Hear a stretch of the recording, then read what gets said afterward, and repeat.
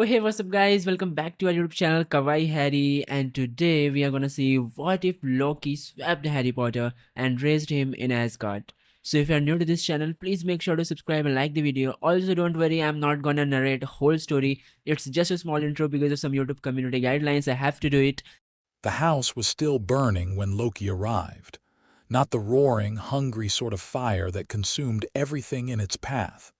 This was something quieter, something sick. Green flames licked along the edges of the collapsed roof, casting the narrow street in a light that made the autumn leaves look like spilled bile. The air smelled of ozone and something older, something that reminded Loki of the spaces between branches on Yggdrasil, where dead things collected. He stepped through the gap in the wall where the front door had been and felt the residue of the killing curse prickling against his skin like static. Crude magic, he thought. Effective, certainly, but crude. A blunt instrument wielded by a man who thought himself a surgeon. The woman lay at the foot of a crib, red hair fanned across the scorched floorboards. Her eyes were open and empty, one hand still reaching upward toward the child she'd died to protect. Loki paused over her. He recognized the signature of what she'd done. The sacrificial enchantment woven into her death was so potent it made his teeth ache. Old magic, older than this world's little wand wavers understood. She'd turned her own life into a shield, and the dark wizard's curse had rebounded off it like a stone off a fortress wall. Impressive, for a mortal. The child was crying. Loki moved around the dead woman and looked into the crib. A boy, barely a year old, with a shock of dark hair and a fresh wound on his forehead, a jagged cut shaped like a lightning bolt, still seeping blood. The child's green eyes locked onto Loki's face, and the crying stuttered, hiccuped, and stopped. They stared at each other. "Well," Loki said softly. "There you are." He could feel it, the magic rolling off this infant like heat off a forge. Not the thin, channeled magic of the wizards who lived on this realm. Something deeper. Something with roots that reached down into places Loki had only glimpsed in his most ambitious workings. The mother's sacrifice had cracked the child open like an egg, and what was pouring out was raw, unfiltered potential the likes of which Loki had never sensed in a mortal being. The Norns had shown him this 3 days ago. He'd gone to their well, as he sometimes did, seeking knowledge, trading cleverness for glimpses of what was to come. They rarely spoke in anything but riddles and rot. But this time, the eldest had looked directly at him, which she had never done before, and said 6 words that had driven him across the branches of the world tree to this broken house on this unremarkable island on this unremarkable world, the child of lightning. "Take him." Loki reached into the crib and lifted the boy. Harry, that was the name the mortals had given him. He'd done his research, stopped fussing immediately, and grabbed a fistful of Loki's leather coat. Strong grip for an infant. The green eyes were steady and curious, tracking Loki's face with an alertness that was, frankly, unsettling in a child this young. "You're not afraid of me," Loki observed. "Good. That shows either tremendous courage or a complete lack of survival instinct. You'll fit right in." He could hear voices outside. People were coming, the mortal wizards, probably, arriving too late as institutions always did. Loki had perhaps 2 minutes before this became complicated. He reached into the fold of space he kept for such purposes and withdrew the other child. The frost giant infant was roughly the same size, roughly the same age. Loki had found it in the aftermath of a border skirmish on Jotunheim, an orphan, abandoned, likely left to die by its own kind. He'd glamored it thoroughly, meticulously, layering illusion over illusion until the blue skin turned pink and the red eyes turned green. He'd even replicated the lightning bolt scar, though on the changeling it was just a scar. There was no power behind it. He laid the frost giant child in the crib. He looked at the dead woman on the floor and felt something, not guilt, exactly, something adjacent. She had died for this child and he was taking it. Her sacrifice would continue to protect the changeling. That magic had soaked into the crib, the room, the very air of this place, and it would cling to whatever child occupied this space. The substitute would be shielded. It would survive. It simply wouldn't be what anyone expected. "Your mother loved you very much," Loki told the real Harry, who was chewing on his coat collar. "I want you to know that for whatever it's worth. She loved you enough to die, and that sort of magic doesn't fade. It'll be in your blood forever, regardless of who raises you." The child burbled. "Eloquent," Loki said, and stepped sideways through reality, leaving the burning house and the dead and the crying changeling behind. The Bifrost was too conspicuous and too monitored for this particular errand. Loki had his own paths, secret ways between the realms that wound through the shadowed spaces of Yggdrasil's branches. The journey was not comfortable. The spaces between worlds were cold and dark and full of things that whispered, and the child whimpered once as they passed through a particularly narrow corridor where the void pressed close. But Harry didn't cry. He pressed his face against Loki's chest and held on, and Loki found himself curling his arm tighter around the small body, almost without thinking about it. They emerged in the palace gardens of Asgard just as the twin suns were setting, painting the golden spires in shades of copper and rose.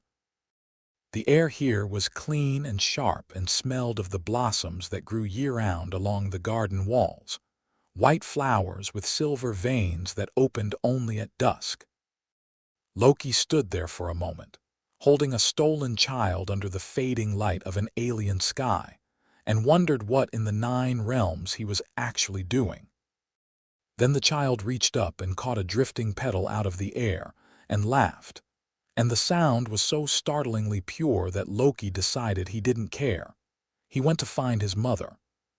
Frigga was in her chambers, weaving starlight into thread on a loom that had been ancient when the first elves learned to speak. She looked up when Loki entered and her hands went still. "Loki," she said carefully, "whose child is that?" "Mine, in a manner of speaking." "In what manner of speaking, precisely?" Loki sat down across from her and positioned Harry on his knee. The child was staring at the starlight thread with enormous eyes, one hand reaching for it. "I found him on Midgard. His parents were killed by a dark sorcerer, and he was about to be placed with mortals who would have despised him. I saw an opportunity." Frigga rose from her loom and crossed the room. She knelt in front of Loki and looked at Harry. Really looked. The way she did when she was reading the currents of magic that flowed through all living things. Her expression shifted through several phases. Surprise, then wonder, then concern, then something deeper and more complex that Loki couldn't quite name. "This child," she said quietly. "Loki, the power in this child, I know. It's not Asgardian. It's not anything I've encountered. It's like—" She paused, searching for words. "It's like someone wove Sather and something else together, something raw, something from the roots of Yggdrasil itself. His mother performed a sacrificial enchantment at the moment of her death. It broke something open in him. Or perhaps it was the dark curse that struck him." Loki touched the lightning scar on Harry's forehead. "This is where the curse hit. It should have killed him. Instead, it unlocked him," Frigga finished. She took Harry's tiny hand in hers, and the child gripped her finger and smiled. Something in Frigga's face cracked open, and Loki saw the exact moment when strategy became irrelevant and love walked in. "He needs a home, Mother. Your father will have questions. Father always has questions. It's never stopped me before." Frigga looked at him, and Loki saw that she was already calculating, not whether to keep the child, because that decision had been made the instant Harry smiled at her, but how to manage what came next. "What did you do with the child that was in his place?" "Don't insult me by pretending there wasn't one." Loki felt a flicker of discomfort which he suppressed with practiced ease. A substitute, glamored. It will pass any examination the Midgardian wizards can devise. A substitute from where? He hesitated a fraction too long and she saw it. She always saw it. But she didn't press, and he loved her for that, for knowing when to push and when to let a secret keep its shape. "Bring the child," she said, standing. "We'll go to your father together." The walk to the throne room was long enough for Loki to rehearse 7 different versions of the conversation, and discard 6 of them. Harry, nestled against his shoulder, had fallen asleep in the way that only very young children and very old warriors could, instantly, completely, with absolute trust that someone else would handle whatever came next. Odin was not on the throne. He was standing at the tall windows that overlooked the city, Gungnir resting against the wall, his one eye fixed on the middle distance the way it was when he was seeing things that weren't visible to anyone else. He turned when they entered, and his gaze went immediately to the child. Silence held the room for 10 long seconds. "You've been to Midgard," Odin said. "It was not a question." "I have. And you've brought something back." "Someone," Frigga corrected with an edge that even the All-Father didn't ignore. Odin crossed the room with slow, measured steps. He stopped in front of Loki and looked down at the sleeping child. His one eye narrowed slightly, the faintest contraction, which on anyone else would have been a gasp. He could see what Frigga had seen, possibly more. "The Norns spoke to you," Odin said. "They did. What did they say?" "The child of lightning. Take him." Odin was quiet for a long time. Loki had seen his father calculate the trajectories of wars, weigh the lives of thousands against the stability of realms, make decisions that reshaped the architecture of the universe. He was doing it now. Loki could almost see the gears turning behind that single ancient eye. "He's mortal," Odin said finally. "He is. His lifespan can be addressed. Idun's apples, your own magic, there are ways. He is not Asgardian, Loki. Whatever we do, whatever we give him, he will never truly be one of us." "With respect, father," Loki said, and something in his voice was harder than he intended. "You said the same thing about me once, when you thought I couldn't hear." The silence that followed was so sharp you could have cut yourself on it. Frigga's hand found Loki's arm, steadying. Odin's jaw tightened. "You will tell me everything," the All-Father said. "The world you took him from, the circumstances, what you left behind, everything. Of course. And if I determine this was foolishness, then I will abide by your judgment." Loki held his father's gaze without flinching. "But I ask you to look at this child, truly look, and tell me he doesn't belong here." Odin looked. Harry shifted in his sleep, and the lightning scar pulsed once with a faint, greenish-gold light that illuminated the sharp planes of the All-Father's face. Something changed in Odin's expression. Not softening, exactly. Odin didn't soften. But the hardness rearranged itself, making room. "He'll need a name," Odin said gruffly. "An Asgardian name." Frigga smiled, and it was like watching dawn break. "Harold," she said, as if she'd been holding the name ready for years. "His name is Harold." The next morning, a 4-year-old Thor burst into the nursery at a dead sprint and skidded to a halt in front of the new crib, his blonde hair a tangled mess and his nightclothes on backwards because he dressed himself in the dark. "Where is he?" Thor demanded. "Mother said there's a baby." "Where?" "I want to see." Loki, who had been sitting beside the crib reading and who had not slept, looked up with the expression of someone who was already regretting everything. "Lower your voice. He's sleeping." Thor's version of lowering his voice was to drop from a shout to a stage whisper that could still be heard 3 rooms away. "Is that him? He's so small. Why is he so small? Was I that small?" "You were larger," Loki admitted. "You were a freakishly large infant," the healers commented on it. Thor leaned over the crib with an intensity that was concerning in a 4-year-old. Harold was awake now.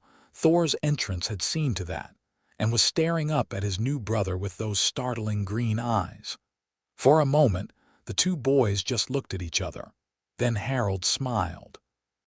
Thor's face underwent a transformation that Loki would remember for the rest of his very long life. The careless curiosity vanished, replaced by something fierce and absolute, a devotion so immediate and so total that it seemed to restructure the boy's entire being.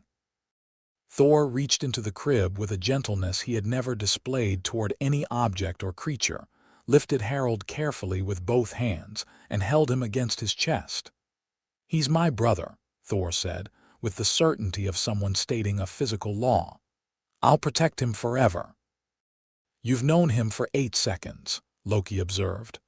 "I'll protect him forever," Thor repeated, with the flat, unarguable conviction that would one day command armies.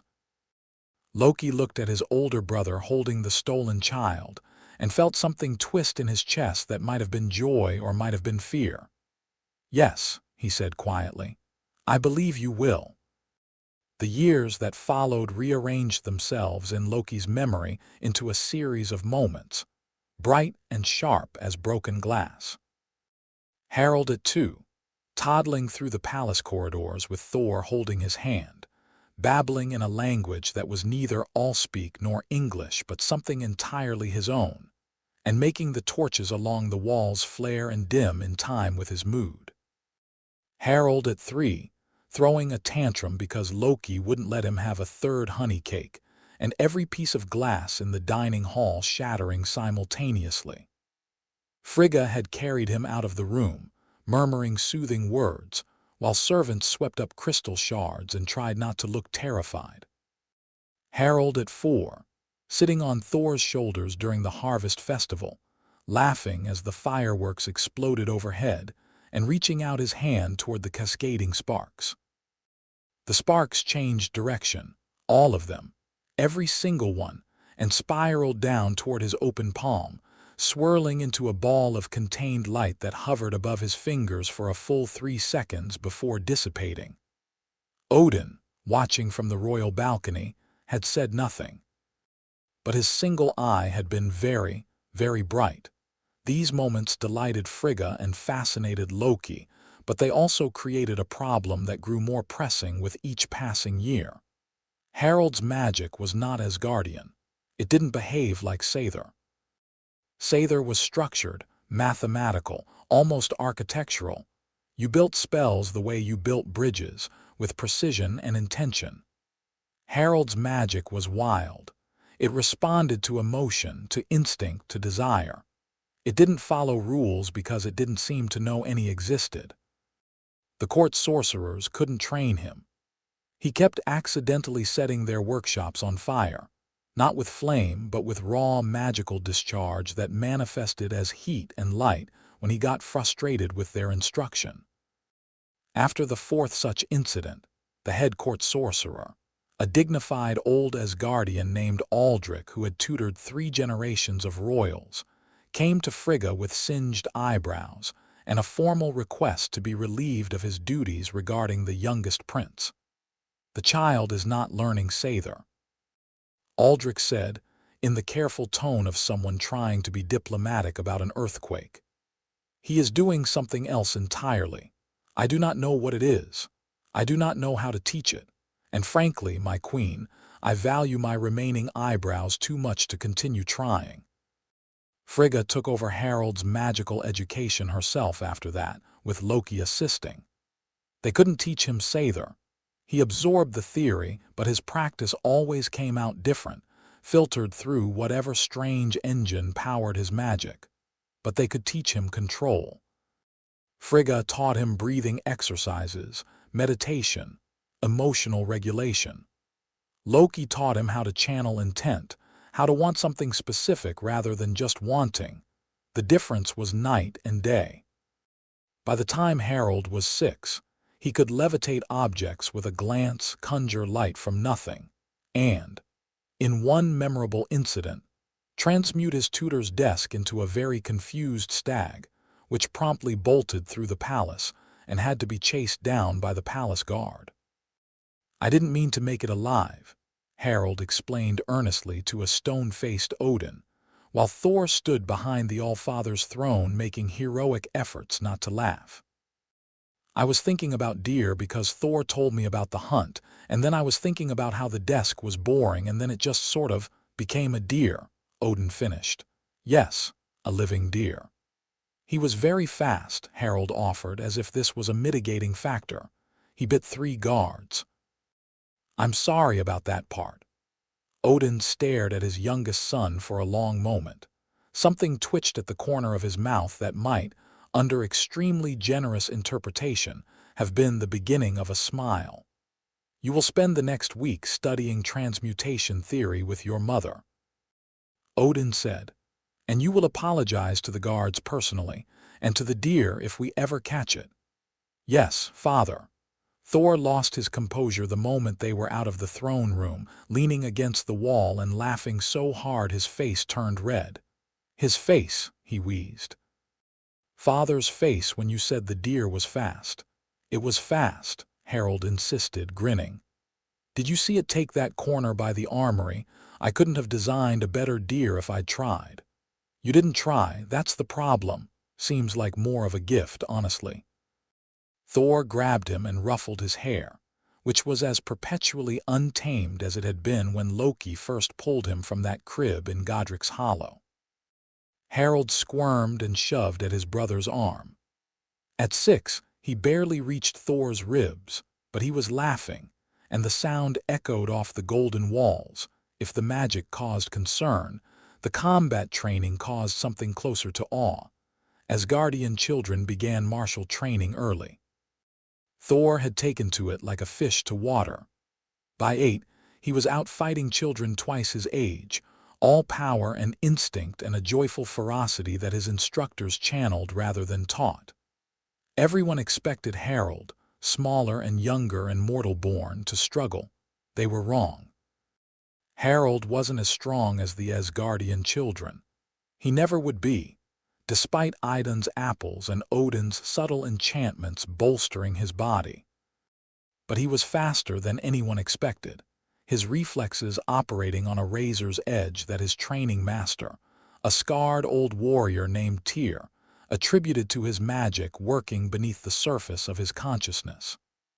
Where Thor overwhelmed opponents, Harold raided them. He watched patterns, exploited openings, and moved with a fluidity that was almost eerie. At 7, he fought his first proper sparring match against an older Asgardian boy named Fandral, a 12-year-old prodigy who was already the best young swordsman in the training yards. The other children gathered to watch, expecting a quick defeat. Thor stood at the front of the crowd, arms crossed, vibrating with anxiety. Fandral came in fast and clean, a textbook overhead strike that should have driven Harold to his knees. Harold sidestepped, dropped low, and slammed the flat of his training sword against the back of Fandral's knee. The older boy stumbled.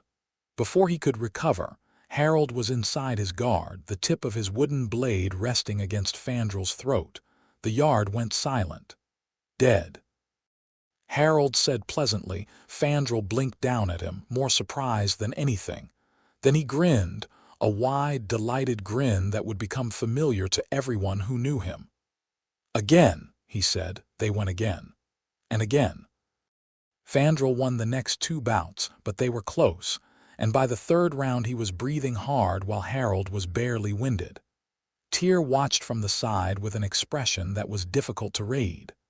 The boy fights like Loki, Tyr told Odin later. Misdirection, speed, precision. But there's something else. His instincts are, he searched for the word, predatory. He doesn't just react to his opponent, he knows what they're going to do before they do it.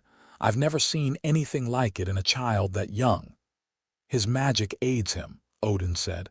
It's more than that, All-Father. It's as if the magic and the combat are the same thing in his mind. He doesn't use magic in a fight the way a sorcerer would deliberately as a separate tool. It's woven into everything he does. His movements, his awareness, his reactions. It's all one. Odin was quiet for a moment. Train him accordingly. Don't separate what he refuses to keep apart. By the time Harold was 8, he was training alongside children 4 and 5 years his senior and holding his own. By 9, he was sparring with Thor, who at 13 was already a force of nature. They fought in the yard every afternoon. These two brothers who couldn't have been more different. Thor all golden power and straight-ahead force. Harold all dark-haired quickness and impossible angles, and the matches drew crowds. Thor won more often than he lost, because Thor was Thor and his strength was genuinely superhuman even by Asgardian standards. But Harold made him earn every victory, and there were days, golden, electric days that the training yard still talked about years later, when the younger prince would find a sequence that worked. A combination of speed and magic and sheer audacity that pierced Thor's defenses and put the god of thunder on his back in the dirt. The first time it happened, Thor lay on the ground staring up at the sky for a full 5 seconds. Then he surged to his feet, grabbed Harold in a bear hug and lifted him off the ground. "Magnificent," Thor bellowed, loud enough to make nearby birds scatter. "Do it again." "I can't do it again if you're crushing my ribs, Thor." "Right, sorry." He set Harold down but kept both hands on his shoulders, beaming with a pride so intense it was almost blinding. "You are going to be extraordinary, brother." "Going to be?" Harold raised an eyebrow, a gesture he'd picked up from Loki, along with the dry delivery and the faintly dangerous smile. "I just beat you. You caught me off guard. That's what beating someone means." Thor laughed and threw his arm around Harold's shoulders, and they walked out of the training yard together while Fandral and a young Sif, who had been watching with narrowed eyes and what might have been the beginnings of respect, exchanged a glance that said, quite clearly, "We're going to have our hands full with these two." It was Loki who discovered the serpent speech. Harold was 9, exploring the deep gardens below the palace where the oldest trees grew. Loki had followed him, as he often did, partly out of a protective instinct he would have denied possessing, partly because Harold had a talent for finding interesting trouble. On this particular afternoon, the interesting trouble came in the form of a viper coiled on a sun-warmed rock. Loki heard it from 20 paces away, a low, sibilant hissing that he initially took for the snake itself. But the rhythm was wrong. It was conversational. There were pauses, inflections, what sounded like questions and answers. He came around a hedge and found Harold sitting cross-legged in front of the rock, face to face with the viper, carrying on a detailed conversation. "What are you doing?" Loki asked, keeping his voice carefully neutral. Harold looked up. "Talking to Sayla, that's her name. She says the mice in the lower garden are getting bold and someone should do something about it." Loki looked at the snake. The snake looked at Loki with the flat, unimpressed stare that all snakes seem to share across all 9 realms. "You can understand her." "Obviously. Can't you?" "I thought everyone could talk to snakes. They cannot." "Oh," Harold considered this. "Is it a magic thing?" "It's a you thing." Loki sat down beside him, slowly so as not to startle the viper, and studied his adopted brother's face. "Parseltongue, that's what the Midgardian wizards called it. A rare ability, associated in their culture with dark magic and the very dark wizard who had murdered Harold's parents. The irony was not lost on Loki. "Harold, this ability, it comes from the world you were born on. It's a rare gift among their magic users. The world I was born on." Harold repeated. He knew the broad outlines.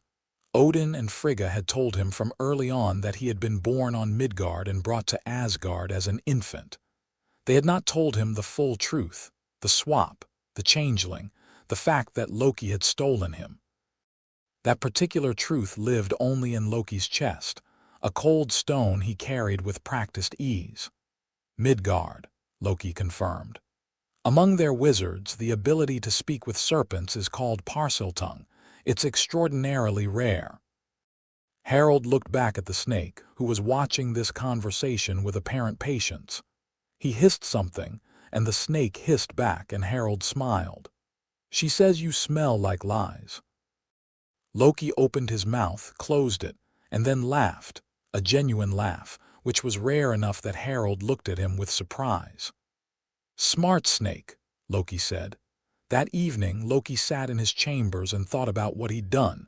He thought about it more often than anyone would have guessed. The stolen child, the changeling in its place, the life he'd rerouted, the destiny he'd overwritten. On Midgard, there was a boy growing up believing he was Harry Potter, being raised by those dreadful relatives, probably, since Dumbledore would have placed him there for the blood protection. That boy would be unloved, underfed, confused by a world that didn't quite fit him. He would eventually go to their little magic school and discover he was famous for something he hadn't done and couldn't remember, and the weight of a false prophecy would settle on his thin shoulders like a millstone. Loki had done that. He'd taken one child's destiny and handed it to another, and the changeling would bear the consequences. Was it cruel? Certainly. Was it necessary? He looked out his window at the Asgardian sky, where stars were so thick they looked like spilled cream, and thought about the Norn's words. The child of lightning. Take him. The Norns didn't issue instructions for small reasons. Whatever was coming, whatever future they had glimpsed, it required Harold here in Asgard, raised as a prince and a warrior and a sorcerer.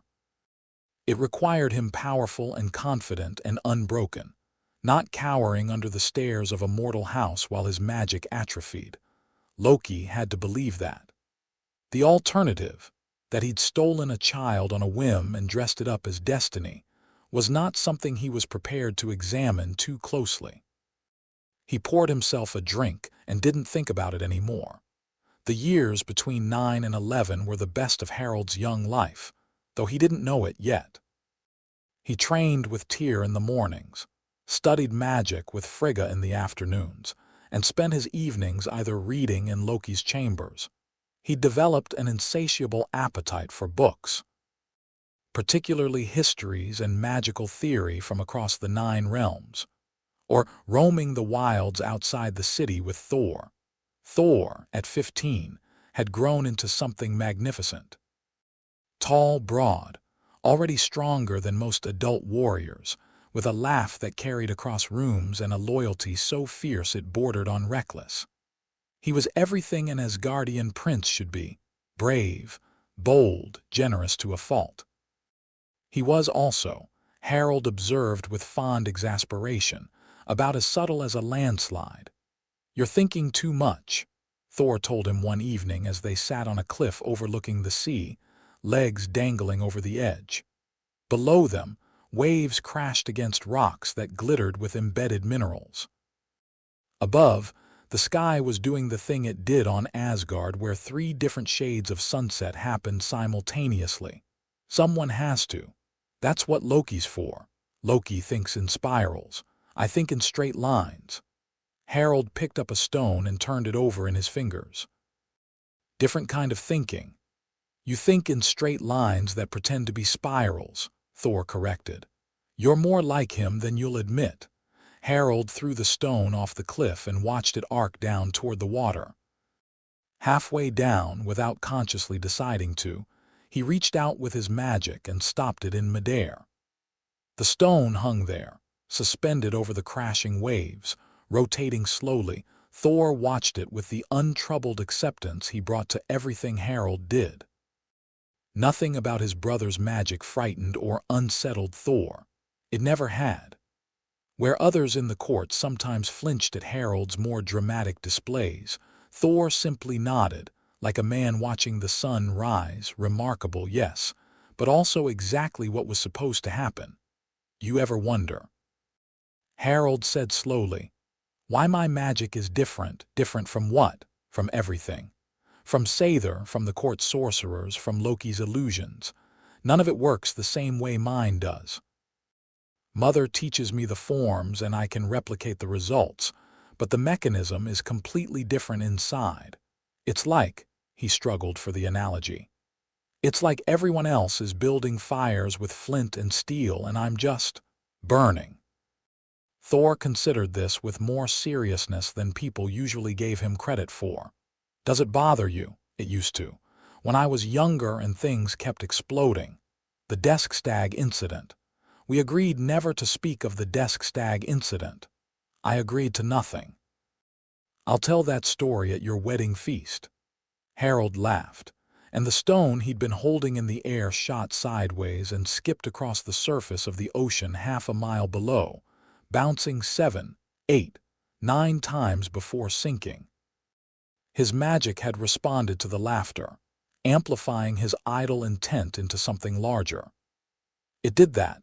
It scaled with his emotions, grew when he was happy, sharpened when he was angry, and became something deep and strange and vast when he was afraid. He wasn't afraid very often. Asgard hadn't given him many reasons to be. It doesn't bother me anymore, Harold said. I am what I am. I'd rather be different and strong than normal and limited. That's the most Asgardian thing you've ever said. I was raised by Asgardians. What did you expect? Thor grinned and clapped him on the shoulder hard enough to nearly knock him off the cliff. Harold caught himself with a flicker of levitation so casual it was practically a reflex. I expect great things, Thor said simply. I always have. 2 years later, on a morning that started like any other, the owl arrived. It shouldn't have been possible. Asgard existed on a separate branch of the World Tree, accessible only through the Bifrost, through Loki's secret paths, or through magical means far beyond the reach of any mortal creature. And yet, there it was, a tawny owl, slightly bedraggled, perched on the windowsill of Harold's chambers, carrying a letter sealed with red wax and addressed in emerald green ink. Mr. H. Potter, the third bedroom, the royal palace, Asgard. Harold stared at it. Then he took the letter, gave the owl some water and a piece of dried meat from his breakfast tray, and broke the seal. Hogwarts School of Witchcraft and Wizardry Headmaster. Albus Dumbledore, Order of Merlin, First Class, Grand Sork, CHF. Warlock, Supreme Mugwump, International Conft. Of Wizards. Dear Mr. Potter, we are pleased to inform you that you have been accepted at Hogwarts School of Witchcraft and Wizardry. Please find enclosed a list of all necessary books and equipment. Term begins on 1 September. We await your owl by no later than 31 July. Yours sincerely, Minerva McGonagall. Deputy Headmistress. Harold read the letter 3 times. Then he read the supply list, which included items like cauldrons and wands and pointed hats, and which sounded like it had been written by someone who had only a vague idea of how magic worked. Then he went to find Loki. He found him in the library, which was where Loki could usually be found when he wasn't scheming or pretending he wasn't scheming. Loki was reading a tome on dimensional theory and drinking tea, and wearing the expression of studied disinterest that meant his mind was working at approximately 10 times the speed of everyone else's. A letter came for me, Harold said, and put the Hogwarts acceptance letter on the table. Loki looked at it. His face didn't change. Loki's face never changed unless he wanted it to, but his hand tightened on his teacup by a fraction. Fascinating, Loki said after a moment. It seems Midgard's magical infrastructure is more robust than I gave it credit for. That quill has been enchanted to find every magical child of the appropriate age, regardless of location. The fact that it reached you here suggests either an astonishing level of magical penetration or the involvement of something deeper than a simple enchantment. You're deflecting, Harold said, sitting down across from him. You're giving me technical analysis when what I want is an explanation for why a school on Midgard knows my name. Your birth name. I told you, you were born on Midgard. It's not unreasonable that their systems would still recognize you. A school that sends letters by owl to children turning 11. A school that somehow addressed a letter to the royal palace of a realm its inhabitants don't know exists. Harold leaned forward. What aren't you telling me, Loki? The use of his name rather than brother was deliberate, and they both knew it. Loki set down his teacup and looked at Harold with an expression that was, for once, stripped of performance. It was the face of someone standing at the edge of a confession. Your parents, Loki said carefully, were wizards, powerful ones. Your mother in particular was extraordinarily gifted. You were born into their world, the world of wands and cauldrons and, apparently, pointed hats. When they died, I brought you here because I believed you would be safer and better served by an Asgardian upbringing, which you have been. And there are people on Midgard who believe you are still there, who believe you grew up among them. You are significant in their world. Your survival as an infant, the circumstances of your parents' death, it made you famous. Harold processed this in the way he processed most unexpected information, quickly, thoroughly, and with a minimum of visible emotion. Famous for what? For surviving the killing curse of their most feared dark sorcerer. A wizard named Voldemort killed your parents and attempted to kill you. The curse rebounded and destroyed him, or appeared to. You were celebrated as the boy who defeated him, the child who lived. Silence. Harold looked down at the letter on the table, then back up at Loki. And the people who think I'm still on Midgard, he said slowly. What are they looking at exactly? Who have they been celebrating for the last 10 years? The pause before Loki's answer was almost imperceptible, but Harold had spent his entire life watching Loki, studying the micro-expressions, learning to read the language beneath the language. He saw the flinch. That, Loki said, is a conversation for another time. It's a conversation for right now. Harold, brother. Harold's voice was quiet but immovable. Tell me. But Loki didn't. He redirected, as he always did when cornered, pivoting to strategy and possibility instead of confession. What I'll tell you is this. That letter represents an opportunity. Midgard's wizarding world has access to a type of magic that doesn't exist anywhere else in the 9 realms. Your magic, Harold, the magic that doesn't behave like Sather, that your mother and I have spent years trying to understand, it comes from that world. If you want to truly master what you are, the answers may be on Midgard. Harold saw the misdirection for what it was. He also recognized the truth buried inside it, because Loki's best lies always contain truth like a pearl inside an oyster, something genuine wrapped in layers of self-serving nacre. I want to go, Harold said. I thought you might. I want Thor to come with me. Thor in a mortal school. Imagine the property damage. He can wait outside the school. I want him nearby. That can be arranged. Loki paused. You'll need to be careful. If anyone realizes who you truly are, the real Harry Potter, not the one they've been watching, then what? What happens? Loki looked at him, and for just a moment, the mask slipped entirely, and what was underneath was something Harold had never seen on his brother's face before. It was fear. Not for himself. Loki's fear was never for himself, but for the boy sitting across from him, the stolen child who had become his brother, the mortal prince of Asgard who had no idea how much of his life had been built on a lie. Then everything becomes very complicated, Loki said. And I am not ready for that. Not yet. Give me time. How much time? Enough. Loki reached across the table and gripped Harold's forearm, a warrior's gesture, brother to brother. I will tell you everything, Harold. I swear it on our mother's name. But let me do it in the right way at the right time, please. Harold held his gaze for a long moment, then he nodded once. Don't make me wait too long, he said. I'm not patient. No, Loki agreed with something that was almost a smile. You never were. That evening, Harold brought the letter to the family dinner. These were increasingly rare occasions. Odin was often occupied with affairs of state, and Thor had recently begun spending more time with his friends, Fandral, Sif, a massive young man named Volstagg, and a grim-faced warrior named Hagun, than with his family. but Frigga insisted on at least 2 family meals per week, and not even the All-Father argued with Frigga about things she'd decided. Harold set the letter on the table between the roasted boar and the wine jug and said, "I'd like to go to school on Midgard." Thor choked on his mead. Frigga picked up the letter and read it with the calm focus she brought to everything. Odin didn't pick it up.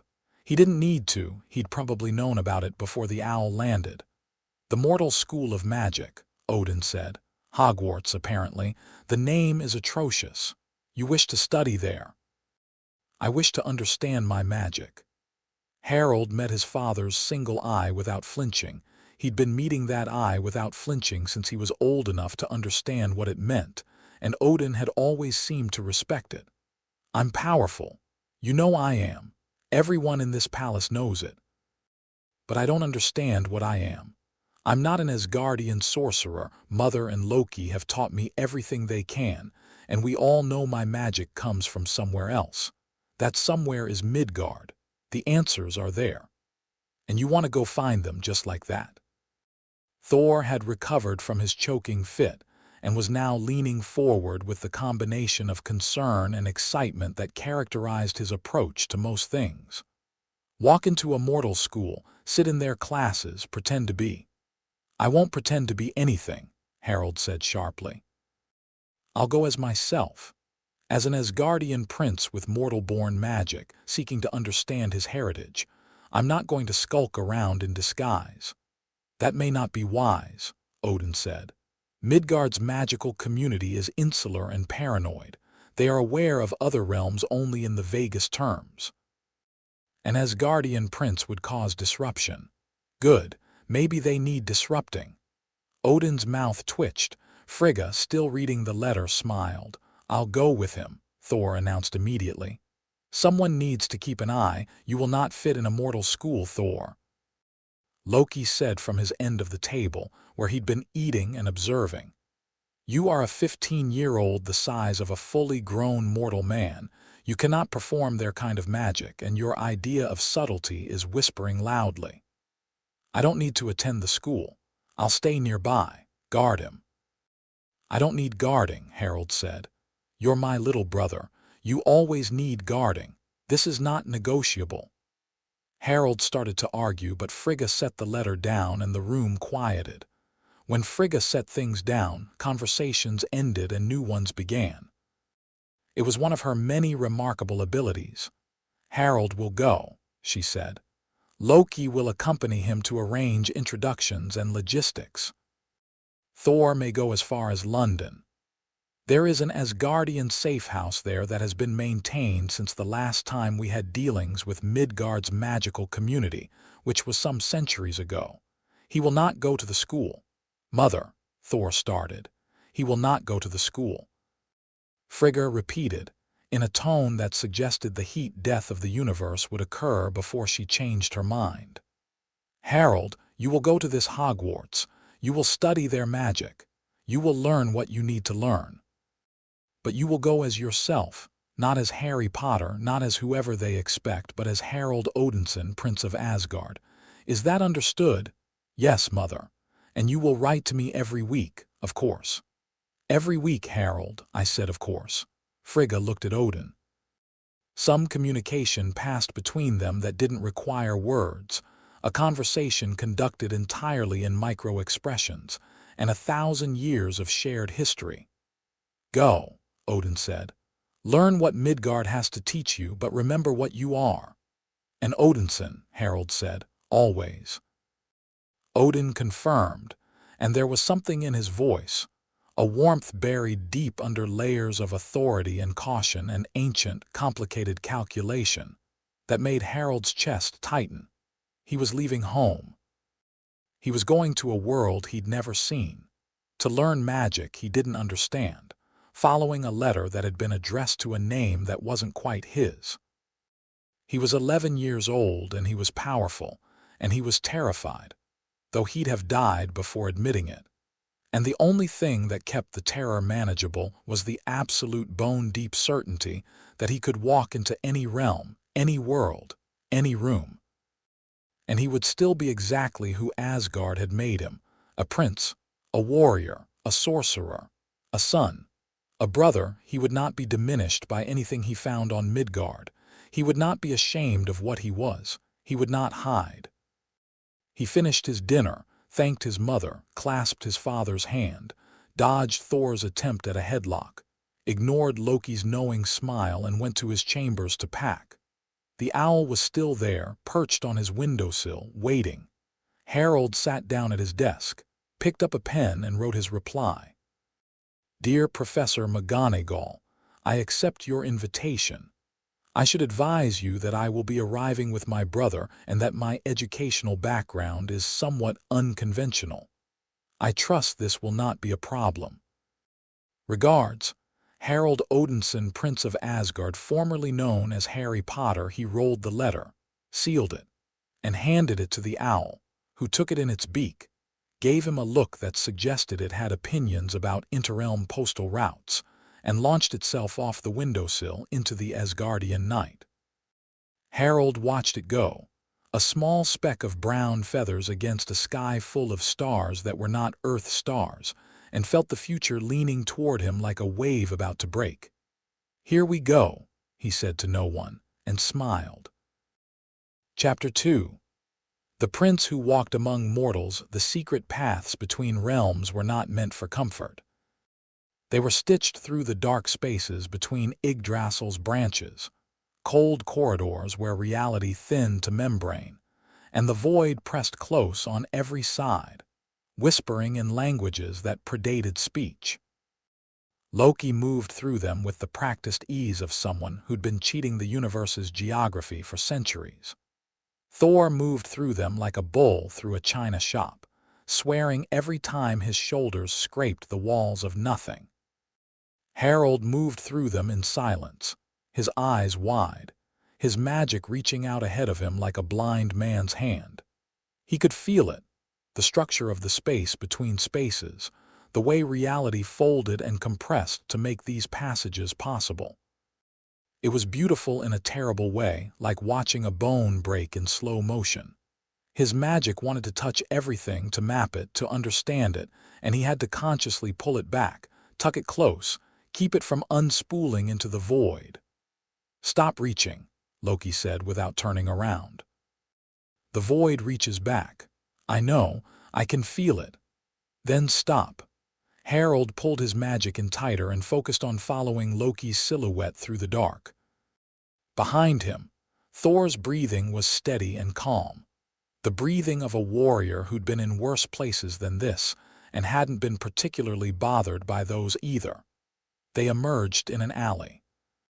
One moment there was void and whisper and the press of unreality, and the next there was brick and garbage bins and the distant wail of a car alarm. London. Mid-morning, judging by the light, thin, gray, apologetic, the kind of light that seemed to be trying not to disturb anyone. Charming. Harold said, stepping over a puddle of something he chose not to identify. It gets better, Loki said. Marginally. They dressed for the occasion, which in Loki's case meant an impeccably tailored dark suit that made him look like a particularly dangerous solicitor. And in Thor's case, meant jeans and a leather jacket that strained across his shoulders in a way that made passing women walk into lampposts. Harold wore dark trousers, boots, and a deep green coat that Frigga had enchanted to adjust to local climate. He looked, by mortal standards, like an unusually self-possessed 11-year-old with extraordinary taste in outerwear. The Leaky Cauldron is 3 streets north, Loki said, leading them out of the alley and onto a busy London street. It serves as the gateway to their main commercial district, Diagon Alley. We'll get your supplies there. You've been here before, Harold said. It wasn't a question. I've been everywhere before. That's not an answer. It's a perfectly good answer. It's just not the one you wanted. Thor, who had been staring at a double-decker bus with the expression of a man encountering a new and confusing species, caught up to them in 2 long strides. This realm smells strange. That's London, Loki said. It grows on you. Like a fungus. Exactly like a fungus, they walked. London moved around them in different, enormous gray. Harold watched everything, the cars, the crowds, the pigeons, the strange little rectangles everyone was staring at in their hands. Midgard, his birth world. He'd read about it in Asgard's archives, of course, but reading about a place and standing in it were different things entirely. The archives had made Midgard sound quaint and backward. Standing here, surrounded by 8 million lives all crashing forward at once, it didn't feel quaint. It felt vast and chaotic and alive in a way that Asgard, for all its grandeur, was not. Asgard was a painting. This was a riot. He felt his magic stir in response to the city's energy, and he let it just a little, just enough to taste the ambient magic that threaded through the mortal world. It was there, faint but unmistakable.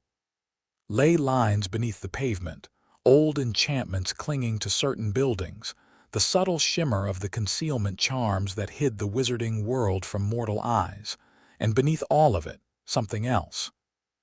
Something deep and slow and ancient that pulsed like a heartbeat, running through the bedrock of the island itself.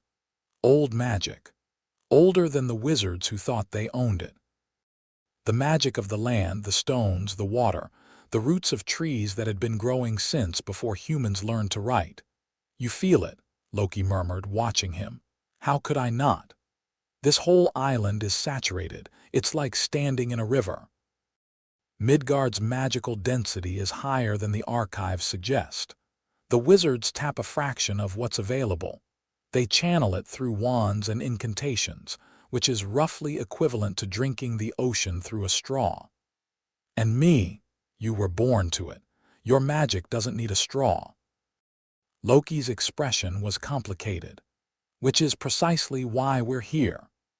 The leaky cauldron materialized between a bookshop and a record store as they approached, shimmering into visibility like a bubble rising to the surface of murky water. The mortals walking past didn't notice it. Their eyes slid off the building like water off glass. Thor noticed it and frowned. A concealment charm, he said, crude but effective. The entire wizarding world operates behind concealment charms, Loki explained, pushing the door open. They call it the Statute of Secrecy. They've been hiding from ordinary mortals for centuries. Why? Fear, pragmatism, a bit of both. The interior of the leaky cauldron was dim and smelled of pipe smoke and old beer and something that might have been magic or might have been mold.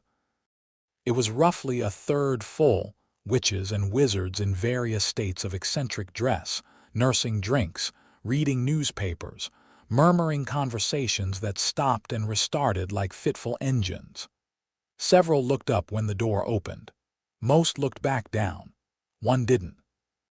The barman, a stooped, bald man with a gap-toothed smile, stared at Harold for a long moment, squinting, and then shook his head as if dismissing a thought.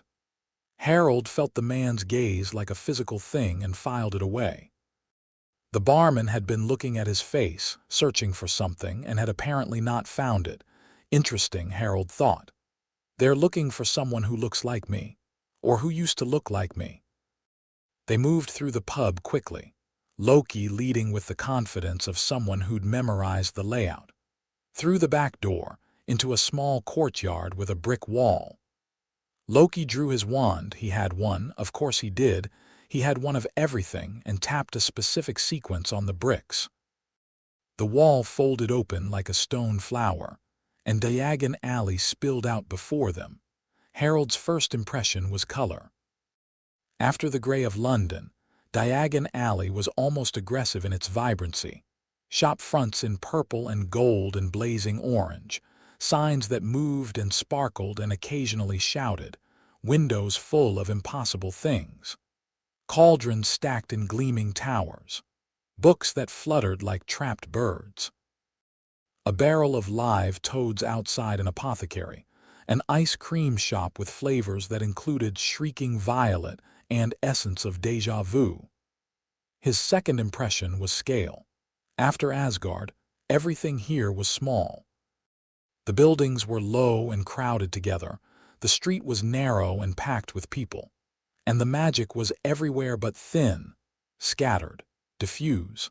1,000 small enchantments rather than the deep structural magic that held Asgard together. His third impression was that Thor was already drawing stares. "Maybe you should wait at the pub," Harold suggested. "I'm fine. You're the size of a wardrobe and you're wearing mortal clothes in a wizard street. Everyone's staring. People always stare at me. I'm very handsome." "That's not." Harold stopped. There was no winning this argument. There had never been any winning any argument with Thor. "Fine. Just don't break anything." "When have I ever broken anything?" Harold and Loki exchanged a glance that contained, by rough estimate, about 47 shared memories of Thor breaking things. They started with Gringotts, the wizarding bank, which was run by goblins. Harold had read about goblins, small, clever, fierce, with a relationship to gold that bordered on the spiritual. The marble building sat at the head of Diagon Alley like a crooked tooth, and the goblins stationed at the door watched them approach with flat, assessing eyes. Inside, the main hall was cavernous and cold. Rows of goblins sat at high desks, weighing gold, making entries in leather-bound ledgers, and radiating the particular hostility of people who were very good at their jobs and resented everyone who made those jobs harder. Loki approached the nearest available teller with Harold beside him and Thor, lurking behind like an especially conspicuous bodyguard. "We require access to the Potter family vault," Loki said smoothly. The goblin, a sharp-faced creature with long fingers and eyes like polished onyx, looked at Loki, then at Harold, then back at Loki. "Name?" "The account holder is Harold Odinson, formerly Harry James Potter." The goblin's expression didn't change, but something shifted behind those dark eyes, a recalculation, a reassessment. "We have no record of a name change for the Potter account." "Then let's establish one." Loki produced a document from inside his jacket, something he'd prepared in advance, knowing this moment would come. Harold recognized Odin's seal at the bottom, golden and faintly glowing. "This is a declaration of legal identity from the All-Father of Asgard, recognizing Harold Odinson as the biological son of James and Lily Potter, and the legal heir to the Potter estate. You'll find the bloodline confirmation enchantment embedded in the seal." The goblin took the document and studied it for a long moment. Then he pressed one long finger to Odin's seal and a pulse of gold light rippled outward.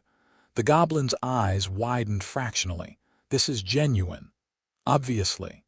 Asgard." The goblin said the word carefully, as if tasting it.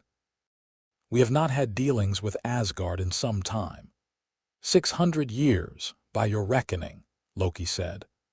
"The last transaction was a trade agreement between Gringotts and the Asgardian treasury, brokered by my father.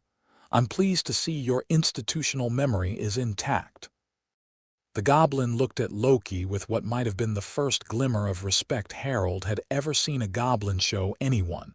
"You are Loki, of Asgard." "I am. We have a file on you." "I'd be disappointed if you didn't." Something that might have been amusement crossed the goblin's face. "The Potter vault, then, if the young prince would provide a blood sample for verification." Harold stepped forward and offered his hand without hesitation. The goblin produced a small silver knife and pricked Harold's finger with precise efficiency. A single drop of blood fell onto a piece of parchment that the goblin had slid across the desk. The blood hit the parchment and blazed gold. Words wrote themselves in fluid script: Harry James Potter, son of James Fremont Potter and Lily Evans Potter. Blood status confirmed. Vault access granted. "Interesting," the goblin murmured, studying the parchment. "There was a verification performed on this account 7 years ago. A boy was brought by the gamekeeper of Hogwarts. The blood test was inconclusive. We assumed it was a calibration error." He looked up at Harold. "It appears it was not." Loki's expression didn't change, but Harold saw his jaw tighten. 7 years ago, someone had brought someone claiming to be Harry Potter, and the blood test hadn't worked, because the blood was wrong, because the boy was wrong. Harold tucked this information away and said nothing. Not here. Not now. The vault itself was deep underground, accessible by a cart that hurtled through tunnels at speeds that made Thor grip the sides and grin like a maniac, while Loki looked faintly nauseous. When the vault door opened, Harold stood in the entrance and looked at the small fortune his parents had left behind: piles of gold coins, stacks of silver, bronze. Not vast by Asgardian standards, but substantial. He picked up a single gold galleon and turned it in his fingers. His parents' gold. Money they'd earned, saved, intended for their son to inherit. The son who was supposed to grow up on this world in this culture, spending this currency on books and robes and shrieking violet ice cream. "Are you all right?" Thor asked quietly, standing behind him. "Yes," Harold said, and meant it. "I'm just thinking about probability, about how many versions of my life there could have been and how I ended up in the one I did." "The best one," Thor said with absolute conviction. Harold pocketed the galleon and smiled. "Fill a bag. We've got shopping to do." They moved through Diagon Alley with efficient purpose, collecting supplies from the Hogwarts list. Robes from Madame Malkin's. Harold stood on the fitting stool with his arms out while enchanted tape measures swarmed him, and when Madame Malkin asked what house he expected to be sorted into, he said, "I have no expectations," with a calm that made her fumble her pins. A cauldron, scales and phials from the apothecary. Books from Flourish and Blots, where Harold spent 40 minutes browsing and purchased not only the required texts, but also 7 additional volumes on magical theory, 3 on the history of British wizarding culture, and 1 on something called arithmancy. That Loki examined with genuine interest. Thor carried all the bags without complaint, because Thor would have carried the entire shop if asked. And then it was time for the wand. Ollivander's was narrow and dusty and felt, to Harold's magical senses, like standing inside a thunderstorm that was holding its breath.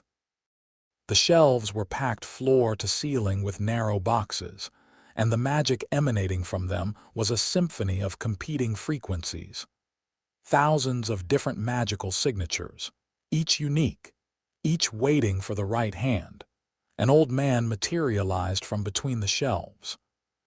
He was thin and silver-haired, with wide, pale eyes that caught the light like moons. He looked at Harold and went very still. "Oh," Ollivander said softly. "Oh my." "Good afternoon," Harold said. "I wondered if I'd be seeing you." Ollivander murmured, moving closer with a slow, gliding step that suggested he'd spent so long among his wands he'd started moving like one. "But you're not what I expected. Not what I expected at all. Your eyes are your mother's, yes, Lily Evans, willow, 10¼ inches, swishy, wonderful for charm work, but the rest of you," he tilted his head, "the rest of you has been somewhere very far away." "Asgard," Harold said. Ollivander's pale eyes went wider. "Remarkable. Absolutely remarkable. Well, let's see what chooses you, shall we?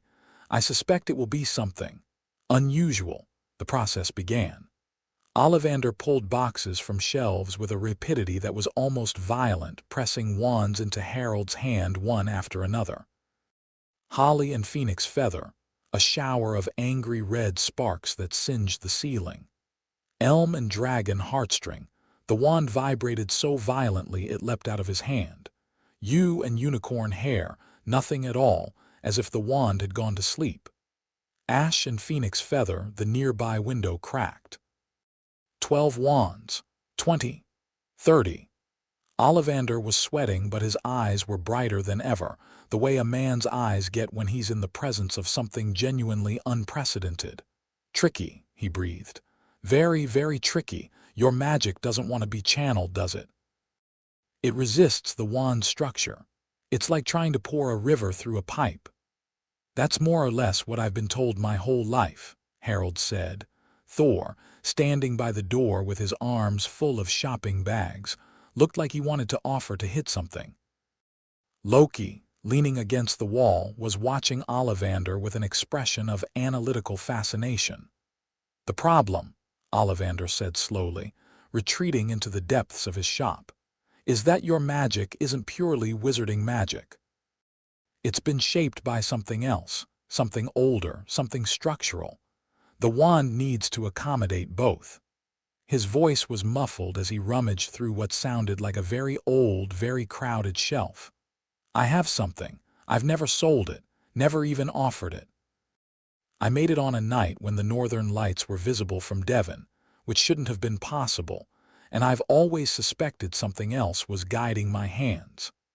He emerged with a box that was darker than the others, its wood almost black, its edges worn smooth by time.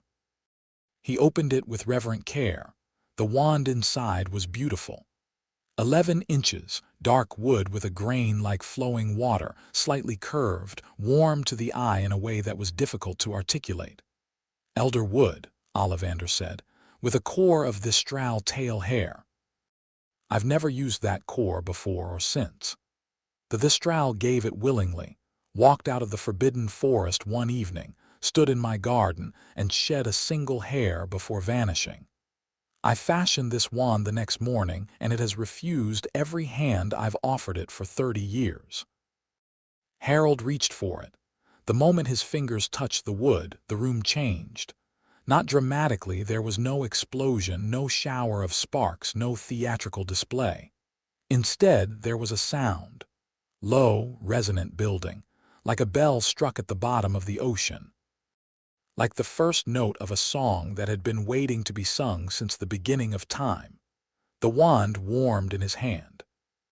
His magic, the wild, untamable river that had frustrated every Asgardian tutor and refused every conventional channel, poured into the wand and found, for the first time, a shape that fit.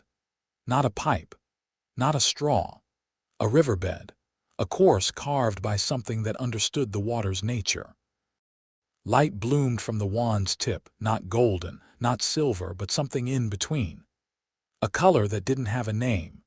It filled the shop, warm and clean and fierce, and every other wand on every other shelf hummed in response, a chorus of recognition. Ollivander staggered back a step. His hands were shaking. "Oh," he whispered. "Oh, my dear boy, that is not an ordinary match. That is, I have never—" "How much?" Harold asked, because the light was fading and the practical part of his brain was reasserting itself. Ollivander laughed, a slightly unhinged sound. 7 galleons. Consider it an honor." "The honor is shared," Harold said, and meant it. He could feel the wand settling against his magic like a key in a lock, and for the first time in his life, the power inside him had a direction that didn't feel like compromise. They paid and left. Outside, in the bustle of Diagon Alley, Harold held the wand at his side and felt complete in a way he hadn't known he was incomplete. "That was dramatic," Loki observed, says the man who once turned himself into a snake to frighten Thor at a dinner party. "That was strategic. You were 8. I was a strategic 8-year-old. Thor laughed, bags rustling, and the three of them walked up Diagon Alley in the late morning light while witches and wizards parted around them without quite knowing why. There was something about the three figures that suggested, on a level deeper than conscious thought, that getting in their way would be inadvisable. They were halfway back to the leaky cauldron when Harold saw him. A boy. About his age, maybe a few months younger. Thin. Too thin, with a pinched, anxious face and dark hair that stuck up in all directions. He was wearing clothes that were at least 3 sizes too large, as if he'd been dressed by someone who didn't care enough to buy him anything that fit. He was standing outside Flourish and Blots with a large, bearded man, enormously large, easily 7 feet tall, with a kind face half hidden behind a wild tangle of beard. The boy had green eyes. Harold stopped walking. The boy had green eyes and dark hair and a thin face, and something about the set of his jaw, the angle of his cheekbones, the way he held himself. Small, hunched, expecting to be overlooked, that hit Harold in the chest like a physical blow. Because the boy looked like him. Not exactly, the features were slightly different, the proportions were off in ways that were hard to define, but at a glance, to someone not looking closely, the resemblance was startling. And there, on the boy's forehead, half hidden under a fringe of messy hair, a scar, lightning bolt shaped. Harold's hand went involuntarily to his own forehead, where his scar sat, a mark he'd carried his entire life, so familiar he sometimes forgot it was there. The other boy had the same scar. "Loki," Harold said quietly. Loki had stopped beside him. His face was a mask, perfectly controlled, perfectly blank, and it was the very perfection of the blankness that told Harold everything he needed to know. Loki only looked that controlled when something had gone catastrophically wrong inside his head. "That's him," Harold said. "Isn't it?" "Not a question." "Harold, that's the boy you put in my place." Loki said nothing. His silence was the loudest confession Harold had ever heard. Harold looked at the boy, really looked. The two big clothes. The way he flinched slightly when the large man's hand landed on his shoulder, then relaxed when he realized it was a gentle touch. The way his eyes darted around Diagon Alley with a hunger and a wonder that was almost painful to watch. The look of someone who'd been living in a small, dark room and had suddenly been shown the sky. "He doesn't know," Harold said. "Does he?" "No, he thinks he's me. He thinks he's Harry Potter. He's lived that identity his entire life. And the scar, cosmetic. Part of the glamour." Harold watched the boy trail after the large man into flourish and blots and felt something vast and complicated shifting in his chest. Not anger, not yet. Something more like vertigo. The sensation of looking down from a great height and realizing the ground was much further away than you'd thought. "What is he?" Harold asked. Loki hesitated. Thor moved closer, sensing the tension, one hand drifting to his brother's shoulder. "What is he, Loki?" Harold said again, and his voice had the quality of drawn steel. "Jotun," Loki said very quietly. "A frost giant infant, orphaned. I found him and glamored him." The silence between them stretched taut as a bowstring. Thor's hand tightened on Harold's shoulder. Somewhere nearby, a vendor was shouting about discount cauldrons. "You gave a frost giant child to muggles," Harold said. "People who can't do magic. People who would have no idea what he was. The blood protection from your mother's sacrifice transferred to whatever child occupied the space. He's been safe. Look at him, Loki." Harold's voice was quiet, but it cracked like a whip. "Look at his clothes. Look at how thin he is. Look at how he flinches. Does that look safe to you?" Loki looked. And for the first time in as long as Harold had known him, Loki had nothing to say. "We're going to talk about this," Harold said.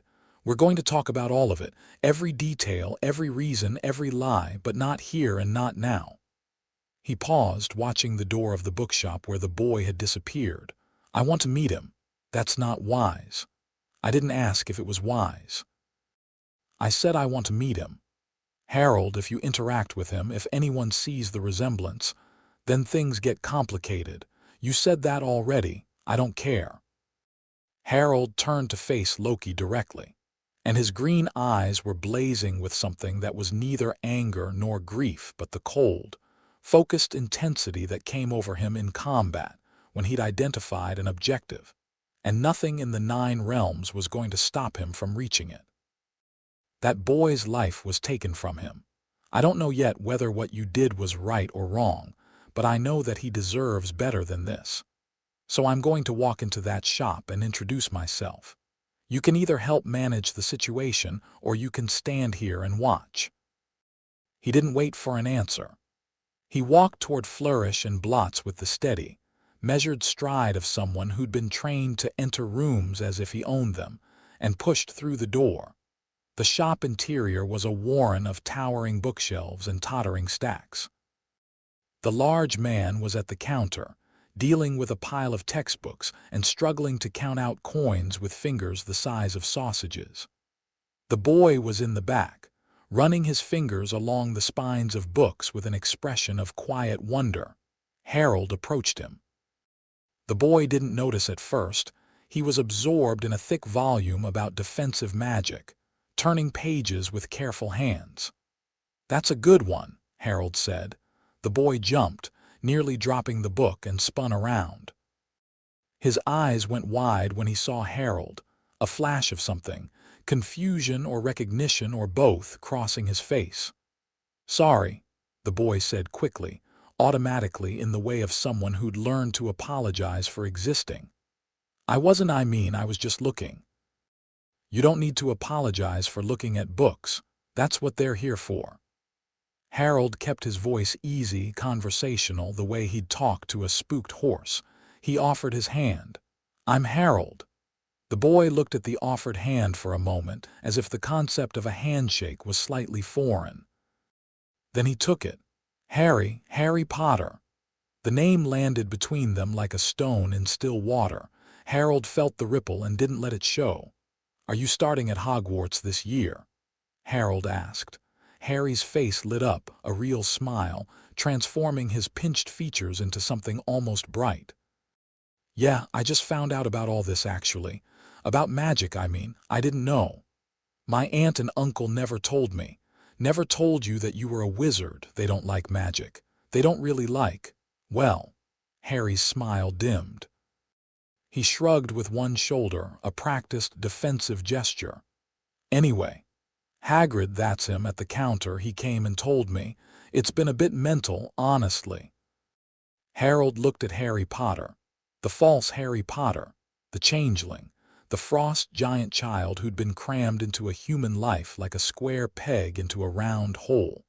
And saw someone who was trying very hard to be brave about a situation he didn't understand. There was a resilience in the boy that was unmistakable. A stubborn spark that no amount of neglect had managed to extinguish. It wasn't his fault. None of this was his fault. "I'm starting at Hogwarts too," Harold said. "First year." "Really? You don't sound. I mean, are you from around here?" "No, I'm from very far away." "Oh." Harry studied him with those green eyes, Loki's glamour work, convincing enough to fool anyone who wasn't looking beneath the surface. "You seem different. From the other kids, I mean, you seem older. Is that weird to say?" "Not weird. I was raised in a different culture. I'm told it shows." The large man, Hagrid, appeared behind Harry, carrying a tower of books. He beamed down at Harold with uncomplicated friendliness. "Mackin' friends already, Harry. Good lad. And who's this?" "Hagrid, this is Harold. He's starting at Hogwarts too." "Brilliant. Always good to see new faces."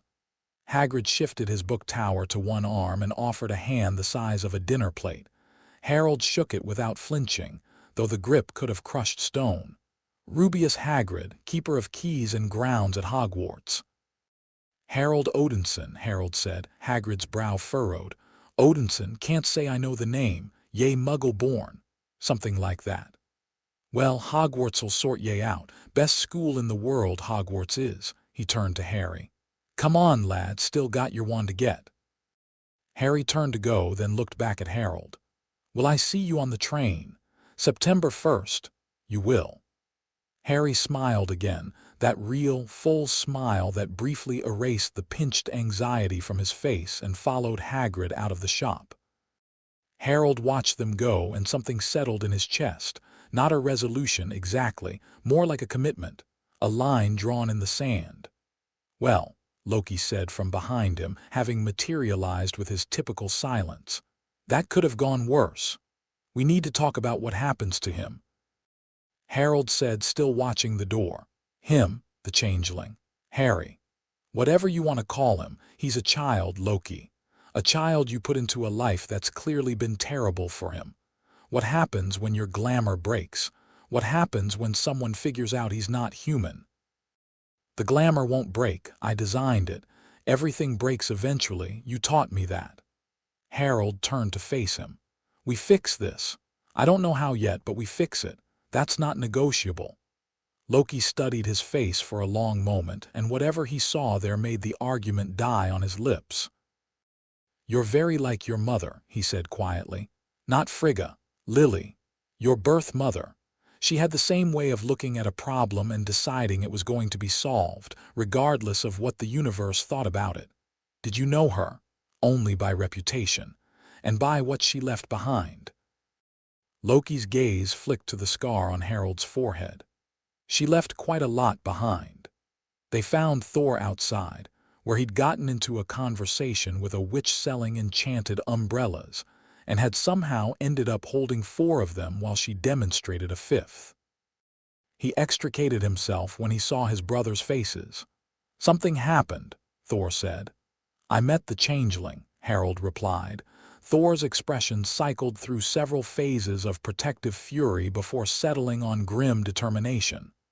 And he's an 11-year-old boy who's been treated badly his whole life, and he has no idea what he really is, and we're going to figure out what to do about it. Right. Thor looked at Loki. Brother, I love you, but you have created a spectacular mess. I'm aware, Loki said dryly. They left Diagon Alley through the leaky cauldron and made their way to the Asgardian safe house, which turned out to be a Georgian townhouse in Kensington that looked perfectly ordinary from the outside and was, on the inside, considerably larger than its exterior suggested and furnished in a style that combined mortal Georgian elegance with Asgardian functionality. The enchantments woven into its walls were old and strong, and had been refreshed periodically by Asgardian visitors over the centuries. Thor claimed the largest bedroom by walking into it and declaring it his. Loki took the study. Harold found a room on the top floor with windows that overlooked the street and stood there for a long time, watching the mortal world go about its business. His wand was in his hand. He'd been holding it since they left Ollivander's, unable to put it down. It felt like a part of him, an extension of his magic that had been missing his entire life without him knowing it. He raised it and, without speaking, without thinking, simply let his magic flow. Light poured from the tip. Not the fierce, dramatic blaze that had filled Ollivander's shop, but something gentler. A warm, steady glow that filled the room and cast his shadow long and sharp against the wall.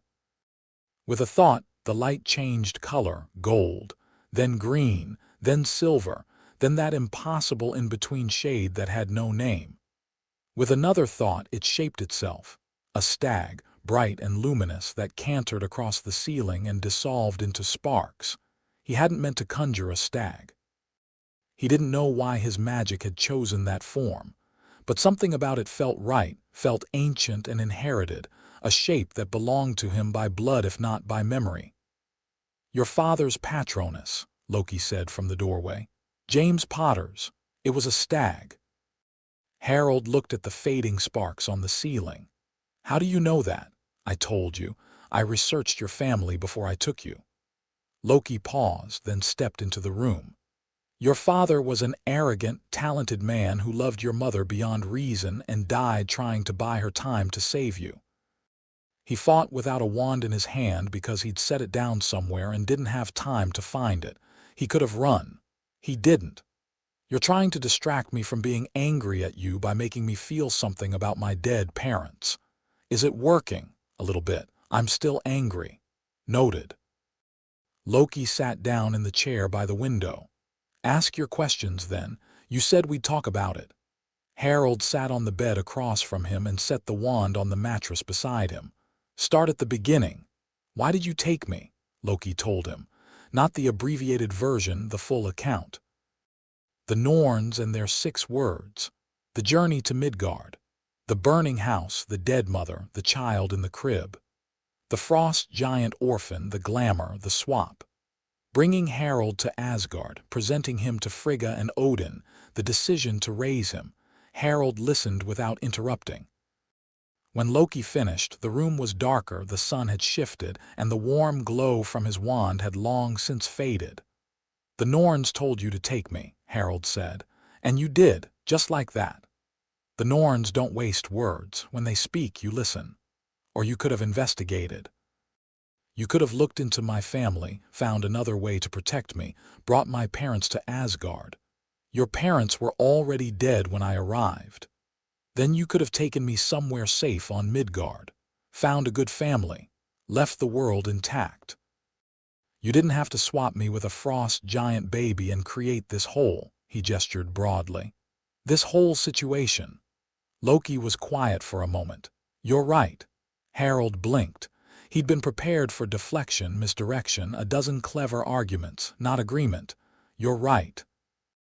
Loki repeated. "I had options. I chose the most dramatic one because it served my purposes.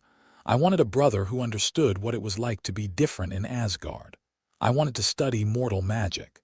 I wanted to prove I could outwit an entire world's magical infrastructure. I told myself it was destiny, the Norns' will, but the truth is that I wanted to do it, and I found a justification that allowed me to." The honesty was so raw and so unlike Loki that Harold didn't know how to respond. He sat there, processing, while the sounds of London drifted up through the window. "And the changeling?" he asked finally. "I thought of him as a means to an end, a placeholder. I told myself the blood protection would keep him safe, and that was enough." Loki's voice was flat, clinical, the voice he used when he was performing surgery on himself. "It was not enough. You were right. I saw him today, and I saw what my indifference produced. A frightened, malnourished child playing a role in a story that isn't his. What happens when the glamour fails? It shouldn't fail. I designed it to be self-sustaining. But if it does, then a frost giant is revealed in the middle of Hogwarts, and the resulting chaos would be considerable." Harold thought about Harry's face. The real smile, the flinch. "We need a plan. I've begun working on one. Share it with me when it's ready. And Loki," he waited until his brother met his eyes. "Thank you for telling me the truth. I know it cost you. Don't thank me for honesty. It sets a dangerous precedent." "Right, forget I said it. You're still terrible." "Better." Loki almost smiled. "Considerably better." The remaining days before September 1st passed in preparation. Harold studied his Hogwarts textbooks, absorbing the theory of wizarding magic with the focused intensity he brought to everything. The theory was fascinating, a completely different framework for understanding magic than anything he'd learned on Asgard. Whereas Asgardian Sather was architectural, built on runic structures and mathematical precision, wizarding magic was organic.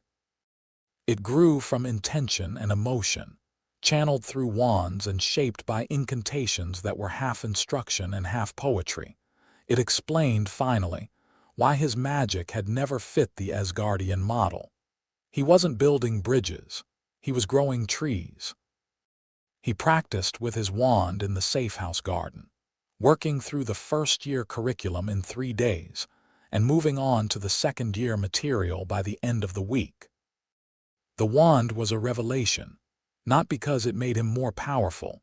His raw magical output was unchanged, but because it gave his power direction. Spells that would have been explosive and imprecise without the wand became surgical and exact. He cast a levitation charm and lifted the garden bench with a precision that would have made Frigga weep with joy. He cast a fire-making charm and produced a flame that burned at the exact temperature and intensity he intended, rather than the usual Harold Potter special of either a candle flicker or an inferno. He cast a simple transfiguration on a leaf and turned it into a perfect glass butterfly that caught the afternoon light and scattered rainbows across the garden wall.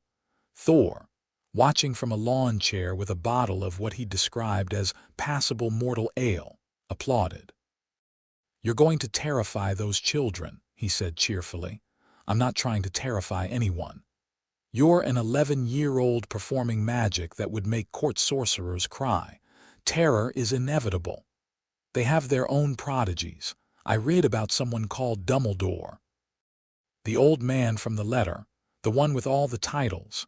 He's supposedly the most powerful wizard alive. Defeated a Dark Lord in 1945. He runs the school. Thor considered this. And you're going to walk into his school and outperform his entire curriculum on day one. I'm going to walk into his school and learn what I'm there to learn. If I outperform anyone, it's incidental. You're going to outperform everyone, incidentally. Harold threw the glass butterfly at him. Thor caught it, examined it, and tucked it carefully into his jacket pocket. For luck.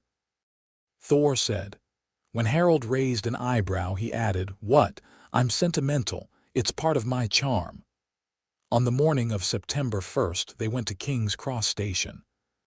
Loki had explained the process. Platform 9 and 3/4, hidden behind a barrier between platforms 9 and 10, accessible by walking through a specific section of brick wall. It was, Loki said, typical of the wizarding world's approach to infrastructure. Whimsical, impractical, and charming in spite of itself, Thor was not going past the barrier. This had been established, argued about, re-established, argued about again, and finally settled by Frigga via a letter that had arrived by Raven and contained the sentence, "Thor, if you set foot on that platform, I will know, and there will be consequences." Thor respected very few threats in the universe. Threats from Frigga topped the list. They stood in the main concourse of King's Cross, a strange trio, the enormous blonde man, the tall dark-haired man in the immaculate suit, and the 11-year-old with the green eyes and the trunk full of books and Asgardian enchantments. "Be safe," Thor said, pulling Harold into a hug that lifted him off the ground. "Right often. If anyone gives you trouble, I'll handle it. I know. But if you can't, I'll handle it, Thor." Thor set him down and held him at arm's length, studying his face with an intensity that was almost uncomfortable. "I'm proud of you, brother. Whatever you find in there, whatever you learn, remember that. I'll remember." Thor nodded, jaw tight, and stepped back. He looked like a man watching a ship leave port, and it occurred to Harold, with a sudden ache, that this was the first time they'd be truly separated since the day Thor had lifted him from his crib and declared himself his protector. Loki walked Harold to the barrier. They stood before the apparently solid brick wall while commuters flowed around them, oblivious. "I won't be coming through," Loki said. "Too many people in there would recognize what I am, if not who, but I'll be accessible if you need me. You know how to reach me through the mirrors." "I know." "And Harold, the school's headmaster, Dumbledore, he's clever. Genuinely clever, not the pale imitation most mortals mistake for intelligence. He will be watching you. He may have already begun asking questions about your letter. Let him ask. I'm serious. He's played the long game with the wizarding world for decades. He has plans, contingencies, agendas. And the centerpiece of his current agenda is Harry Potter, the boy he placed with those relatives, the boy he's been monitoring for 10 years. You've just announced yourself as someone who claims to be that boy. He will come for you. Good. I have questions for him too." Loki shook his head, but there was something like pride in it. "You walk into every room like you own it. I don't know whether I taught you that or you were born with it." "Both, probably. Probably." Loki gripped his arm, warrior to warrior, brother to brother. "Make them remember your name." "Which one?" "All of them." Harold turned, walked forward, and passed through the barrier like it wasn't there. Platform 9 and 3/4 materialized around him in a rush of steam and sound and color. The Hogwarts Express, a massive scarlet locomotive belching white smoke, dominated the platform, and around it swarmed hundreds of students, parents, and owls in a chaos that reminded Harold of the market district in Asgard on feast days, except louder and with more cats. He stood at the edge of the platform for a moment, taking it in. Families saying goodbye, children dragging trunks, A woman yelling about someone named Neville's toad. A pair of red-haired twins levitating their luggage with casual precision while their mother shouted at them to stop showing off. Normal. All of it achingly, mundanely normal. A school sending children to learn, parents worrying, kids nervous and excited and pretending to be neither. This was what it would have been like, he realized, if Loki hadn't come. If he'd grown up here in this world as Harry Potter. He'd be one of these children, anxious, uncertain, fumbling with a trolley, looking for a seat on the train. Instead, he was a prince of Asgard walking into a mortal school with 10 years of warrior training and a wand that had nearly torn down Ollivander's shop. The thought should have made him feel powerful. Instead, it made him feel lonely. He shook it off and moved forward. He loaded his trunk onto the train with a casual flick of levitation that made a nearby mother gasp and stare. He boarded, found an empty compartment near the back, stowed his things and settled by the window. The train started moving. London slid past the window, then suburbs, then green countryside rolling under a sky that was doing its best impression of Asgardian weather, dramatic clouds, shafts of golden light. About 20 minutes into the journey, the compartment door slid open. A girl with bushy brown hair and slightly too large front teeth stood in the doorway, already wearing her school robes, holding a book in one hand and looking like she'd been searching for something. "Have you seen a toad?" she asked. "A boy named Neville's lost one." "No toads," Harold said. "But if you describe it, I can try a summoning charm." The girl's eyes widened. "You can do a summoning charm, that's fourth-year magic, is it? It's fairly basic where I'm from." She stared at him for a moment, then sat down across from him with the decisive energy of someone who just found something much more interesting than a toad. "I'm Hermione Granger. Where are you from that summoning charms are basic?" "Asgard."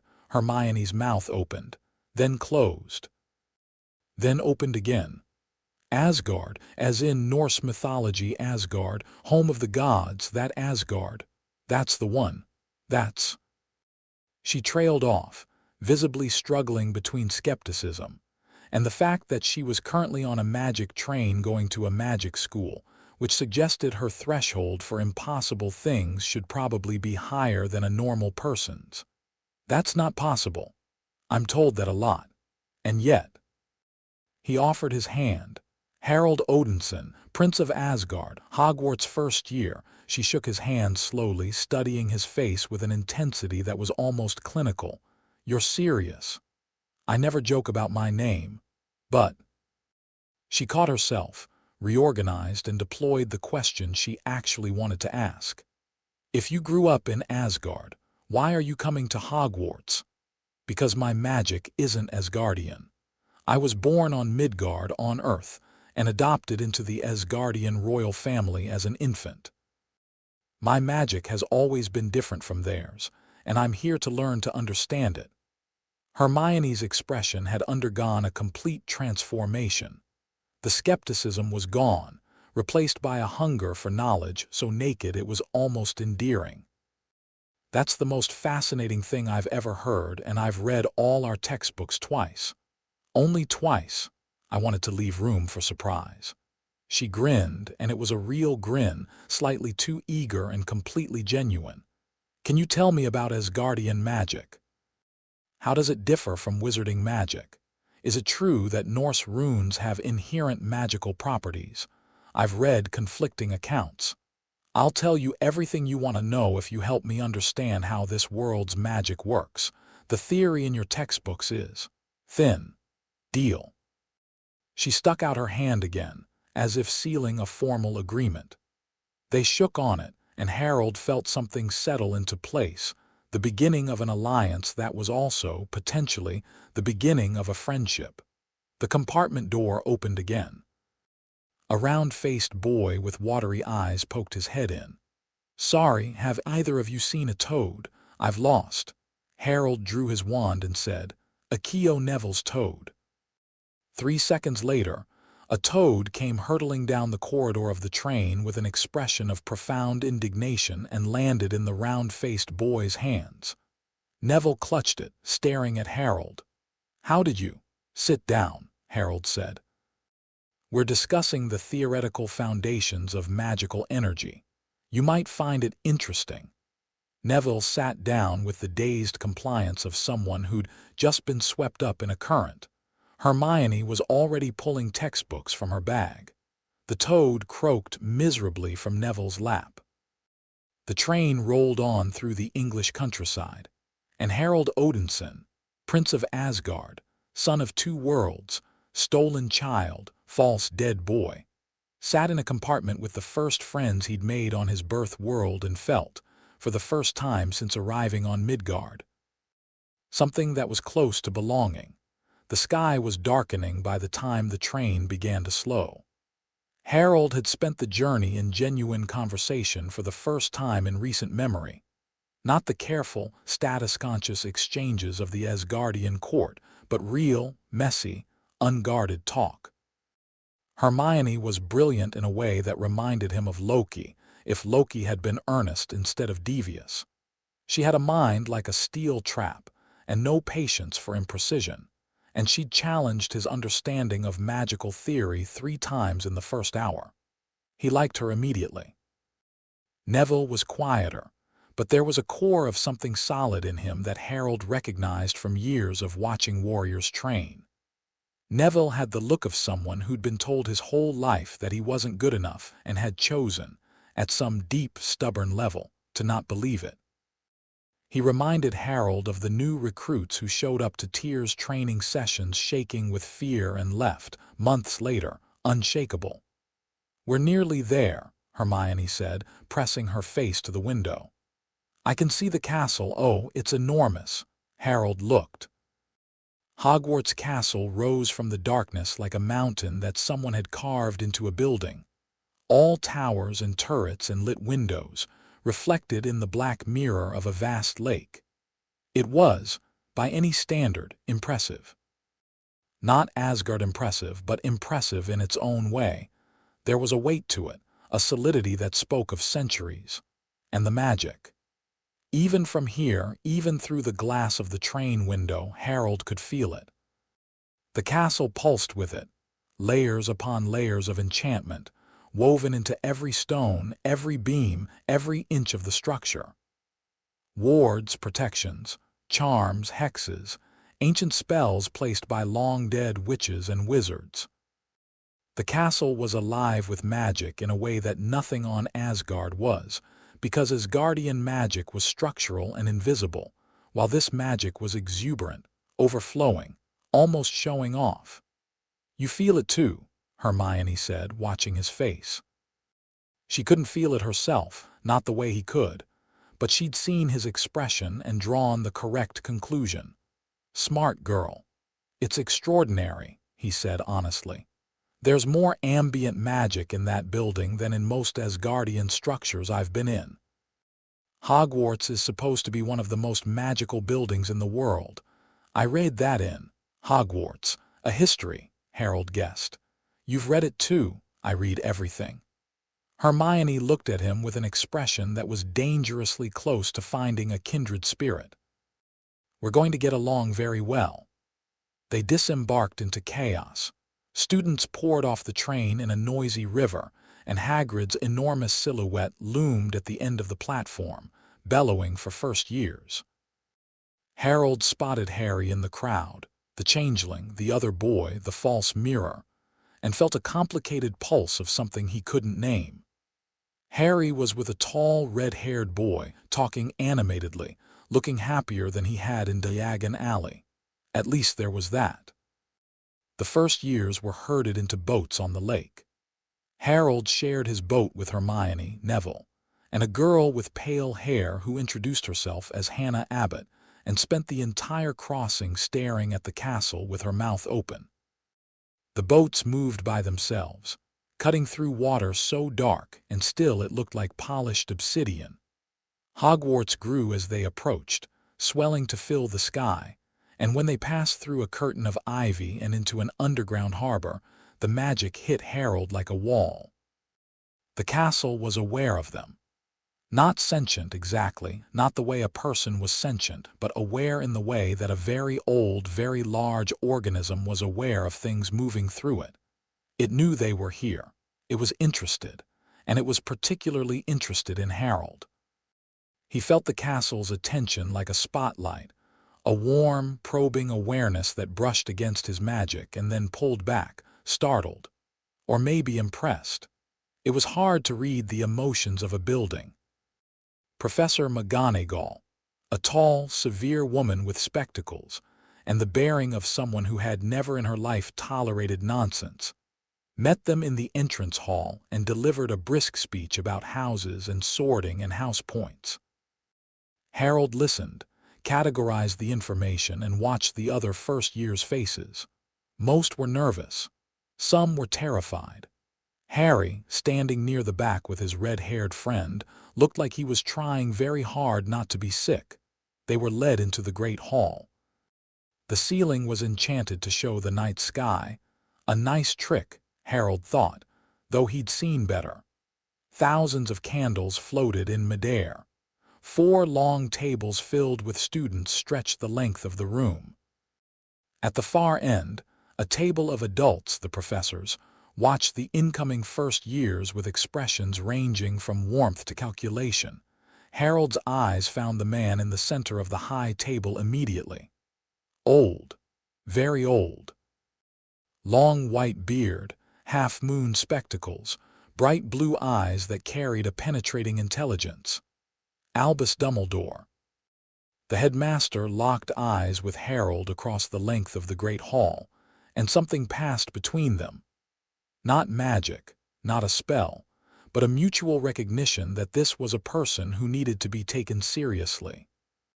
Then Dumbledore's gaze moved to Harry, and Harold saw it, the flicker of satisfied attention, the proprietary warmth. The old man was looking at the changeling the way a chess player looked at a key piece, not unkindly, but not innocently either. McGonagall produced a stool and an ancient, battered hat. The hat sang a song about the 4 houses that Harold found mildly informative and stylistically questionable. Then the sorting began. Names were called alphabetically. Hannah Abbott went to Hufflepuff. Hermione, after a long pause that suggested the hat was having trouble deciding, went to Gryffindor. Neville, after an even longer pause, followed her. Odinson, Harold. Whispers erupted. The name wasn't familiar to anyone, but it sounded foreign and important in a way that made people pay attention. Harold walked to the stool and sat down. McGonagall lowered the hat onto his head. The hat was alive. He'd expected that from his reading, but the reality was still startling. A consciousness pressing against his mind, not hostile but assertive, trying to read him the way you'd read a book. Well, said a voice in his head. This is unexpected. You're the sorting hat, Harold thought. And you are very much not what you appear to be. Your mind. Good grief. I've sorted thousands of students and I've never felt anything like this. You've been trained in mental defense, occlumency? No, something different, something foreign, Asgardian mental discipline. My mother taught me. Asgardian. The hat seemed to reel slightly. You're not joking. You really are from, and underneath that the magic, the raw magical power, Merlin's beard. Boy, what are you? I'm a student. I'd like to be sorted, please. The hat recovered its composure. Right. Let's see. Courage, more than I've seen in a century, and I'm including your friend Mr. Longbottom, who has more than he knows. Intelligence, exceptional, but it's not your driving force. Ambition, oh, plenty of that, but it's not the common kind. You don't want power for its own sake. You want to understand. You want to master yourself. You want to be worthy. Where do I go? Where do you want to go? Harold thought about it.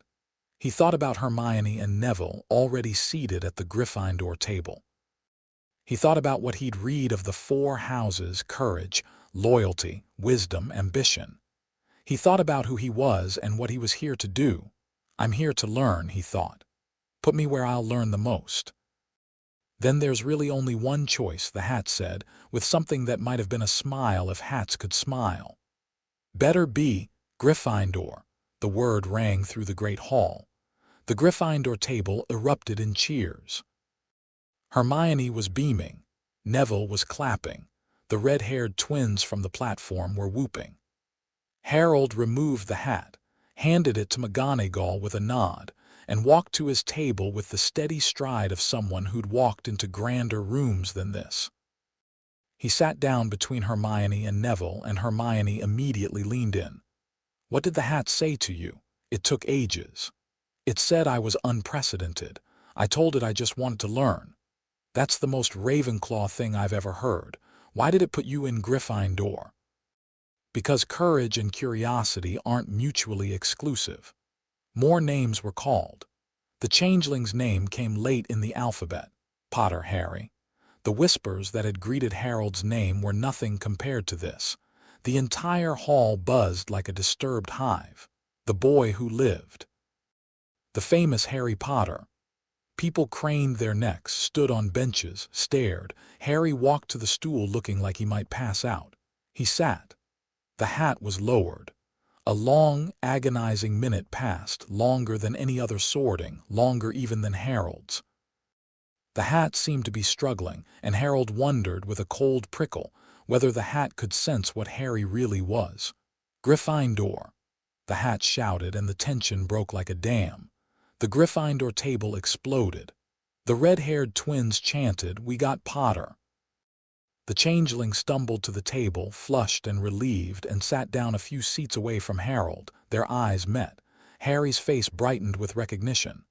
"Harold, you got Gryffindor too, seems so. Well done." "The hat wanted to put me in Slytherin," Harry whispered, leaning close. "I asked it not to." "Why?" "I don't know. I just had a feeling."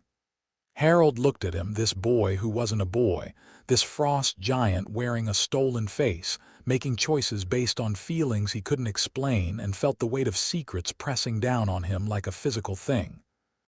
"Trust your feelings," Harold said. "They're usually smarter than you think."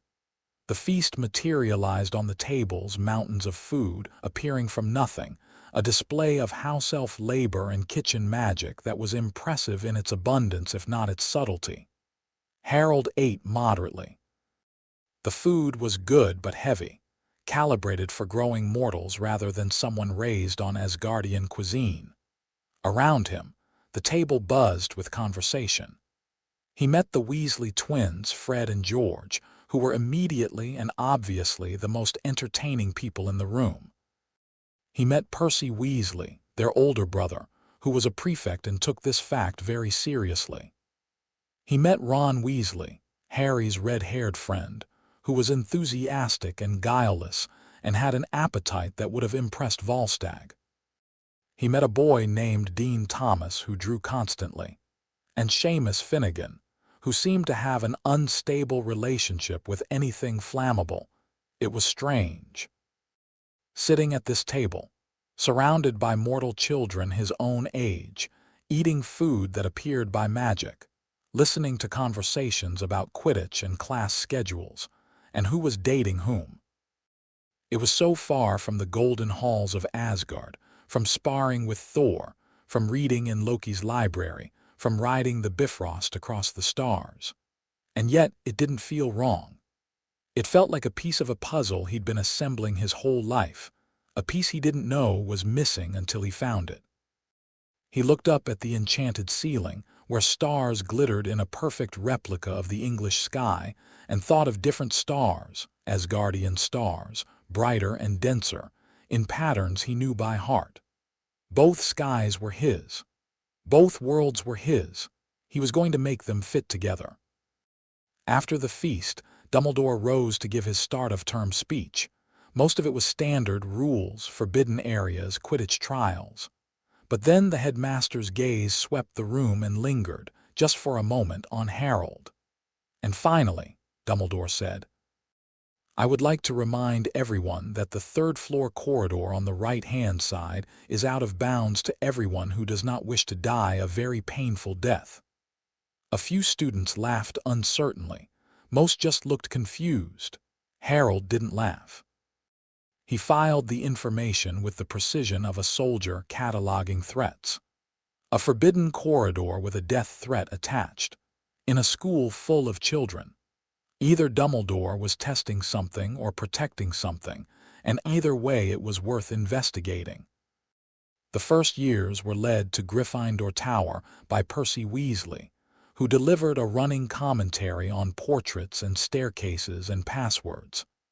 Caput Draconis, with the enthusiasm of a professional tour guide. The common room was warm and cluttered and decorated in reds and golds that reminded Harold, with a twist of homesickness, of the feast halls of Asgard. He was assigned a dormitory with Harry, Ron, Neville, Dean, and Seamus. The room was circular, lined with four-poster beds hung with red curtains. Harold chose the bed by the window, stowed his trunk, and sat on the mattress listening to his roommates settle in. Harry was in the bed next to his. The changeling was already in pajamas, sitting cross-legged on his duvet, looking around the room with an expression of quiet disbelief. "I keep thinking I'm going to wake up," Harry said softly, not really talking to anyone. "You're not dreaming," Harold said. "How do you know?" "Because dreams have an internal logic that reality doesn't. This," he gestured at the room, the castle, the impossible everything of it. "This doesn't make logical sense. It's too strange and too good and too complicated. That's how you know it's real." Harry looked at him for a long moment, then smiled, that real, full smile, rare and unguarded. "You say things like you're 100 years old." "I was raised by people who are 1,000 years old. It rubs off." "Asgard. You really grew up in Asgard." "I really did." "What's it like?" Harold considered the question. He could have described the golden spires, the rainbow bridge, the twin suns. He could have talked about the training yards and the libraries and the great feasts. Instead, he said, "It's home. It's beautiful and grand and old, and the people I love most are there, and I miss it already. But I needed to come here." "Why?" "Because there are things about myself that I can only learn on this world. Because my magic comes from here, even if I don't." He paused. "And because I think there are people here who need help, even if they don't know it yet." He wasn't looking at Harry when he said it, but the words were for him. Harry settled into his bed. Within minutes, his breathing evened out, the quick, deep sleep of an exhausted child.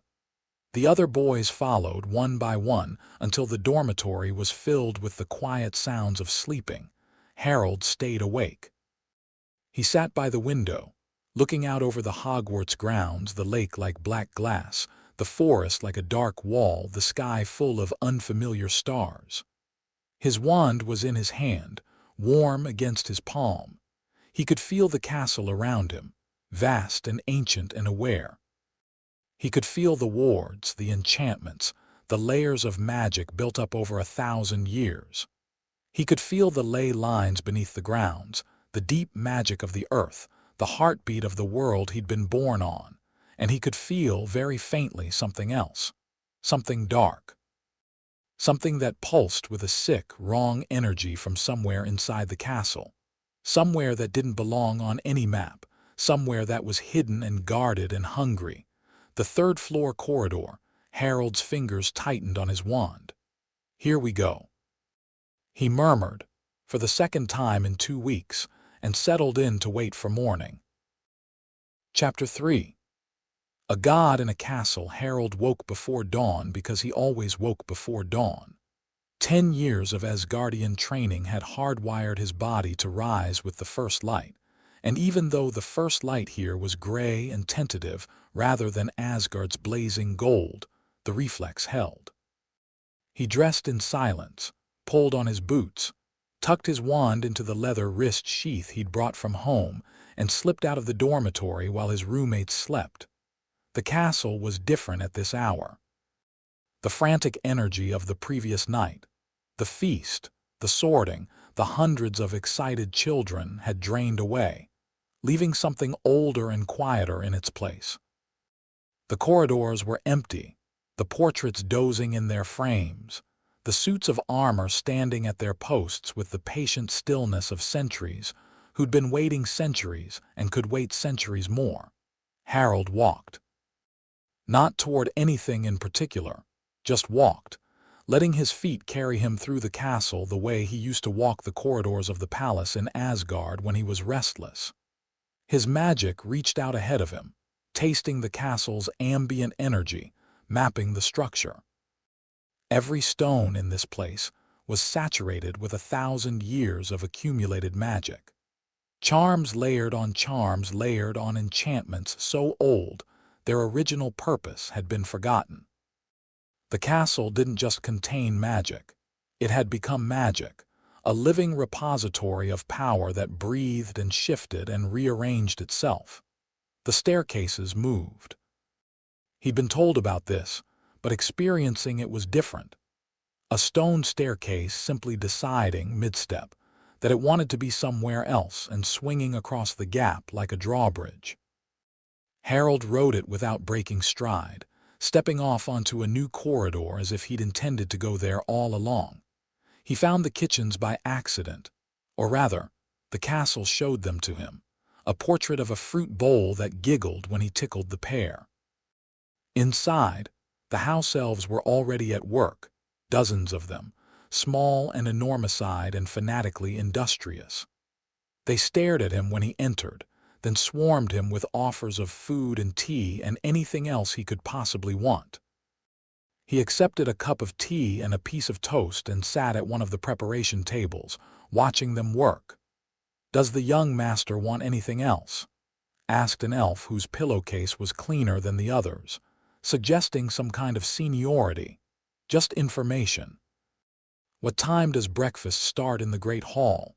7 o'clock, young master, but we can prepare anything you need now." "The tea is perfect, thank you." The elf beamed as if he'd handed it a medal. Harold made a mental note.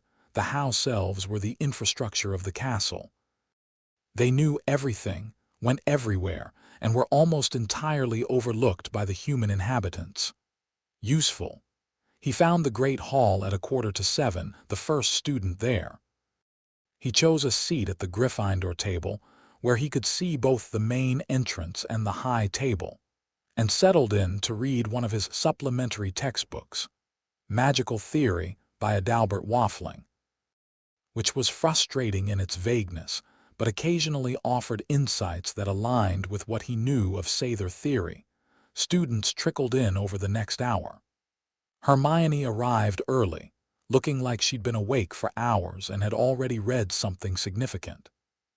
She sat down beside him and immediately launched into a question about whether Asgardian runic magic could interface with wizarding ward structures, which led to a conversation so dense that 3 passing Ravenclaws slowed down to eavesdrop and then sat at the wrong table entirely before realizing their mistake. Neville arrived looking as though he hadn't slept well, clutching a piece of toast like a lifeline. Harry and Ron appeared together, Ron half asleep and Harry wide awake and vibrating with nervous energy. "First day," Harry said, sitting down across from Harold. "I'm terrified." "Of what?" "Everything. I didn't even know magic existed until 2 months ago. Everyone else has been doing this their whole lives. Hermione didn't know either. She's Muggle-born."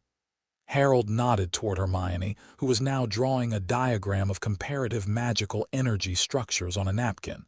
"She read the textbooks and caught up. You can too." "Yeah, but she's—" Harry gestured helplessly at Hermione's napkin diagram, which had grown to cover 3 napkins and included footnotes. "Exceptional. Yes, but magic isn't about what you know. It's about what you can do. And what you can do is a function of power and will. You have both." Harry looked at him with an expression that suggested no one had ever told him he had power or will, and the fact that someone was saying it now was almost too much to process. "You really think so?" "I don't say things I don't mean." This wasn't entirely true. Harold had been raised by Loki and could lie with surgical precision when the situation demanded it. But he wasn't lying now. The changeling had power. Not wizarding power. The glamour covered that, channeling whatever the frost giant's natural abilities were through a filter that mimicked wizard magic, but genuine, tangible power. Their class schedules arrived with the Morning Post. Harold scanned his. Transfiguration with McGonagall, charms with Flitwick, potions with someone called Snape, herbology, history of magic, defense against the dark arts, astronomy. A reasonable spread. He'd already mastered most of the first-year curriculum during his week at the safe house, but the practical application in a classroom setting might offer insights that solitary study hadn't. The first class was Charms, taught by Professor Flitwick, a tiny man who stood on a stack of books behind his desk and who nearly fell off said stack when he reached Harold's name during roll call. Odinson, Harold Odinson. Flitwick peered at him with bright, curious eyes. An unusual surname. I don't recall it in any wizarding registry. It wouldn't be. I was raised on Asgard. The class went quiet. Flitwick's eyebrows shot up so high they disappeared into his hairline. Asgard, you mean the Asgard, realm eternal, you know of it. I'm half-goblin, Mr. Odinson. The Goblin Nation has historical records of trade with Asgard going back millennia. I never imagined I'd have a student from there. Flitwick's voice had gone soft with wonder. Well, this should be an interesting term. Today we're beginning with the levitation charm, Wingardium Leviosa. Has everyone got their feathers? The class was, for Harold, painfully simple. He'd mastered the levitation charm in the safe house garden within minutes, and the classroom version, floating a feather, required so little energy it was like being asked to lift a grain of sand. He levitated his feather on the first attempt, without the incantation, without even reaching for his wand. The feather simply rose from his desk, steady and controlled, and hung in the air at eye level. Flitwick stared. The class stared. Hermione, whose feather was already floating 6 inches above her desk, stared. Mr. Odinson, Flitwick said carefully, you just performed non-verbal, wandless magic. Should I not have? Most adult wizards struggle with non-verbal casting. Wandless magic is considered extraordinarily difficult. You did both simultaneously on your first attempt. My training was unconventional. Flitwick opened his mouth, closed it, opened it again, and then did something Harold didn't expect. He laughed. A high, delighted laugh that made several students jump. Unconventional indeed. 10 points to Gryffindor. Mr. Odinson, would you be willing to float something heavier? For the class's benefit. Harold looked around the room, found the most interesting target, and lifted Flitwick's desk. The entire desk, with Flitwick still on it, rose smoothly into the air. The stack of books. The papers. The ink bottles. All of it, perfectly balanced, rotating gently. Flitwick grabbed the edges with both hands, but he was laughing, genuinely laughing, with the glee of someone witnessing something wonderful. Extraordinary, extraordinary. 20 points to Gryffindor. Harold set the desk down gently and settled back in his chair. Around him, the other students were staring with expressions that ranged from awe to jealousy. Hermione was scribbling notes furiously. Ron's mouth was hanging open. Harry was watching with wide eyes and something that might have been hope. If he could do that, maybe this world wasn't as impossible as it seemed. A blond boy near the back, Draco Malfoy, Harold had learned his name during the sorting, was watching with an expression that was harder to read. Not jealousy exactly. Calculation. The next class was Transfiguration. Professor McGonagall was already in the classroom when they arrived, sitting behind her desk in human form, though Harold could feel the animagus transformation coiled inside her like a spring. She could become a cat, and the cat was always just below the surface. Fascinating magic. He'd never encountered anything like it on Asgard. McGonagall opened the class with a demonstration, transforming her desk into a pig and back. then set them the task of turning a match into a needle. Most of the class spent the hour poking at their matches with increasing frustration. Hermione managed a partial transformation. The match turned silver but retained its original shape. A few students produced sparks. Harold turned his match into a needle on the first try. Then, because the needle was boring, he turned it into a small silver bird that hopped across his desk, fluttered its wings, and chirped. McGonagall appeared beside him so quickly she might have apparated. "Mr. Odinson, Professor, that is not a needle." "No, ma'am. That is a fully conjured animate object with independent behavior." "Is it? I just wanted to make something more interesting than a needle." McGonagall looked at the silver bird, which was now preening its wings with fastidious attention to detail. Then she looked at Harold. Her expression was difficult to parse. The strict disciplinarian facade was firmly in place, but underneath it, something was burning with what might have been excitement. "Come see me after class, Mr. Odinson." "Of course, Professor." After class, while the other students filed out, McGonagall sat on the edge of her desk and studied Harold with the evaluating gaze of a master craftsman examining an unusual piece of work. "Where did you learn transfiguration?" she asked. "I've been doing it since I was 4. Accidentally at first, I turned a desk into a stag when I was 6, which caused some consternation." "A living stag," it bit 3 guards. McGonagall pressed her lips together in what was almost certainly a suppressed smile. "Mr. Odinson, your magical abilities are significantly beyond first-year level. I suspect they're beyond Newt level. I need to understand what I'm working with. Would you be willing to demonstrate the extent of your transfiguration abilities? Here, now, if you're willing." Harold considered for a moment, then nodded. He drew his wand, not because he needed it, but because using it gave his magic a precision that felt appropriate for a demonstration. He pointed at McGonagall's desk. The desk became a wolf. A full-sized gray wolf that shook itself, looked around the classroom with intelligent amber eyes, and sat down at Harold's feet. Then the wolf became a desk again. Then the desk became a tree, a real tree, roots and leaves and bark and sap, growing from the stone floor of the classroom. Then the tree became glass.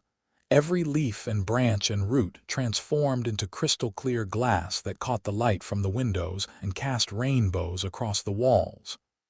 Then the glass tree became a desk again, exactly as it had been before, without so much as a scratch. McGonagall sat very still for a very long time. "The wolf was alive," she said, temporarily. "You created life from inanimate matter. It's more like borrowing the pattern of life and imposing it on different material. The wolf wasn't really alive in the philosophical sense. It was a magical construct with the appearance and behavior of life. Once I ended the spell, the pattern dissolved. Mr. Odinson, what you just described is the theoretical frontier of transfiguration.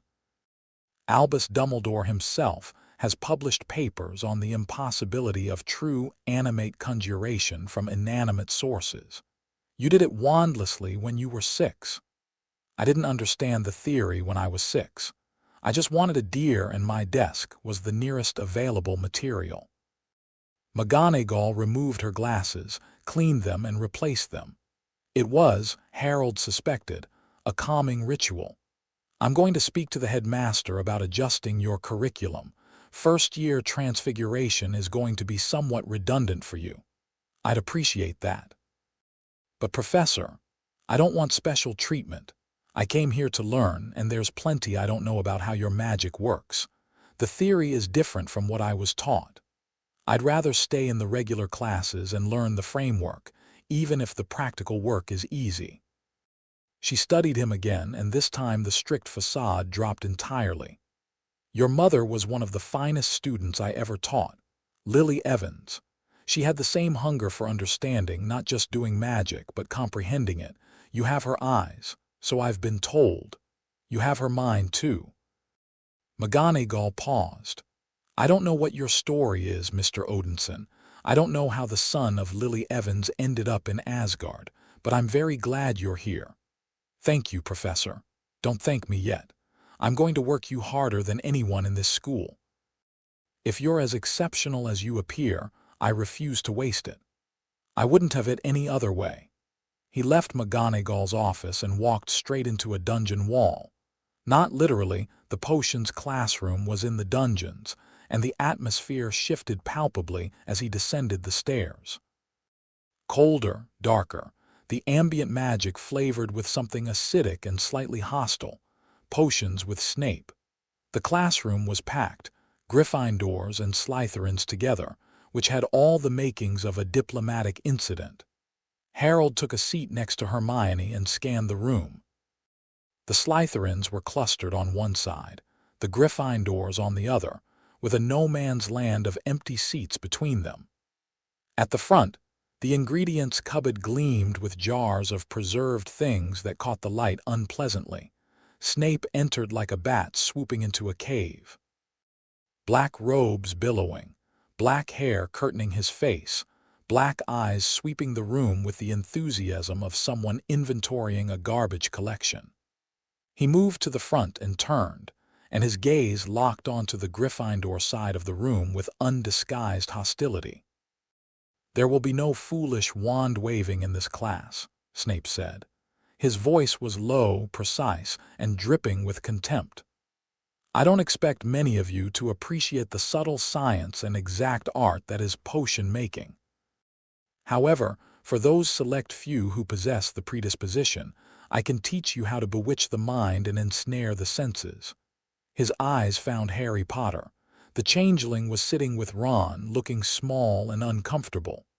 Ah, yes, Snape said softly. Harry Potter, our new celebrity. Something in the way Snape said it, the curl of the lip, the weight of unspoken history, told Harold that this was personal. Snape had feelings about Harry Potter, and they were complicated and none of them were good. Tell me, Potter, Snape continued, stalking closer. What would I get if I added powdered root of asphodel to an infusion of wormwood? Harry blinked. I don't know, sir. Tut tut, clearly fame isn't everything. Snape's thin smile was cruel. Let's try again. Where would you look if I told you to find me a bezoar? I don't know, sir. Thought you wouldn't open a book before coming, eh, Potter? What is the difference between Monkshood and Wolfsbane? Harry's face was red. He was shrinking in his seat, the same hunched, defensive posture Harold had noticed in Diagon Alley. Hermione's hand was in the air, straining. Snape ignored her. They're the same plant, Harold said. The room went very quiet. Snape's head turned toward him with the slow, mechanical precision of a predator acquiring a target. I don't recall asking you, Mr. Odinson. And you also asked what you'd get by adding powdered root of asphodel to an infusion of wormwood. The answer is the draught of living death. And a bezoar is a stone taken from the stomach of a goat, effective against most poisons. Harold met Snape's eyes without flinching. He'd stared down Odin Allfather. He'd sparred with Thor. A bad-tempered teacher was not going to make him look away. If you're going to test students on material they haven't been taught yet, you should at least give them time to answer before you move on. The silence in the room was so complete you could have heard a pin drop in the next county. Students on both sides of the aisle were frozen, mouths open. Hermione's hand was slowly lowering, her expression caught between horror and admiration. Harry was staring at Harold as if he'd just performed a miracle. Snape's face went through several phases. Surprise, fury, and then something else. Something deeper and more unsettling. He was looking at Harold's eyes, Lily's eyes. And the recognition hit him like a physical blow, visible in the sudden tightness of his jaw, the fractional widening of his pupils. Those eyes, Snape whispered, so softly that only Harold, with his combat-trained hearing, caught it. Then the mask slammed back into place. 5 points from Gryffindor for speaking out of turn, Snape snapped. And another 5 for your cheek. Open your textbooks to page 12. The class proceeded in hostile silence. The lesson was a simple boil-curing potion. Child's play in terms of complexity, but Harold approached it with genuine interest. Potions was the one branch of wizarding magic he hadn't been able to practice in the safe house, and the discipline was genuinely different from anything he'd encountered. It wasn't about channeling magical energy through will and wand. It was about understanding how magical substances interacted, how heat and timing and preparation could combine ingredients into something greater than the sum of their parts. It was, he realized, the closest thing the wizarding world had to engineering. He prepared his potion with methodical precision, following the textbook instructions exactly. The result was perfect, a smooth, iridescent liquid exactly matching the description. Beside him, Hermione's was nearly as good. On the other side of the room, Neville's cauldron was making ominous bubbling sounds. Snape prowled the aisles. When he reached Harold's station, he stopped. He looked at the potion. He looked at Harold. His expression was that of a man who has found exactly what he feared finding and doesn't know what to do about it. "Acceptable," Snape said tightly, and moved on. As he passed, his gaze flicked to Harry Potter's station, where the changeling's potion was slightly off-color but serviceable. Something crossed Snape's face, a flash of that same deep, troubled recognition, and then it was gone. After class, Hermione caught Harold's arm in the corridor. That was incredible. Nobody talks to Snape like that. Then perhaps someone should. He was bullying a student who hadn't been given the tools to answer his questions. That's not teaching. That's cruelty. He's always like that with Gryffindors, especially Harry.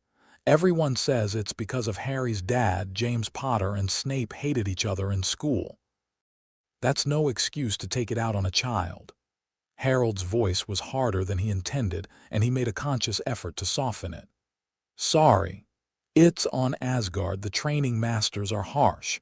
They push you beyond your limits, but they never attack you personally. They never make you feel small. There's a difference between discipline and cruelty, and Snape doesn't seem to know where the line is." Hermione was quiet for a moment. "You really are from somewhere very different, aren't you?" "Is that a problem?" "No," she said with a smile that was small and real. "It's actually kind of wonderful. This place needs someone who isn't afraid of the way things have always been done." They walked to lunch together, and Harold filed away what he'd observed about Snape. The man was intelligent. His knowledge of potions was clearly deep and genuine. He was also damaged, carrying old wounds that he hadn't healed and was taking out on children who reminded him of the source. And there had been that moment of recognition when he looked at Harold's eyes. He knew. He didn't know what he knew, but he knew something was wrong with the picture, that Lily Evans' eyes were in the wrong face, or in the right face but attached to the wrong name.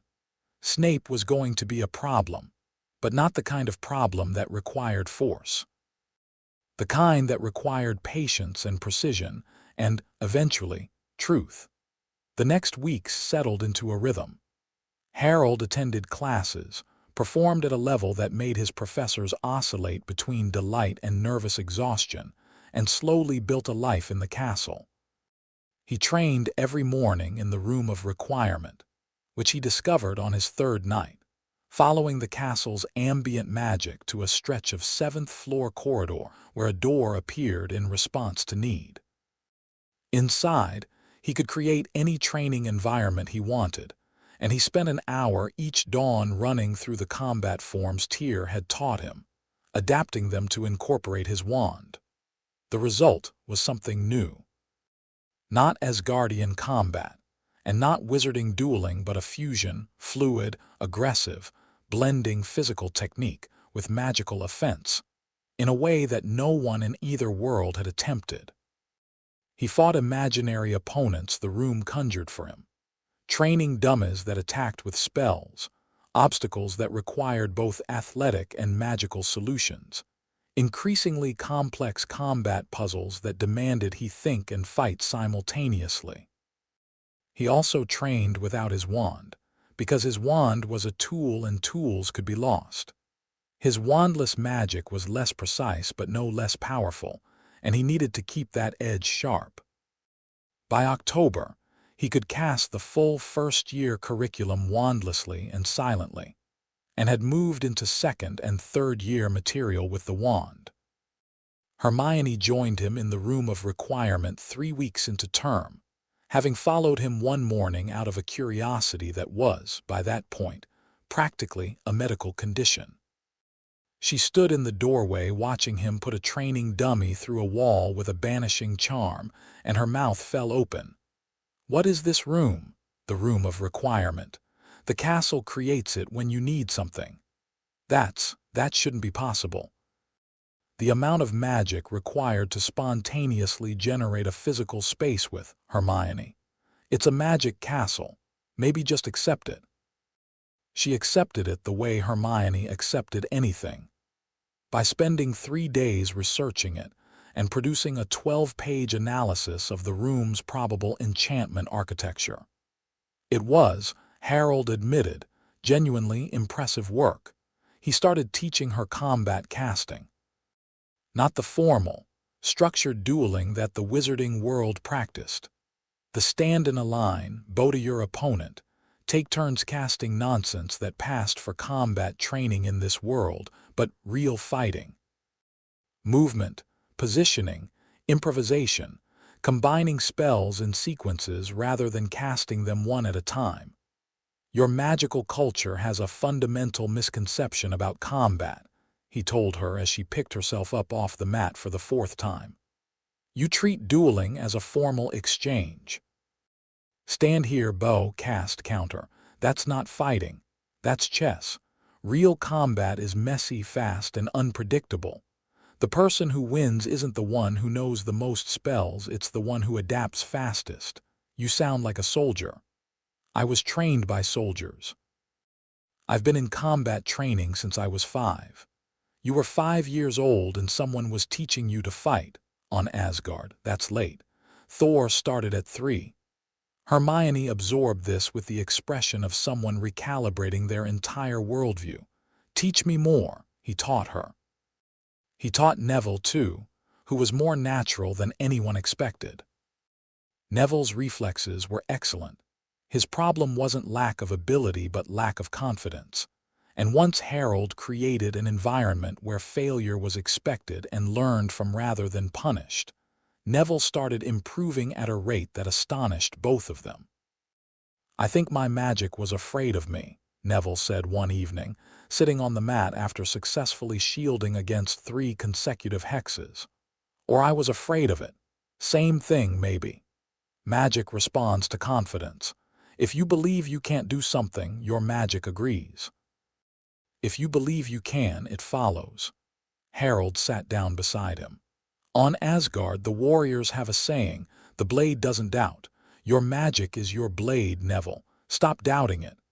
Neville's performance in class improved dramatically over the following weeks. Even Snape noticed, though he expressed it by finding increasingly petty things to criticize rather than acknowledging the improvement directly. And through it all, Harold watched. He watched the changeling struggling through classes that should have been natural for the boy everyone thought he was. He watched Snape watching Harry with that conflicted, wounded expression. He watched Dumbledore watching everyone from the high table, those bright blue eyes missing nothing. And he watched the 3rd-floor corridor. The wrongness he'd felt on his first night hadn't faded. It pulsed through the castle's ambient magic like a bad heartbeat. A dark, hungry energy that was contained but not eliminated, sealed behind wards that were strong but not impenetrable. Harold probed it carefully, extending his magical senses toward it the way you'd extend a hand toward a fire, testing the heat without getting burned. There was something alive behind those wards, something guarding. And behind the guardian, something else. Something small and bright and incredibly powerful, hidden like a diamond in a locked box. It wasn't his concern. He was here to learn magic, not to solve mysteries. But the mystery kept pulling at him, the way a loose thread pulls at a weaver, and he knew with the certainty of long experience that he was going to end up pulling it. Halloween arrived with a feast that made the sorting banquet look like a snack. The great hall was decorated with thousands of live bats, floating jack-o'-lanterns, and enough candy to give Madame Pomfrey an aneurysm. Harold sat between Hermione and Neville, eating treacle tart and listening to the Weasley twins' increasingly elaborate plans for a prank that involved the entire Slytherin table, 36 enchanted pumpkins, and what they described as plausible deniability. Hermione had been quiet all day. Ron had said something cruel to her after Charms, something about her having no friends and being insufferable, and though she'd pretended it didn't matter, Harold had seen the flinch. The same kind of flinch he'd seen in Harry. The flinch of someone who'd heard those words before in other places and hadn't grown a thick enough skin to stop them landing. "He's wrong," Harold told her. "You know that. I know, it doesn't help. Ron is 12. 12-year-old boys say stupid things because they haven't learned that words are weapons. He didn't mean to wound you. Intent doesn't change impact. No, but it changes how much weight you give it." He looked at her. "Hermione, you are the most intelligent person in this school, including most of the faculty. You are diligent and brave and you care about things that matter. If someone can't see that, the limitation is theirs, not yours." She looked at him for a long moment, eyes slightly bright. "You really don't talk like an 11-year-old. I've been told." The feast was interrupted. The doors of the great hall crashed open and Professor Quirrell, the Defense Against the Dark Arts teacher, a nervous, stuttering man who wore a large purple turban and smelled, to Harold's magical senses, deeply and fundamentally wrong, staggered in, white-faced and shaking. "Troll!" he screamed. "Troll in the dungeons. Thought you ought to know." He collapsed in a dead faint. The hall erupted. Students screamed, jumped to their feet, pushed against each other in a panicked mass. Dumbledore's voice cut through the chaos like a blade. "Silence!" And the room obeyed. "Prefects will lead their houses back to the dormitories immediately. Teachers will follow me to the dungeons." The prefects started herding students. Harold was on his feet, moving but not toward the door. Hermione wasn't at the table. She'd left 20 minutes ago, upset, heading for the bathrooms, and if there was a troll loose in the castle, she didn't know about it. "Hermione's not here," Harold said to Neville, who understood immediately and went pale. "The bathrooms. She was going to the girls' bathroom on the first floor." Harold didn't hesitate. He turned against the flow of students and headed for the door. Behind him, he heard a second set of footsteps, Harry the changeling with Ron a half-step behind. "Where are you going?" Harry asked, catching up. "Hermione doesn't know about the troll. She's alone." "We'll come with you." "You don't have to." "She's our friend too," Ron said, and the fact that he said it, Ron, who'd made her cry hours ago, told Harold something important about the red-haired boy's character. Thoughtless, yes. Cruel, no. And when it mattered, he showed up. They ran. Through corridors that were emptying fast, past portraits that shouted warnings, around corners that the castle seemed to rearrange to guide them faster. Harold could feel the troll, a massive, dull, magical presence on the first floor, blundering through corridors with the directionless aggression of something too stupid to be afraid. They smelled it before they saw it, the wet, rotting stench of something that had never learned about hygiene.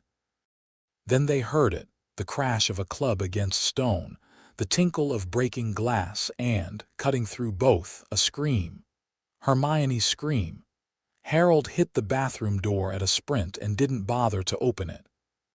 His magic blew it off its hinges, the heavy wood splintering inward, and he was through the doorway before the fragments hit the ground. The troll was enormous. 12 feet tall, gray-skinned, with a head the size of a boulder and a wooden club as big as a grown man. It had already smashed 3 sinks and was swinging at the row of stalls where Hermione was crouched, arms over her head, screaming. Harry and Ron appeared in the doorway behind him. Ron went white. Harry grabbed a piece of broken pipe. Harold raised his wand. The troll's club was mid-swing, descending toward the stalls with enough force to crush stone. Harold's magic caught it.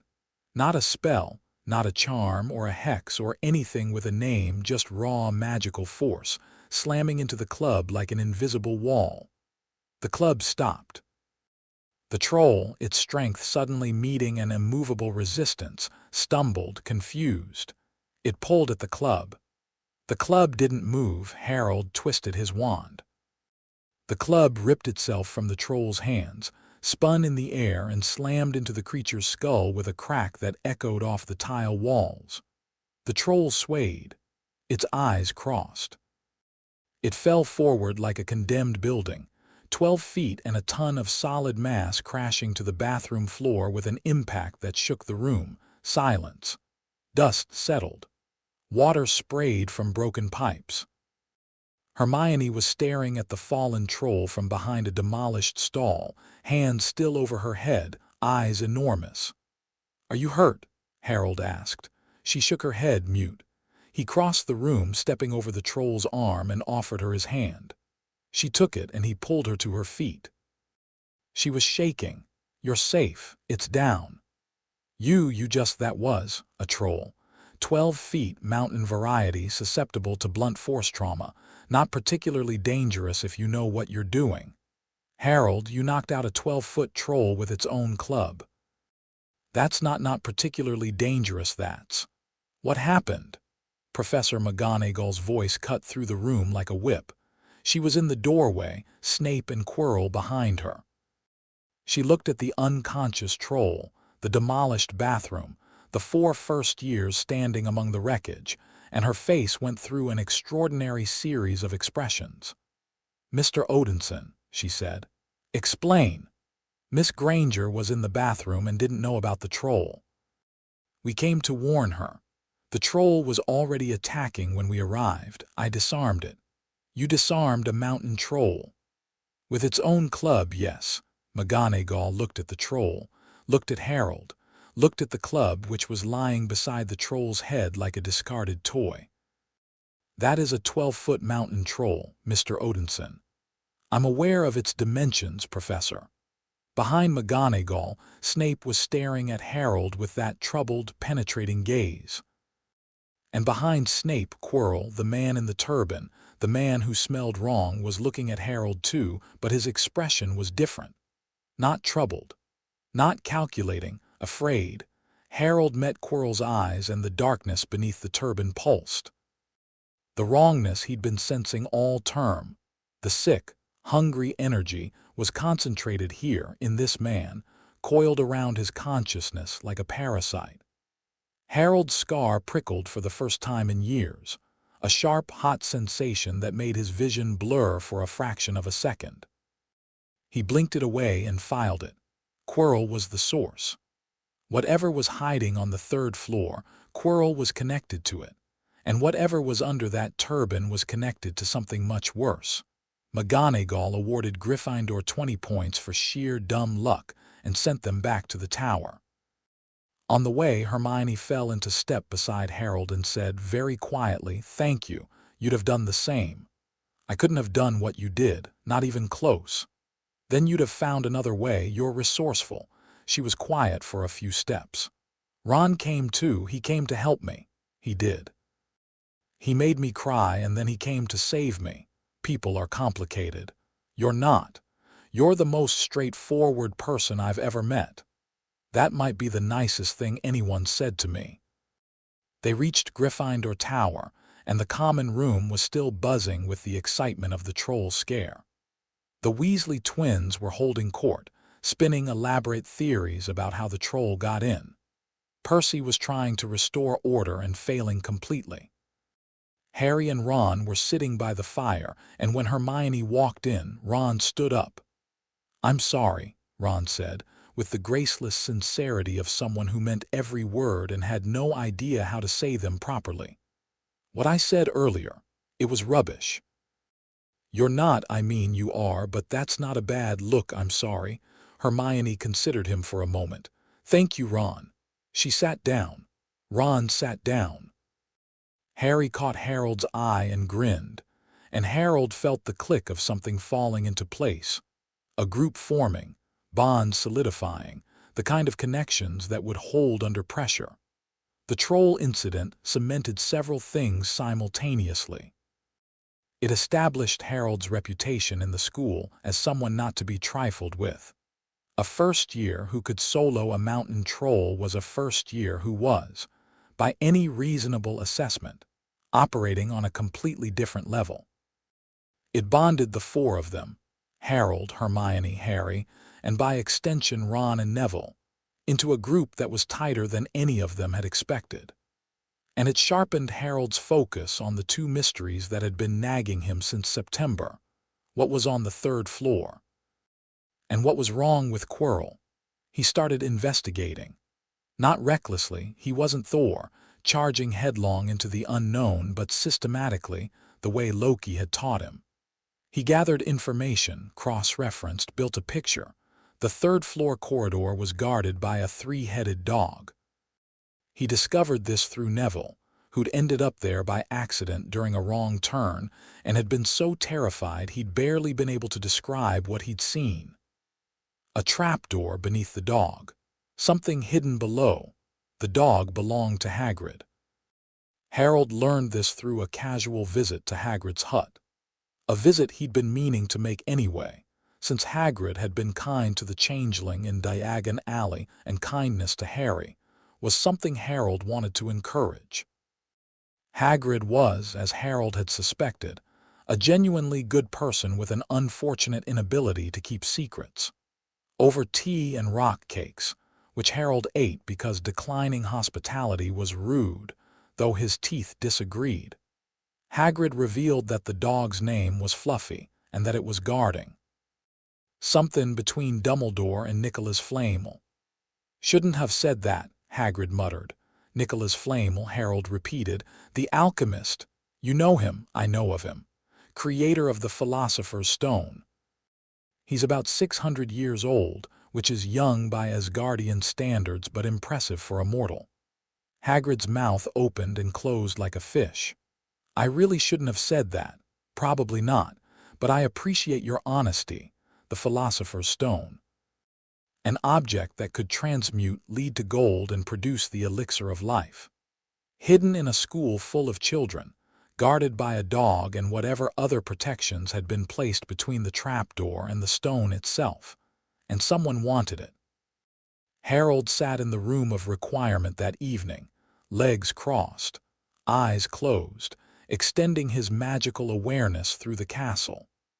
The dark, hungry energy he'd been sensing was stronger now that he knew to look for it. It radiated from Quirrell like heat from a furnace, or rather, from whatever was hiding under Quirrell's turban. He thought about what Loki had told him. A dark wizard named Voldemort had killed his parents. The killing curse had rebounded, apparently destroying him. But Dumbledore had warned that Voldemort might not be truly dead, and the Philosopher's Stone could produce the elixir of life, exactly what a destroyed dark wizard might need to return. The pieces fit together with a clean, terrible logic. Voldemort was in the castle, attached to Quirrell, wearing him like a suit, using him to get past the protections and reach the stone. Harold opened his eyes. He could go to Dumbledore. He could present what he knew, make the old man deal with it, let the adults handle the situation. It was the sensible, responsible thing to do. It was what a normal 11-year-old should do. But Harold wasn't a normal 11-year-old. He was a prince of Asgard who'd been trained to handle threats, and this particular threat was personal. Voldemort had killed his parents, had tried to kill him, had left a scar on his forehead that connected them in ways he didn't fully understand. He also didn't trust Dumbledore. The old man's chess game was too complex, his motivations too layered. Dumbledore had placed the changeling with the Dursleys. Dumbledore had hidden a powerful magical artifact in a school. Dumbledore was watching, always watching, moving pieces around a board only he could see. Harold wasn't going to be a piece. He decided to wait. Watch. Let Quirrell make his move.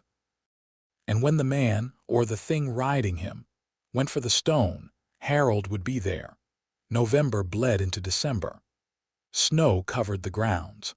The castle grew cold and beautiful, frosted windows and icicle-hung battlements, the lake frozen solid enough for the giant squid to sulk beneath the ice.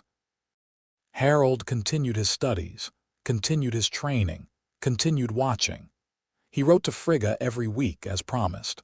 Long letters describing the castle, the classes, the people.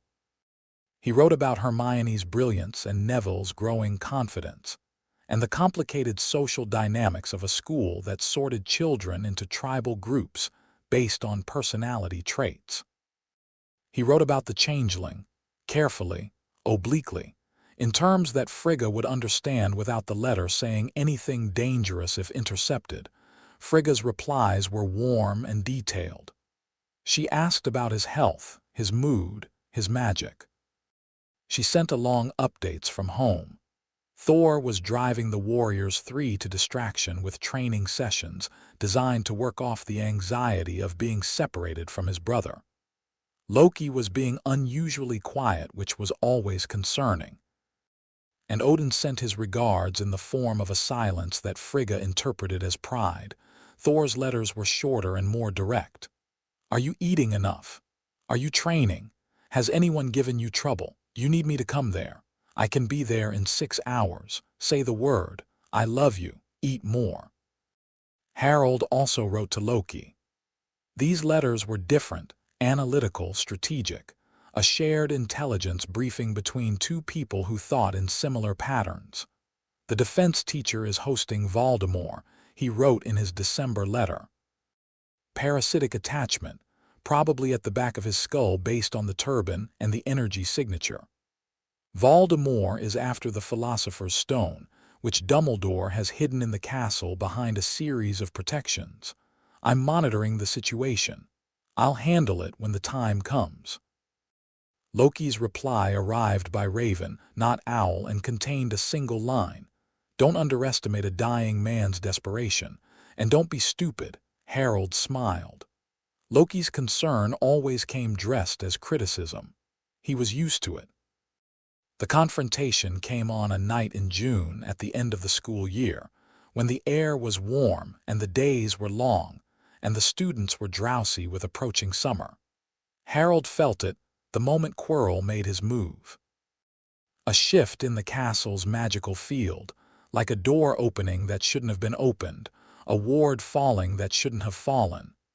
The three-headed dog had been bypassed. Quirrell was moving through the protections. It was late evening. Most students were in their common rooms. Harold was in the library reading, and he closed his book with a decisive snap. "What is it?" Hermione asked.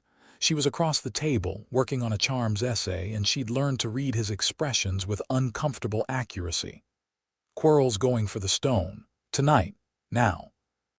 Hermione went pale. "We should tell a professor. Dumbledore's not in the castle. He left this afternoon. I watched him go. McGonagall won't believe us in time. Snape might, but I don't trust him to act without Dumbledore's approval." "Then what do we?" "I'm going. Stay here." "Harold." Hermione. "This is the man who killed my parents. Whatever's left of him. This is mine." She stared at him, and he saw the war on her face, the logical mind saying this was insane, the brave heart saying she should go with him, the friend saying she should trust him. The brave heart and the friend won. "Be careful," she said. "And if you're not back in an hour, I'm getting McGonagall whether she believes me or not." "Fair enough." He left the library and moved through the castle with the fluid, silent stride that Tyr had spent years drilling into him. The corridors were dim, the portraits sleeping, the castle's ambient magic shimmering with alert energy as if the building itself knew something was wrong. The third-floor corridor. The door was ajar. Quirrell had already passed through. Harold pushed it open and stepped inside. Fluffy was asleep. An enchanted harp was playing in the corner, Quirrell's work or someone who'd helped him. The three heads snored in a thunderous, slightly nauseating harmony. The trapdoor was open. Harold dropped through. He landed on Devil's Snare. He recognized it from herbology, the thick, constricting vines that tightened around anything that struggled. He didn't struggle. He didn't even slow down. A pulse of fire from his wand, bright and hot, and the plant recoiled like a scalded hand, releasing him to drop through to the stone floor below. A chamber full of flying keys. A locked door. Harold looked at the swarm of enchanted keys circling overhead, identified the one with the bent wing that matched the lock, and summoned it. The key shot into his hand, fighting and fluttering. He unlocked the door and moved on. A giant chess set. The pieces were massive, stone, clearly enchanted to block passage. A challenge you had to play across the board to proceed. Harold looked at the chess set. It was impressive magic, but it was a puzzle designed to delay, not to stop. He raised his wand and pushed. The pieces exploded. Not violently. He wasn't trying to destroy them, but decisively, shoved aside by a wave of raw magical force that cleared the board like a hand sweeping toys off a table. Stone knights and bishops slid across the floor, the king's crown clattered against the wall, and the far door stood open and unobstructed through the door. A dead troll, already dealt with, Quirrell's work. Past it, a room with 7 bottles and a sheet of logic puzzle. Harold read the puzzle, identified the correct bottle in about 10 seconds and drank it. The flames parted, and then he was in the last chamber. Quirrell was standing in front of a mirror. A tall, ornate mirror with an inscription across the top, Arized Stra Eru Oit Yub Kafru Oit on Wosi, which Harold read backward as easily as he read forward. I show not your face but your heart's desire. Quirrell was staring into the mirror with an expression of frustrated desperation, his turban slightly askew, his hands pressed against the glass. It won't show you the stone, Harold said. Quirrell spun around. His face was sweating, twitching, the face of a man being eaten from the inside. How did you? The mirror shows you what you desire most. If you desire the stone for the purpose of using it, the mirror won't give it to you. It's a safeguard. Clever, actually. How do you know this? Quirrell's stutter was gone. The nervous, timid facade had been stripped away, revealing something harder and more desperate underneath. Who are you? You can't be just a student. I'm Harold Odinson, Prince of Asgard. And you should probably let the man on the back of your head do the talking, because I think we both know you're not the one in charge. The silence that followed was absolute. Then a voice spoke. Not Quirrell's voice. Something colder, thinner, like a blade drawn across ice. Let me speak to him. Master, you are not strong enough. Let me speak to him. Quirrell's hands went to his turban. He unwound it slowly, and even though Harold had known what was coming, even though he'd sensed the dark presence for months, the reality of it was worse than the anticipation. On the back of Quirrell's skull, where the turban had been, was a face.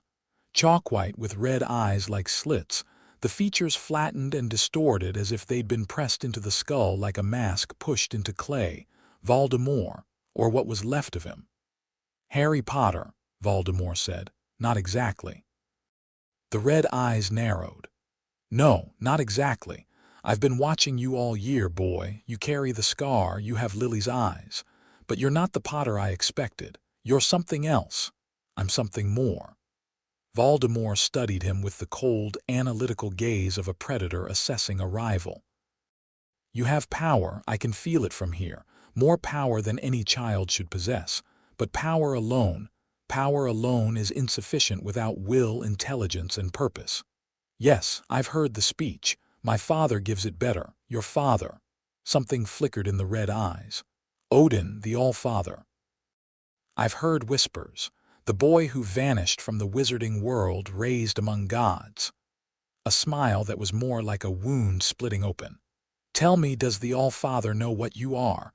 Does he know what I left in you?" Harold's blood went cold. "What you left in me. The night I killed your parents." The curse rebounded, but not cleanly. A piece of me, a fragment of my soul, lodged itself in the only living thing in the room. Voldemort's smile widened. "You, Harry Potter, you carry a piece of me. You have always carried a piece of me." The scar on Harold's forehead burned. Not the mild prickle of earlier. A searing, white-hot pain that radiated through his skull like a crack spreading through glass. He felt it. The dark fragment Voldemort described buried deep, so deep that it had integrated itself into his magical core like a splinter in living wood. A piece of Voldemort's soul, inside him, for his entire life. For 1 second, one fraction of a second, the pain and the horror threatened to overwhelm him. He was 11 years old, and there was a piece of a monster living in his skull, and everything he'd ever been might have been contaminated by. No. The thought detonated and burned to nothing, consumed by a fury so vast and so cold that it made the room temperature drop 3 degrees. Harold looked at Voldemort's parasitic face, and what was in his eyes made Quirrell take a step back. "You think that defines me," Harold said. His voice was quiet, perfectly controlled, the voice of someone who had decided with absolute finality what they were going to do. "You think because you left a piece of your broken soul in a baby, that baby belongs to you. That's the most pathetic thing I've ever heard, and I was raised by Loki." "You don't understand." "I understand perfectly. You're a dying man wearing another man's body, trying to steal a stone to claw your way back to life. You're desperate and you're afraid and you're clinging to relevance by telling an 11-year-old that you live inside his head." Harold raised his wand. "You don't. You're a tenant, an unwanted one, and your lease is up." He turned to the mirror. The mirror showed him what his heart desired. Not the stone, he didn't want the stone. What he wanted was simpler and more powerful. He saw himself, standing tall, wearing the armor of Asgard and the robes of a wizard, with Thor at his right hand and Loki at his left. He saw Hermione and Neville behind him, and Frigga's smile, and Odin's single eye bright with pride. He saw 2 worlds bridged. He saw himself whole. The stone appeared in his pocket. He felt its weight, small, dense, warm. "Give me the stone," Voldemort hissed. "No." Quirrell sees him. Quirrell lunged. His hands reached for Harold's throat, and the moment Quirrell's skin touched Harold's, Quirrell screamed. Not a scream of pain, a scream of annihilation. His hands were burning, blistering, coming apart where they touched Harold's skin as if the contact itself was acid, Lily's protection, the sacrificial magic. Still alive, still burning in his blood after 10 years, and Voldemort's host couldn't touch him without being destroyed by it. Quirrell staggered back, staring at his ruined hands. Voldemort was screaming from the back of his skull, a thin, inhuman shriek of rage and pain. Harold didn't wait. He raised his wand and hit Quirrell with a stunning spell that carried enough force to lift the man off his feet and slam him into the far wall. Quirrell crumpled. From the back of his head, a dark shape, smoke, shadow, something between, tore itself free with a sound like tearing silk and rose into the air, Voldemort's wraith. A soul fragment, disembodied, formless, but alive. It hung in the air, those red eyes burning in a face of shadow, and looked at Harold with a hatred so pure it was almost admirable. "This isn't over," the wraith said. "No," Harold agreed, "but it will be." The wraith screamed and flew through the wall, through the stone, through the castle, and out into the night. Harold felt it go, felt the dark energy recede like a tide, and let out a breath he hadn't known he'd been holding. He looked down at Quirrell. The man was unconscious, his hands burned, his face slack. Without Voldemort's presence sustaining him, he was just a man, a weak, broken man who'd made a terrible choice and paid for it. Harold took the philosopher's stone from his pocket and looked at it. A small, rough-cut red stone, warm to the touch, pulsing with a power that was old and deep and fundamentally creative. The elixir of life, transmutation, immortality. He put it back in his pocket and walked out. The protections had reset behind him. The chess pieces were reassembling. The flying keys were swarming again. The devil's snare was growing back. He bypassed them all with the same efficient brutality he'd used on the way down. When he emerged through the trapdoor, Fluffy was awake and the enchanted harp had stopped. 3 heads turned toward him. 3 sets of enormous eyes blinked. "Easy," Harold said, holding up a hand. His magic pulsed, not threatening, just present, a declaration of what he was. Fluffy sniffed, whimpered, and lay back down. He walked out of the 3rd-floor corridor and nearly ran into Dumbledore. The headmaster was standing in the hallway as if he'd been waiting, which he probably had. His blue eyes were bright and sharp and missed absolutely nothing. "Mr. Odinson," Dumbledore said, "I see you've had an eventful evening. Quirrell is unconscious in the mirror chamber. He was hosting Voldemort, a parasitic attachment at the back of his skull. Voldemort's wraith has fled. Quirrell will need medical attention. And the stone." Harold produced the philosopher's stone and held it out. It should be returned to flame or destroyed. Keeping it in a school was reckless. Dumbledore took the stone. His expression was unreadable, impressed, concerned, calculating, all at once. "You went alone." "I did." "That was very brave and very foolish." "It was efficient. More people would have meant more risk." Harold met the old man's eyes. "You knew about Quirrell. You knew someone was going for the stone. You set this up as a test. The protections were challenging but not insurmountable, designed to be overcome by someone with the right combination of qualities." "And what qualities would those be?" "Courage, logic, magical skill, and the right desire." Harold paused. "You designed it for Harry Potter. The other Harry Potter. You wanted him to face Voldemort." Dumbledore was very still. The twinkle in his eyes had gone out, replaced by something deeper and more serious. "You are remarkably perceptive, Mr. Odinson. You are going to send an 11-year-old boy, an untrained, unprepared, emotionally neglected 11-year-old boy, through those protections to face the man who killed his parents, as a test, as a necessary step in a longer, don't give me the speech about the greater good. I've heard it from Odin. At least when Odin manipulates people, he has the decency to look them in the eye." The corridor was very quiet. Dumbledore and Harold looked at each other, and the space between them was charged with something that was almost adversarial. "You don't trust me," Dumbledore said. "I don't know you. Trust requires knowledge, and you're a man who keeps his knowledge very close. As, I suspect, are you." Dumbledore's gaze was probing, searching. "Harold Odinson, the boy who appeared from Asgard with Lily Potter's eyes and a power that defies categorization." "I have questions, Mr. Odinson, many questions." "So do I. Perhaps we can trade." "Perhaps." Dumbledore looked at the stone in his hand. "You said this should be destroyed." "I did.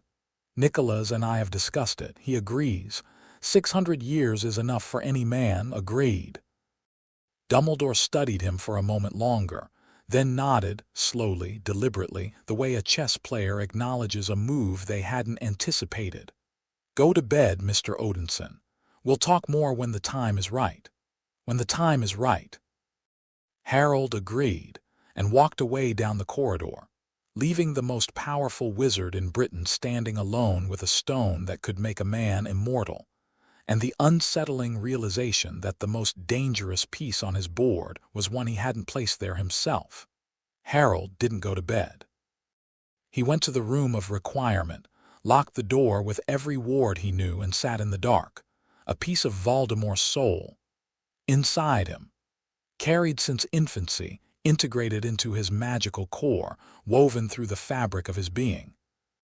A Horcrux, that was the word, he was sure, though he'd have to verify it.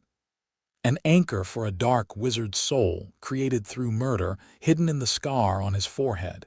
He pressed his hand against the scar and pushed his awareness inward, searching for it. There, deep, deeper than deep, buried in the basement of his consciousness like something bricked into a wall. A dark knot of energy that pulsed with a frequency that was distinctly not his. It had been there so long that his magic had grown around it like a tree growing around a nail, incorporating it, adapting to it, but never accepting it. His magic knew it didn't belong, had always known. Right, Harold said to the empty room. Right. He thought about what to do. A normal wizard couldn't remove a Horcrux from a living host. The lore was dark and obscure, and the methods were violent. But Harold wasn't a normal wizard. He was a child of two worlds, trained in both Asgardian magic and wizarding magic, and his power didn't follow the rules that constrained either tradition. He closed his eyes. He went inward. He found the dark knot and he wrapped his magic around it. Not aggressively, not trying to rip it out, but firmly, the way you'd grip a splinter before pulling.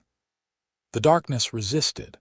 It was embedded, rooted, anchored by 10 years of coexistence. It screamed inside his head, Voldemort's voice or a memory of it, shrieking threats and promises. Harold ignored it. He'd been trained to focus through pain, through distraction, through the chaos of combat. A dead man screaming in his head was nothing compared to sparring with Thor. He pulled. Pain. Enormous, blinding, all-consuming pain. It felt like pulling a fishhook out of his brain, barbs and all. His vision went white. His body shook. Blood ran from his scar, hot and wet on his face. He pulled harder. The dark fragment came loose with a wrench that dropped him to his hands and knees. It was in his magic now, captured, contained, a writhing piece of alien soul thrashing in the grip of his power. He could feel it trying to reattach, trying to burrow back into him. Harold channeled everything he had through his wand. The elder wood and the straw hair hummed with power, his power, all of it, every drop, focused to a burning point. The dark fragment screamed one final time. He burned it not with fire, with light. Pure, clean, blazing, magical light that was everything Voldemort was not, life instead of death, love instead of fear, creation instead of destruction. Lily Potter's sacrifice still living in his blood, Frigga's warmth, Thor's loyalty, even Loki's broken, complicated love. All of it, channeled through a wand that had been made for exactly this moment, pouring into the dark fragment until there was nothing left to burn. The screaming stopped. The fragment was gone. Harold lay on the floor of the room of requirement, breathing hard, covered in sweat and blood, staring at the ceiling. His scar throbbed. His magic felt raw, scraped out like a wound that had been cleaned. But clean was the operative word. For the first time in his life, there was no darkness at the bottom of his consciousness. No foreign presence. No unwanted tenant. He was alone in his own head. He lay there for a long time, letting his breathing slow, letting his magic settle. Then he got up, cleaned himself off with a charm, and went to the window. Dawn was breaking over the grounds, pink and gold and new, the lake shimmering, the forest green, the sky opening up like a promise. One down. He murmured, thinking of Voldemort's wraith still out there, still alive, still anchored by whatever other Horcruxes existed. One down. But the one that had been inside him, the most personal violation, the most intimate invasion, was gone, destroyed. Burned away by the combined light of every person who had ever loved him. Harold Odinson stood in the dawn light and felt, for the first time in his life, completely and entirely himself. Chapter 4. Blood and starlight summer came to Asgard like a long exhale. The twin suns burned gold and amber over the city. The gardens erupted in their annual riot of impossible colors, and the palace hummed with the deep, contented energy of a realm at peace. Harold stood on the Bifrost landing platform and felt the warmth hit him like a wall after 10 months of English weather, and something in his chest that had been clenched since September finally loosened. Thor was waiting. Of course Thor was waiting.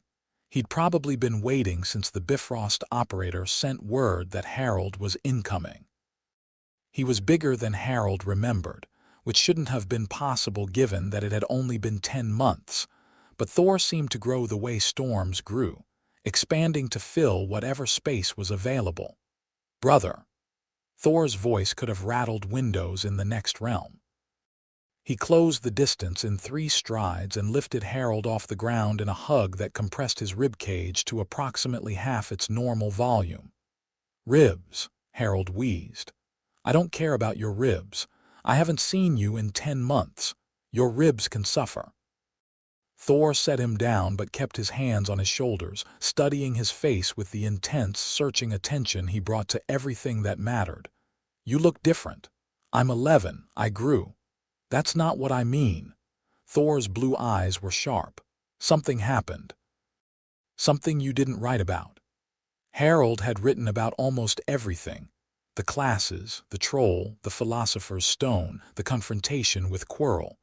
He'd written about Hermione and Neville and the Changeling and Dumbledore, but he hadn't written about the Horcrux.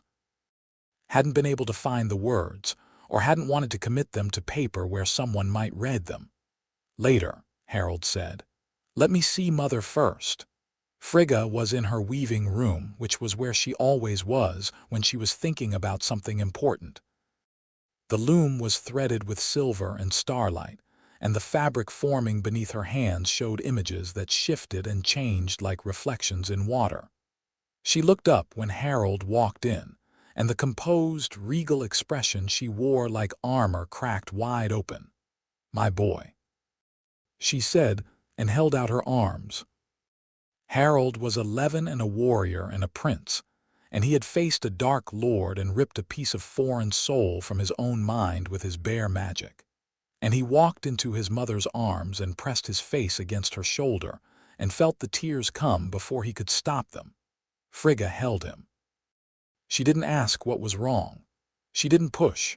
She just held him, one hand on the back of his head, and let her magic, warm, golden, infinitely gentle, wash over him like a tide. I'm all right, he said eventually, pulling back, wiping his face with the back of his hand. I just needed. I know. She cupped his face in her hands and looked at him, reading him the way she read her tapestries, every thread, every knot, every place where the pattern had been tested. Her eyes found the scar on his forehead and lingered. It's different, she said softly. The scar. The energy is different. There was something dark in it and now it's gone. I removed it. You removed it. Her voice was very careful. What was it, Harold? He told her. Everything. The Horcrux, Voldemort's revelation, the piece of soul lodged in his scar since infancy. The extraction, the pain, the burning, the screaming dark. He told her, sitting on the floor of her weaving room, the way he used to sit when he was small, and she'd tell him stories about the 9 realms while her hands moved across the loom. Frigga listened without interruption. When he finished, she was quiet for a long time. The loom had stopped moving. The shifting images in the fabric had frozen on a single frame, a boy standing in light, arms outstretched, darkness burning away around him. You did this alone, she said. I had to. It was inside me. No one else could reach it. You could have come home first. We could have helped. I couldn't carry it any longer. Once I knew it was there, I couldn't. He stopped, swallowed. It was a piece of the man who killed my parents, Mother, living inside my head for 10 years, touching everything I am. Every thought, every feeling, every spell, all of it contaminated. I couldn't live with that for one more day. Frigga's expression was doing something complicated, grief and pride and fury and love, all layered on top of each other, fighting for dominance. The fury won briefly, blazing through her eyes with an intensity that reminded Harold that this woman was married to Odin and had raised Thor and was, in her own quiet way, one of the most formidable beings in the 9 realms. "This Voldemort," she said, in a voice like velvet over steel. "He put a piece of his soul in a child. Yes, in my child. Yes. When your father and I are finished discussing this, there will be consequences." The way she said consequences suggested that the word was doing significantly more work than its usual 4 syllables implied. Harold almost felt sorry for Voldemort. Almost. He found Loki in the library because Loki was always in the library, in the same way that water was always wet and Thor was always loud. His brother was reading 3 books simultaneously, one propped on the desk, one floating in the air beside him, and one balanced on his knee, and he didn't look up when Harold entered. "You look tired," Loki said, turning a page. "I ripped a Horcrux out of my own head. I'm entitled to look tired." Loki's hand stopped mid-page turn. The floating book wobbled. His face didn't change, it never changed, not when he was controlling it, but his hand betrayed him and they both knew it. "Sit down," Loki said. Harold sat. He'd already told this story once today to Frigga, and he wasn't eager to repeat it. So he didn't. He summarized briefly and clinically, and let Loki fill in the gaps with his own formidable intelligence. When he finished, Loki was staring at nothing with an expression that Harold had only seen a handful of times, the expression of a man whose calculations had produced an answer he hadn't anticipated and didn't like. "I should have checked," Loki said quietly. "When I took you, I should have examined the scar more carefully. I assumed it was a cursed scar, residual dark magic, nothing more. I didn't consider. You didn't know what a Horcrux was. I should have. I research everything. That's my defining characteristic. I research obsessively and thoroughly, and I missed." He stopped. His jaw worked. "I missed the single most important detail about the child I stole. You also saved my life, gave me a family, and raised me in a place where I had the power and the training to deal with the Horcrux when I found it. So the math isn't as one-sided as you're making it." Loki looked at him. Really looked, the way he did when he was stripping away surfaces to find the truth underneath. "You're being very generous about this." "I'm being accurate. Generosity would be not bringing up the fact that you still haven't told me the full truth about the changeling." The air between them shifted. Loki straightened in his chair and Harold saw the mask start to form, the smooth, impenetrable surface that Loki wore when he was about to deflect. "Don't," Harold said. "You promised me. On our mother's name, you said you'd tell me everything." "I said at the right time." "We're past the right time, Loki. We're past careful and strategic and well-timed. I spent a year in a school with a boy who wears my face and my name and my scar and has no idea that he's a frost giant orphan living someone else's life. He struggles with magic that doesn't come naturally to him because it's not his magic. He flinches when people touch him because the family you placed him with treated him like garbage. He carries the weight of a fame he didn't earn and a destiny he can't fulfill, and every single day that passes makes it worse." Harold's voice was steady, but his magic was humming, filling the library with a low-frequency vibration that made the books on the shelves tremble. "Tell me. Everything." Now. Loki was silent for a long time. The books on his desk had closed themselves. The one that had been floating had settled gently to the table, as if it knew the conversation had moved past the point where reading was appropriate. "His name," Loki said finally. "His real name. Or rather, he never had one. He was an unnamed frost giant infant abandoned after a border conflict. I found him in the ruins of a small settlement on the edge of Jotunheim, half buried in snow, dying. Why did you take him? Because I needed a substitute, and he was the right size." Loki's voice was flat, deliberately emotionless, the surgeon's tone he used when cutting into himself. "And because he reminded me of myself. A frost giant child, abandoned, left to die in the cold. I know what that feels like. The difference is that Odin found me and gave me a life. This child had no one. So you glamored him and put him in a mortal home where he was abused for 10 years. I put him in a home where the blood protection from your mother's sacrifice would keep him alive. I didn't. Loki stopped. Started again. I didn't think about what his life would be like. I thought about his survival and nothing else, because thinking about anything else would have meant confronting the morality of what I was doing, and I wasn't prepared to do that. Are you prepared now? You're not giving me a choice. No. I'm not. Loki stood up and walked to the window.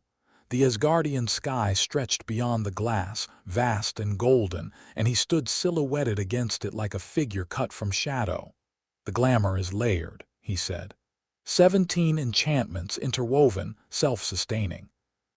They transform his physical appearance, suppress his Jotun biology, and redirect his natural magical abilities through a filter that mimics wizarding magic. It's the most complex piece of illusory work I've ever created. It's also, I now realize, cruel. Cruel how? Because it doesn't just change how he looks, it changes how he feels. His natural body temperature, his instinctive responses, his relationship to cold and heat, all suppressed, all overwritten. He's been living in a body that doesn't feel right and has no idea why. Every winter, when the temperature drops, his magic tries to express itself as ice and the glamour forces it into something else. The discomfort, the wrongness, he's been feeling it his whole life without being able to name it. Harold absorbed this. He thought about Harry, the changeling, and the way the boy sometimes shivered in warm rooms and pulled his sleeves over his hands like he was trying to hold himself together. What happens if we remove the glamour? He reverts to his natural form. Blue skin, red eyes, increased size. He'd be recognizable as a frost giant to anyone with knowledge of the species. Would it hurt, physically? No, the transformation would be painless. Psychologically, Loki paused. He's been human for 11 years. He thinks he's human. Telling him he's not, that everything he knows about himself is a lie, that will hurt more than any physical transformation. You'd know something about that. The words landed with surgical precision, and Harold watched his brother flinch. It was a low blow, and he knew it. Loki's own discovery of his frost giant heritage had nearly destroyed him, had driven him to acts of desperation that had damaged his relationships with everyone he loved. But Harold wasn't feeling charitable, not about this. Yes, Loki said quietly, I would. Then you understand why we can't leave him as he is. I understand why you feel we can't. The question is how and when and what we do with the aftermath. The how and when are your problem. You created this situation. You fix it. Harold stood. The aftermath is mine. When Harry learns the truth, he's going to need someone. Someone who isn't the person who lied to him. Someone who understands what it's like to grow up in a world that doesn't quite fit. You're going to tell him yourself. I'm going to be there when he's told. There's a difference. Harold paused at the door. And Loki, the glamour's integrity, you said it was self-sustaining. Is that still true? Something shifted in Loki's expression. It should be. That's not the same thing. The glamour was designed to last indefinitely. But it's been in place for 11 years, and the boy's own magical nature has been pushing against it constantly. There's a degradation curve. I've been monitoring it remotely. How long? Under normal conditions, the glamour would last another decade at least. Under stress, significant magical or emotional stress, the timeline accelerates. If the boy were subjected to a major magical event, a powerful curse, extreme emotional trauma, the glamour could fail. The outer layers would go first. The physical appearance would hold the longest. But the behavioral suppressions, the temperature regulation, the magical filtering, those are already under strain. He's going to start showing signs. Small things at first. Odd reactions to cold. Magic that doesn't behave the way wizard magic should. And when people notice, Things get very complicated very fast. Harold filed this away alongside everything else. The situation was a bomb with a degrading timer, and every day they waited increased the blast radius. Start working on a plan, he said. A real plan. Not a contingency, not a theoretical framework, a plan. We tell Harry the truth before his glamour fails and someone else discovers it for him. Harold, before the school year starts, Loki, that's the deadline. He left the library. Loki stood at the window, watching the golden sky, and didn't move for a very long time. The weeks that followed were packed tight enough to burst. Harold trained with Tyr every morning, pushing himself harder than he had before Hogwarts. His year on Midgard had given him new tools: the wand, the wizarding spell framework, the precision that came from channeling magic through a focus. And he was integrating them into his Asgardian combat style with a thoroughness that made Tyr nod, which was the old warrior's version of a standing ovation. "You've changed," Tyr said one morning, after Harold had put 2 training dummies through walls and dissolved a third with a spell that combined Asgardian force projection with a wizarding reductor curse.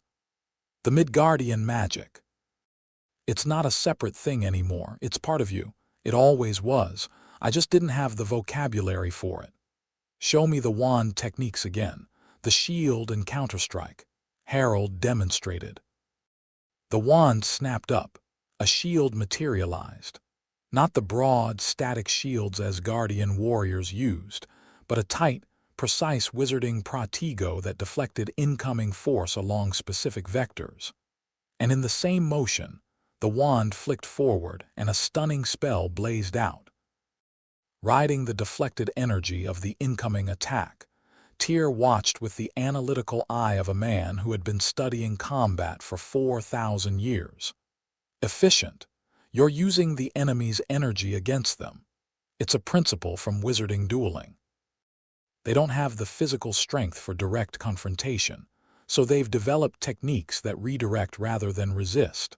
Combined with Asgardian conditioning and combat instinct, you get a fighter who can operate at multiple ranges, multiple methods, simultaneously. Tyr almost smiled. Almost. Your mother is going to want to see this. Frigga did want to see it, and when she did, her reaction was a silence that spoke louder than words, followed by a long, thoughtful look, and then a session in her private chambers where she taught Harold 3 new Sather workings that she'd never shown anyone. Not Thor, not Loki, not even Odin. "These are old," she said, guiding his hands through the movements. "Older than Asgard. They're woven from the roots of Yggdrasil itself, and they respond to emotion the way your magic does. I've never had a student who could use them because Sather practitioners work from intellect, not feeling. But I work from both. You work from both." The first working was a ward, not a static barrier but a living one, adaptive, shifting its properties in response to whatever tried to penetrate it. It drew on the caster's emotional state to fuel itself, growing stronger with love, weakening with doubt. The second was a form of sight, the ability to perceive magical structures, enchantments, hidden things, as naturally as perceiving light. Harold had always had a version of this, his magical senses reaching out to map his environment. Frigga's technique refined it from a blunt instrument into a scalpel, the third she wouldn't show him yet. "When you're ready," she said, and no amount of pressing would move her. Thor dragged him out of training and study at every opportunity, insisting on what he called necessary recreational time, and what Harold called Thor wanting to show off his little brother to his friends. They spent long afternoons with Sif and the Warriors 3, riding across the plains, sparring in the meadows beyond the city, drinking mead and telling increasingly exaggerated stories. Sif had changed since Harold last saw her. At 17, she was tall, fierce, and beautiful in a way that suggested the beauty was incidental to the fierceness, and would be happy to move aside if the fierceness needed more room. She fought with a double-bladed sword and a skill that made most male warriors in Asgard quietly reassess their own abilities. "I hear you killed a troll," she said, the first time they sparred together. "I knocked it out with its own club. There's a distinction. Thor says you went through a series of magical protections designed by the most powerful wizards on Midgard and dismantled them in about 10 minutes. 12 minutes. Thor exaggerates. Sif attacked without warning, a sweeping strike that would have taken his head off if he hadn't ducked. He dropped, rolled, came up with his practice sword in a guard position and his wand in his offhand. Good reflexes, Sif said, circling. But you're fighting two-handed now, sword and wand. It's a new technique. I'm still developing it. Develop it on me. They fought. Sif was faster than anyone Harold had sparred with at Hogwarts and stronger than anyone except Thor. And her technique was flawless, centuries of tradition distilled into muscle memory. Harold couldn't match her strength for strength, but he could match her speed and he could do things she couldn't anticipate, because no one in Asgard fought with a wand and a blade simultaneously. He parried her overhead strike with the sword, stepped inside her reach, and hit her with a wandless impediment jinx that slowed her movements to half speed for 3 critical seconds. In those seconds, he disarmed her, put the tip of his sword against her throat, and said, "Dead." Sif looked at the sword, looked at him, and laughed. "Do that again." They went again. She won the next round, adapting to his magical tricks with a speed that was genuinely impressive. The third round was a draw. They ended up in a clinch with his sword at her throat and her dagger at his ribs, both breathing hard. "You're going to be terrifying when you grow up," Sif told him. "Why does everyone keep saying that in future tense?" Fandral, watching from the sidelines, grinned. "Because you're 12 and you look like a puppy with a knife. Give it a few years. Once you've got shoulders, the rest of the world is in serious trouble." "I don't need shoulders. I have magic." "Everyone needs shoulders, Harold. It's a fundamental principle of the universe." Volstagg, who had shoulders the approximate width of a dining table, agreed loudly and at length while eating a leg of something. These were good days. Bright and warm and full of the people Harold loved most. And if he sometimes woke in the dark with the phantom pain of the Horcrux extraction echoing through his skull, if he sometimes lay awake thinking about a thin-faced boy with green eyes living a borrowed life, if he sometimes pressed his hand against his scar and felt the absence where the darkness used to be, well, those were the cracks in the golden surface, and he was learning to live with them. 2 weeks before the start of the Hogwarts autumn term, Loki came to Harold's chambers after dinner with a sheaf of papers and the expression of someone who had been doing very difficult math and wasn't happy with the results. "I have a plan," Loki said. "You're not going to like it." "Tell me anyway." Loki spread the papers on Harold's desk. Diagrams of the glamour structure, notes on frost giant biology, timeline projections, risk assessments. It was thorough, meticulous, and deeply uncomfortable reading. "The glamour is degrading faster than I projected," Loki said. "The boy's second year at Hogwarts will involve increased magical exposure and stress. My models suggest a 60% chance of visible degradation by midterm and a 90% chance by year's end. Define visible degradation. Temperature anomalies first. He'll radiate cold when stressed or angry. Ice forming on surfaces he touches. Then the eyes, red flickers in the green, momentary but noticeable if anyone's watching closely.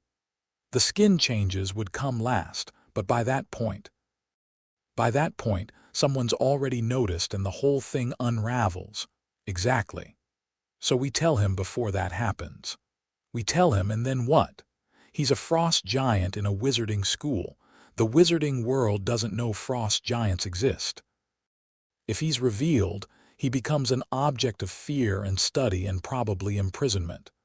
The Ministry of Magic would classify him as a magical creature, not a person. He'd have no rights. Harold's jaw tightened. That's not going to happen. It will happen if we don't control the narrative. Which is why my plan involves several stages.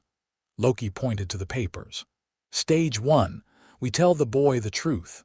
Privately, carefully, with appropriate support. Stage 2, we stabilize his glamour. I can reinforce it by more time if he cooperates. Stage 3, we establish a legal and social framework that protects him. Asgardian citizenship, formal recognition by Odin, diplomatic status that puts him beyond the reach of the ministry. You want to make him an Asgardian citizen. I want to give him what I gave you. A home. A people. An identity that isn't borrowed. Harold stared at his brother. The plan was pragmatic, comprehensive, and deeply personal in ways that Loki was clearly trying not to acknowledge. You feel guilty, Harold said. I feel responsible. There's a difference. There really isn't. Loki ignored this. The timing is critical. We need to tell the boy before the school year starts, which means we need to get him away from his relatives, bring him somewhere private, and do this properly. I've identified a window the last week of August, before Hogwarts letters go out. His relatives take a holiday every year. We intercept the boy during the gap. Who does the telling? I do. I created this situation. I should be the one to explain it. And when he hates you for it, then he hates me for it. Loki's voice was flat. I've been hated before. It's survivable. They argued about details for another hour, logistics, contingencies. What to do if the boy panicked? What to do if his frost giant nature manifested violently during the revelation? By the end, they had something that resembled a workable plan, and Harold felt the particular exhaustion that came from spending extended time inside Loki's mind. One more thing, Harold said as Loki gathered his papers. I want Thor there. Thor. In a delicate emotional situation requiring subtlety and tact. Thor in a situation where a child is going to learn that everything he knows about himself is a lie. That child is going to need someone who is uncomplicated and kind and completely trustworthy. That's Thor. Loki opened his mouth to argue, then closed it. He looked at Harold for a long moment, and something in his expression shifted, a crack in the composure that showed something raw underneath. You're right, he said quietly. Thor it is. Was that painful? Admitting I was right. Excruciating. Let's never speak of it again.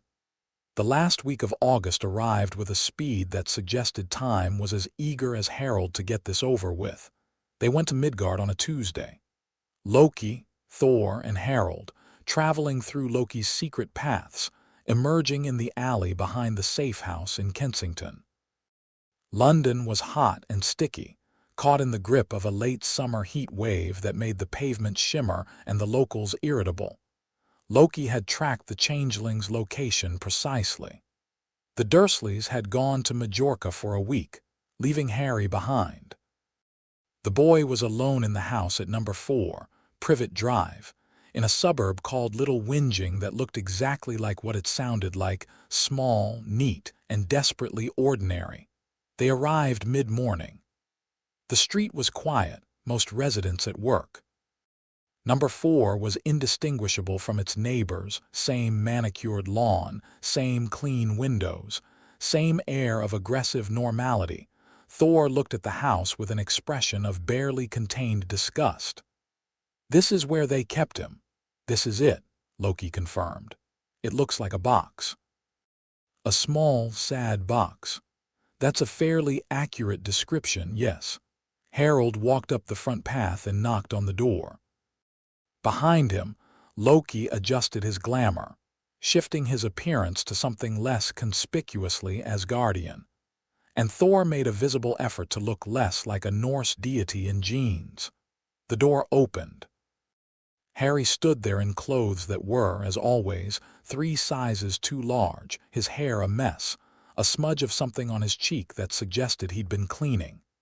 He blinked at Harold, and then his face split into a grin. Harold, What are you? How did you know where I? Can we come in? Harry's grin faltered slightly. He looked past Harold to Loki and Thor, two men he didn't know, both radiating an intensity that was hard to ignore. Who are my brothers? This is Thor and this is Loki. We need to talk to you, Harry. It's important. Harry's expression cycled through confusion, wariness, and the particular tightness that came from a childhood of expecting bad news. But he stepped aside and let them in. The interior of number 4 confirmed everything Harold had suspected and feared. It was clean, tidy, obsessively normal, every surface polished, every cushion arranged, every photo on the wall showing the same 3 people, a large man, a thin woman, and an enormously fat boy, and no one else. No photos of Harry. No sign that a 4th person lived here at all, except for the small bedroom at the top of the stairs that contained a narrow bed, a broken desk, and the lingering feeling of loneliness that clung to the walls like mold. Thor saw the bedroom. His face went very still and very dangerous. Later, Harold murmured. They sat in the living room. Harry perched on the edge of an armchair with the careful, precise body language of someone who'd been trained not to take up too much space. Loki took the sofa. Thor stood by the window, arms crossed, projecting protective energy with the subtlety of a searchlight. Harry, Harold began, what I'm about to tell you is going to be difficult. It's going to change how you understand yourself and your history. I need you to listen to all of it before you react. Can you do that? Harry looked at him with those green eyes, Loki's glamour, not Lily's legacy, and nodded slowly. You're scaring me a bit. I know, I'm sorry. Is this about you-know-who? Is he back? No, this is about you, about who you really are. Harry's hands clenched in his lap. His chin lifted slightly, that stubborn resilience again, the refusal to be knocked down without getting back up. Okay, tell me. Harold looked at Loki. Loki held his gaze for a moment, then leaned forward. Harry, Loki said, and his voice was gentler than Harold had ever heard it. My name is Loki. I am a prince of Asgard, and 11 years ago I did something to you that I can never fully make right. He told the story. Simply, directly, without the evasions and misdirections that usually characterized his communication. The attack on the Potters. His arrival at the ruined house. The swap, taking the real Harry Potter and leaving a substitute in his place. The glamour. The false identity, all of it. Harry listened. He listened the way a building absorbs an earthquake, rigid, straining hairline cracks forming in places that wouldn't be visible until later. His face went pale. Then paler. His hands, clenched in his lap, began to shake. You're saying I'm not Harry Potter, he said when Loki finished. The name was given to you by the glamour. Your true identity is Jotun, a frost giant from a realm called Jotunheim. I'm not human. No, I'm not even a wizard. Your magic is real. It's simply different from wizarding magic.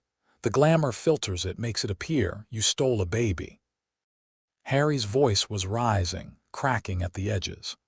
You stole a real baby and you put me in his place, and you let me grow up with those people, and do you have any idea what they... He stopped. His breath was coming fast, too fast, and the temperature in the room was dropping.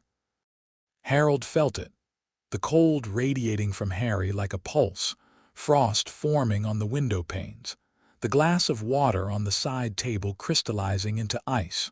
Thor stepped forward. Not aggressively, Thor could move with surprising gentleness when the situation demanded it, but with a quiet, solid presence that drew the room's attention like a lodestone. Breathe, Thor said. He knelt in front of Harry's chair, putting himself at eye level.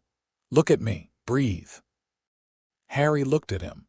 There were tears on his face and his eyes were flickering, green to red and back, the glamour stuttering under the emotional strain. I know what this feels like, Thor said. Not the details, my brother keeps his own counsel on those. But I know what it feels like to have the ground pulled out from under you. I know what it feels like to learn that everything you thought you knew was wrong." "How?" Harry whispered. "Because my brother Loki, this same brother sitting on your sofa, he's Jotunn too, adopted like you. Our father found him and brought him to Asgard, and for years Loki didn't know what he was. When he found out, it nearly destroyed him." Harry's eyes went to Loki. The trickster's face was carefully blank, but Harold saw the muscles in his jaw working. "You're like me," Harry said to Loki. "I am. Which is why I should have known better. Which is why what I did to you was unforgivable." "Then why?" "Because I was selfish and clever, and I told myself a story about destiny that made my selfishness feel like purpose. Because I found an orphan child, and instead of finding it a home, I used it as a tool. Because I am, at my core, someone who prioritizes his own plans over other people's lives."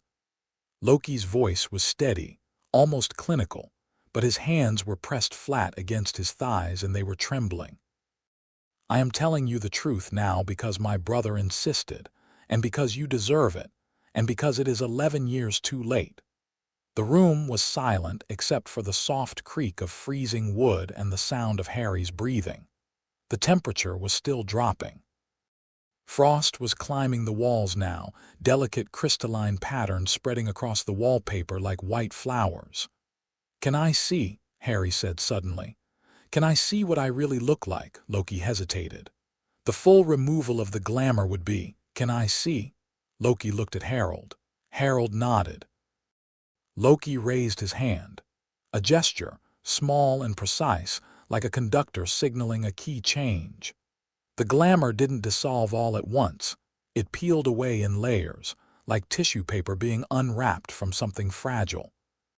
The skin went first, the warm pink bleeding away to reveal deep cerulean blue, patterned with raised lines and whorls that ran across his face and down his neck like tribal markings carved in ice. The eyes changed, green bleeding to crimson, bright and vivid, with slit pupils that caught the light like a cat's. His features sharpened, the soft contours of childhood giving way to something more angular, more defined. He grew, 1 inch, 2 inches, his body adjusting toward its natural proportions. Harry, not Harry, the frost giant child who had never had a name, sat in an armchair in a suburban living room in Little Whinging, wearing 2 big mortal clothes, and was himself for the first time in 11 years. He looked down at his hands, blue, patterned with those raised lines, the whorls and ridges of Jotunn heritage. He turned them over, studying his palms, his fingers, the way the light played across the blue skin. Then he looked up, and his red eyes found the mirror over the fireplace. He stared at his own reflection. Nobody spoke. The moment was his, and everyone in the room understood that. "I look like a monster," Harry whispered. "No," Thor said firmly. "You look like what you are. Different doesn't mean monstrous. People will think. People's opinions are their problem. Not yours." Thor's hand was on Harry's shoulder, and the contact wasn't hurting him. The cold of the frost giant's skin couldn't touch a god of thunder. "You are a person, a young person who has been lied to and mistreated, and you deserve better than what you've been given. That starts now." Harry's eyes were still on the mirror. The frost on the walls had stopped spreading. The temperature had stabilized, cold but not dangerously so. "What happens to me?" Harry asked. His voice was small. "If I'm not Harry Potter, if I'm not a wizard, if I'm this, what happens to me?" "You come with us," Harold said, speaking for the first time since Loki's confession. He moved to stand beside Thor, looking down at the blue-skinned boy with the red eyes, and said it again so there was no ambiguity. "You come with us, to Asgard, as a citizen under royal protection. You'll have a name, a real name, your own name, not one borrowed from someone else. You'll have a home. You'll have a people." "Why? Why would you do that for me?" "Because my brother took your life from you, and my family owes you a debt. Because you've been carrying a weight that was never yours to carry, and it's time to put it down. And because—" Harold paused, choosing his words. Because I know what it's like to grow up different, to have magic that doesn't fit the mold, to be from somewhere else. I was raised by gods and I'm still figuring out what I am. You'll figure it out too, but you don't have to do it alone. Harry, the changeling, the unnamed boy, the lost frost giant child, looked at Harold with eyes that were red and wet and ancient and young all at once. He didn't speak. He couldn't, but he nodded once, and the nod was enough. Loki restored the glamour gently, layer by layer, giving Harry back his human appearance. The boy watched in the mirror as blue became pink and red became green, and his expression was that of someone putting on a mask and knowing, for the first time, that it was a mask. "The glamour stays for now," Loki said. "Until we've established your legal status and prepared Asgard for your arrival. It will take some weeks. And Hogwarts, you'll return for your second year as planned. The glamour will hold. But you'll know the truth now, and that changes things. It gives you a foundation that the illusion can't touch. You are not Harry Potter. You don't have to carry his story anymore. But everyone thinks I'm him. The school, Dumbledore, everyone. Let them think it a little while longer." Loki said, "When the time is right, we'll tell the world, but on our terms, not theirs. And the real Harry Potter," Harry looked at Harold, "that's you, isn't it? You're the real one. I'm Harold Odinson. I was born Harry Potter, but that's not who I am, not anymore." Harold held out his hand. "You and I have something in common, though. We both need to figure out who we actually are. We can do that together if you want." Harry took his hand. The contact was warm, the glamour was back, the human temperature restored, but underneath, Harold could feel the cold. The deep, true cold of Jotunheim, singing in the boy's bones. "Together," Harry said. They left number 4, Privet Drive, and didn't look back. The weeks before the start of term were busy. Harry stayed at the Kensington safe house with Thor while Harold and Loki handled the logistics of the plan's second and third stages. Loki reinforced the glamour, adding new layers, strengthening the weakened ones, buying time. Harold worked with Frigga via mirror communication to arrange the political side of things. Asgardian citizenship documents, a formal petition to Odin for recognition of a Jotun ward of the realm. Odin's response to the petition was characteristically opaque. He didn't approve it immediately. He didn't deny it. He asked for a briefing on the full situation, listened to Loki's confession with an expression that could have been carved from granite, and then sat in silence for 10 minutes while his family waited. "You have created a diplomatic incident with a realm we have been at cold war with for centuries," Odin said finally, looking at Loki. "You have manipulated the destiny of a mortal world. You have deceived your family, and you have placed a child in harm's way through negligence." "Yes," Loki said. "And now you wish me to extend the protection of Asgard to the child you harmed." "I do." "Why should I?" "Because it's the right thing to do, and because," Loki stopped, recalibrated, "because I know you. You found me in the same situation, a frost giant child, abandoned, alone. You chose to take me in. You chose to give me a life. This child deserves the same choice." Odin looked at Loki for a very long time. The weight of their shared history, the love, the lies, the distance, the damage pressed into the room like gravity. "The petition is approved," Odin said. "The child will be a ward of Asgard. It will have my protection. And you," he pointed at Loki with a finger that carried the authority of 10,000 years. "You will ensure that this situation causes no further harm. If it does, the consequences will be yours to bear." "Understood." "All of them, Loki." "Understood, Father." Thor, who had been watching this exchange with his arms crossed and his jaw clenched, let out a breath. "Thank you, Father. Don't thank me. Thank your younger brother, who apparently inherited his mother's conscience despite my best efforts."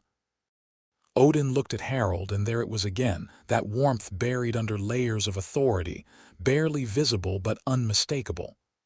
"You've done well, Harold. I've done what needed to be done, It wasn't enough. It's a start. That's all anyone can ask.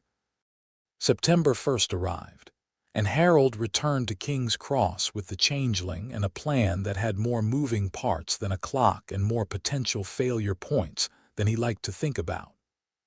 Thor was stationed at the safe house, Loki was on standby via mirror, and Frigga had sent a raven with a message that read, "Be brave. Be kind. Write to me.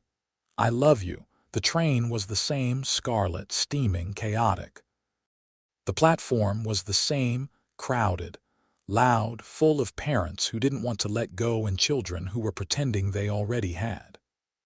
Harold boarded with Harry and they found their compartment, and Hermione was already there with a stack of new books, and Neville was there with Trevor the Toad. And for a moment, everything was normal.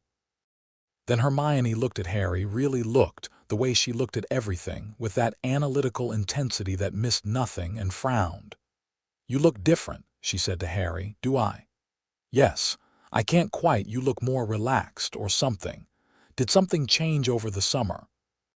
Harry glanced at Harold, who gave a fractional nod. "Yeah," Harry said. "Something changed." He didn't elaborate, and Hermione didn't push, but her eyes lingered on his face with the expression of someone filing away data for later analysis. Hermione missed nothing, and she forgot less. The train rolled north. Outside the window, England unspooled in its ancient patchwork of green and gray and gold. Inside the compartment, the four of them talked and laughed and shared sweets and argued about whether arithmancy was genuinely predictive or just statistical inference dressed up as mysticism. Harold and Hermione took opposite sides. It was magnificent.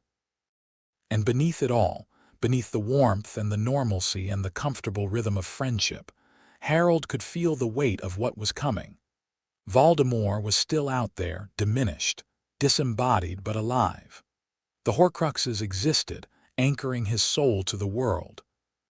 Dumbledore was watching, planning, adjusting his calculations around the unexpected variable that Harold represented.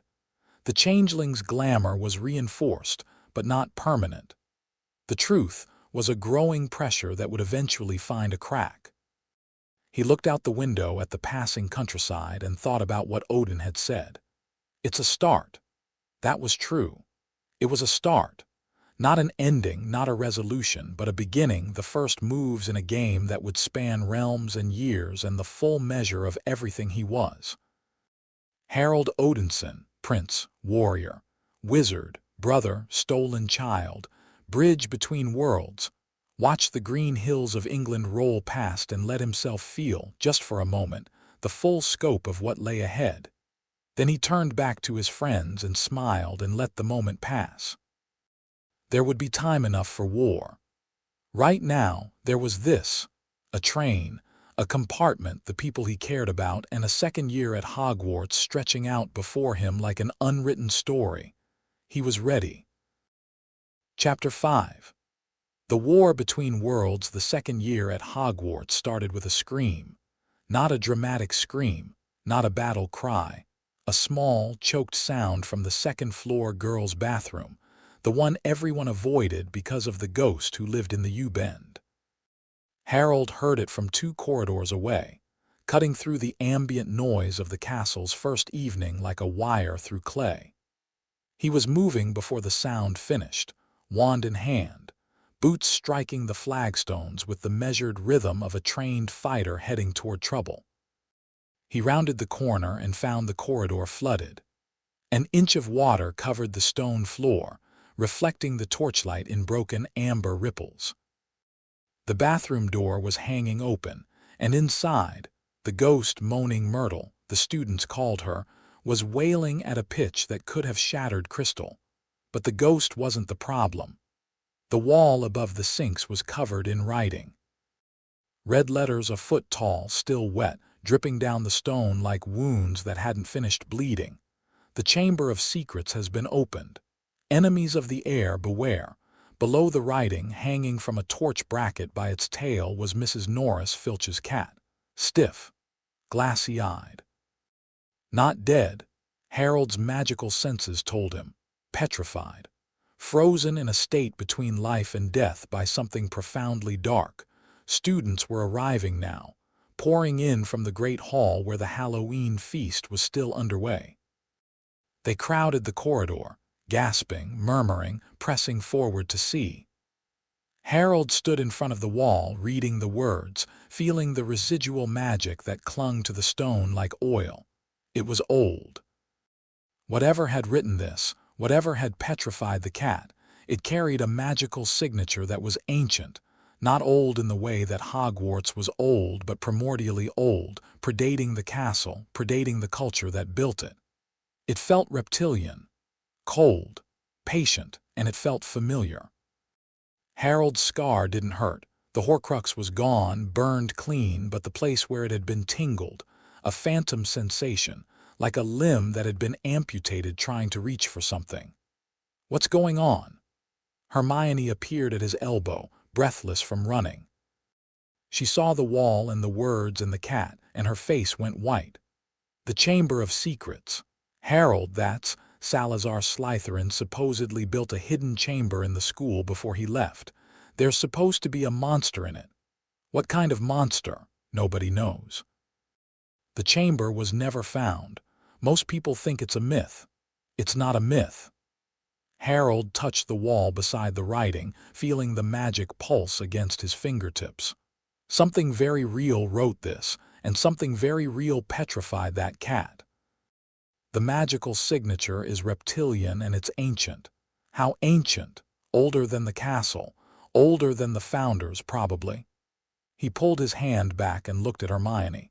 "I need every source you can find on the Chamber of Secrets. History, legend, speculation, I don't care how dubious. If someone wrote it down, I want to read it. I'll start tonight." The crowd was growing, pressing closer. Harold spotted Harry in the mass, the changeling's face pale and scared, Ron beside him looking nauseated. And behind them, moving through the students like a shark through minnows, came Dumbledore. The headmaster reached the wall and read the writing. His expression didn't change, not visibly, not to anyone who wasn't trained to read the microscopic tells of a master strategist processing unwelcome information. But Harold was trained, and he saw it. The fractional tightening around the eyes, the slight downward movement of the mouth. Dumbledore was worried, not about the cat, about what the words meant. The Chamber of Secrets had been opened before, 50 years ago. Harold had done his reading and he knew the story. A student had died, a boy named Hagrid had been expelled, the attacks had stopped. But the official story didn't add up. Hagrid was many things, but the heir of Slytherin wasn't one of them. Someone else had opened the chamber 50 years ago, and that someone was Tom Riddle, Voldemort. Now the chamber was open again, and Voldemort was disembodied, drifting, unable to act directly, which meant someone or something was acting on his behalf. Harold filed this alongside the rest of his growing catalog of problems and went looking for answers. He found the first answer 3 weeks later in the most unexpected place. He was sitting in the common room after hours, the fire burning low, everyone else in bed. He'd been training in the room of requirement until midnight, working on a technique that combined Frigga's adaptive ward with a wizarding shield charm, and he was tired in the deep, satisfying way that came from pushing his limits. His wand was on the arm of his chair, within reach. His feet were on the table. He was reading a book on ancient magical creatures that Hermione had found in the restricted section through a combination of academic charm and a forged permission slip that Harold suspected but couldn't prove. The book fell open to a page he hadn't reached yet. Not by itself, something pushed it. A flicker of magic, barely perceptible, like a breath of wind in a sealed room. The page showed an illustration of a serpent, enormous, coiled with yellow eyes the size of dinner plates. The basilisk, the text read, "King of Serpents. Created through dark magic by hatching a chicken's egg beneath a toad. Extremely dangerous." Its gaze is instantly fatal. Its venom is one of the few substances known to be capable of destroying objects imbued with the darkest magic. Average lifespan: unknown, but specimens have been recorded surviving for centuries in hibernation. Harold stared at the page, a serpent, ancient, living beneath the castle for 1,000 years, petrifying people with its gaze, not killing, because no one had looked at it directly, only through reflections or intermediaries. Mrs. Norris had seen it in the water on the floor. The creature was moving through the castle unseen, which meant it was using a path that didn't appear on any map. Pipes. The plumbing. Salazar Slytherin had built his chamber 1,000 years ago and hidden a basilisk inside it, and the creature was moving through the castle's plumbing system. And whoever had opened the chamber was controlling it, directing it, because a basilisk didn't write messages on walls by itself, the heir of Slytherin. 50 years ago, it was Tom Riddle. Now, Harold closed the book and sat very still, thinking. Voldemort was disembodied. He couldn't be here, not physically. But the Horcruxes, the pieces of his soul, scattered across the world, they could act. If someone had found a Horcrux, if they'd come into contact with a piece of Voldemort's soul, he needed to find the source. The Horcrux that was controlling the attacks. It was somewhere in the castle, in someone's possession, whispering and manipulating and directing a 1,000-year-old serpent to terrorize the school. The second attack happened 2 days later. A first-year Gryffindor named Colin Creevey was found petrified on the stairs. His camera melted. He'd seen the basilisk through the lens, which had saved his life but destroyed the camera. The school was frightened. Dumbledore was making reassuring noises that reassured no one. The professors were patrolling the corridors in pairs. Harold doubled his investigation. He spent every free moment probing the castle's magical field, searching for the specific frequency of a Horcrux.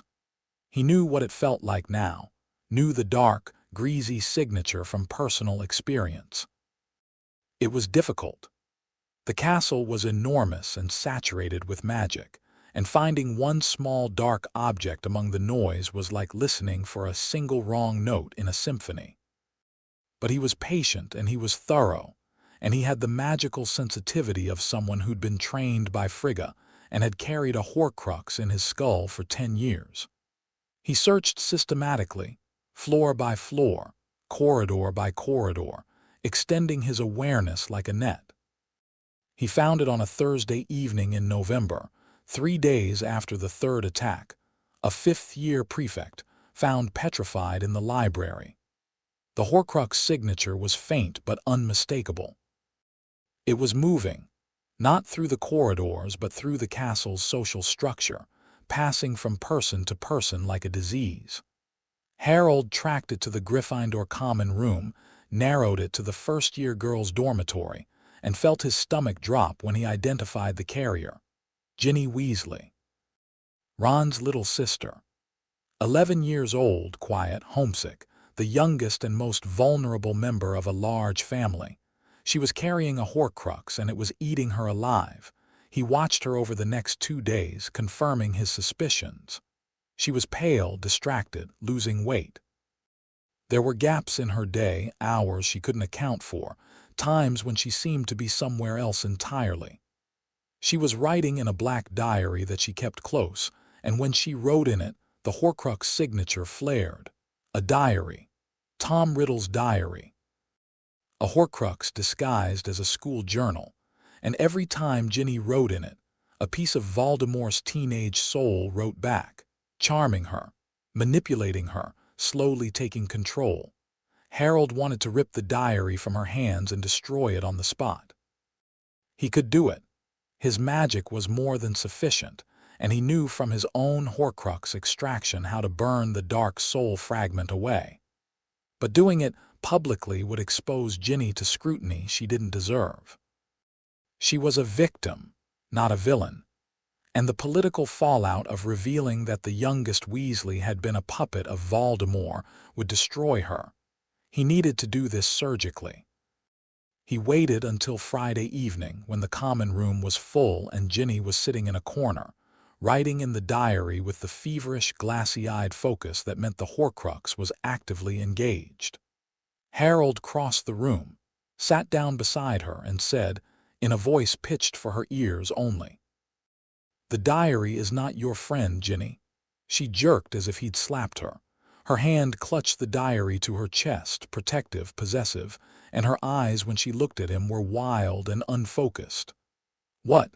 I don't what diary?" "The black one you're holding against your chest right now. The one that writes back to you." He kept his voice gentle but firm. "I know what it is. I know what it's doing to you, and I know it's not your fault. I don't know what you're." His name is Tom Riddle. "He tells you he understands you. He makes you feel special and heard and important. And then you lose time, hours that you can't remember, things you've done that you can't explain. The writing on the wall, the attacks. He's using you, Ginny. He's possessing you through the diary." Her face crumbled. The facade of denial collapsed like a sandcastle in a wave, and what was underneath was terror, raw, shaking, 11-year-old terror. "I didn't want to," she whispered. "I tried to stop. I threw the diary away 3 times, but it kept coming back. It keeps coming back and I can't. I know. That's what it does. It's enchanted to return to its user, to deepen the connection, to make itself indispensable." He held out his hand. "Give it to me, Ginny. I can destroy it. He'll be angry. He's a piece of a dead man trapped in a book. His anger doesn't matter. You don't understand. He's so strong. When he's in my head, I can feel how powerful he is, and he says, I don't care what he says." Harold's voice hardened. "I carried a piece of him inside me for 10 years. In my skull, not in a book I could put down, in my actual brain, and I ripped it out and burned it. He is not as strong as he thinks he is. Give me the diary." Her hands were shaking. The diary was pulsing against her chest. He could see the dark energy spiking, the Horcrux sensing the threat and fighting to maintain its grip. Ginny's face contorted, and for a moment she looked like she was going to scream. Then she thrust the diary at him, and the moment it left her hands, she sagged like a puppet whose strings had been cut. She slumped sideways, breathing in great, shuddering gasps, and tears streamed down her face. Harold caught the diary. The Horcrux hit him like a fist. It wasn't like his own Horcrux that had been embedded, integrated part of him. This was external, and it fought back with immediate, aggressive fury. He felt Riddle's consciousness in the diary surge toward him, reaching for his mind, trying to find a way in. It slammed against his mental defenses and recoiled. Frigga's training, Loki's instruction, years of Asgardian mental discipline. They formed a wall that Riddle's teenage soul fragment couldn't breach. The Horcrux tried again, harder, throwing images and whispers and promises at him, and Harold absorbed the impact without flinching. "You're strong," said a voice in his head. Young, charming, dangerously intelligent. Tom Riddle's voice, stronger than the girl. "Let me show you what I can offer." "No," Harold said aloud and channeled fire through his wand, not physical fire. The same light he'd used in the room of requirement a year ago. The burning, cleansing radiance that was love and life and sacrifice. It poured through the elder wand and into the diary, and the diary screamed. It actually screamed, a thin, piercing sound that made nearby students flinch and look around.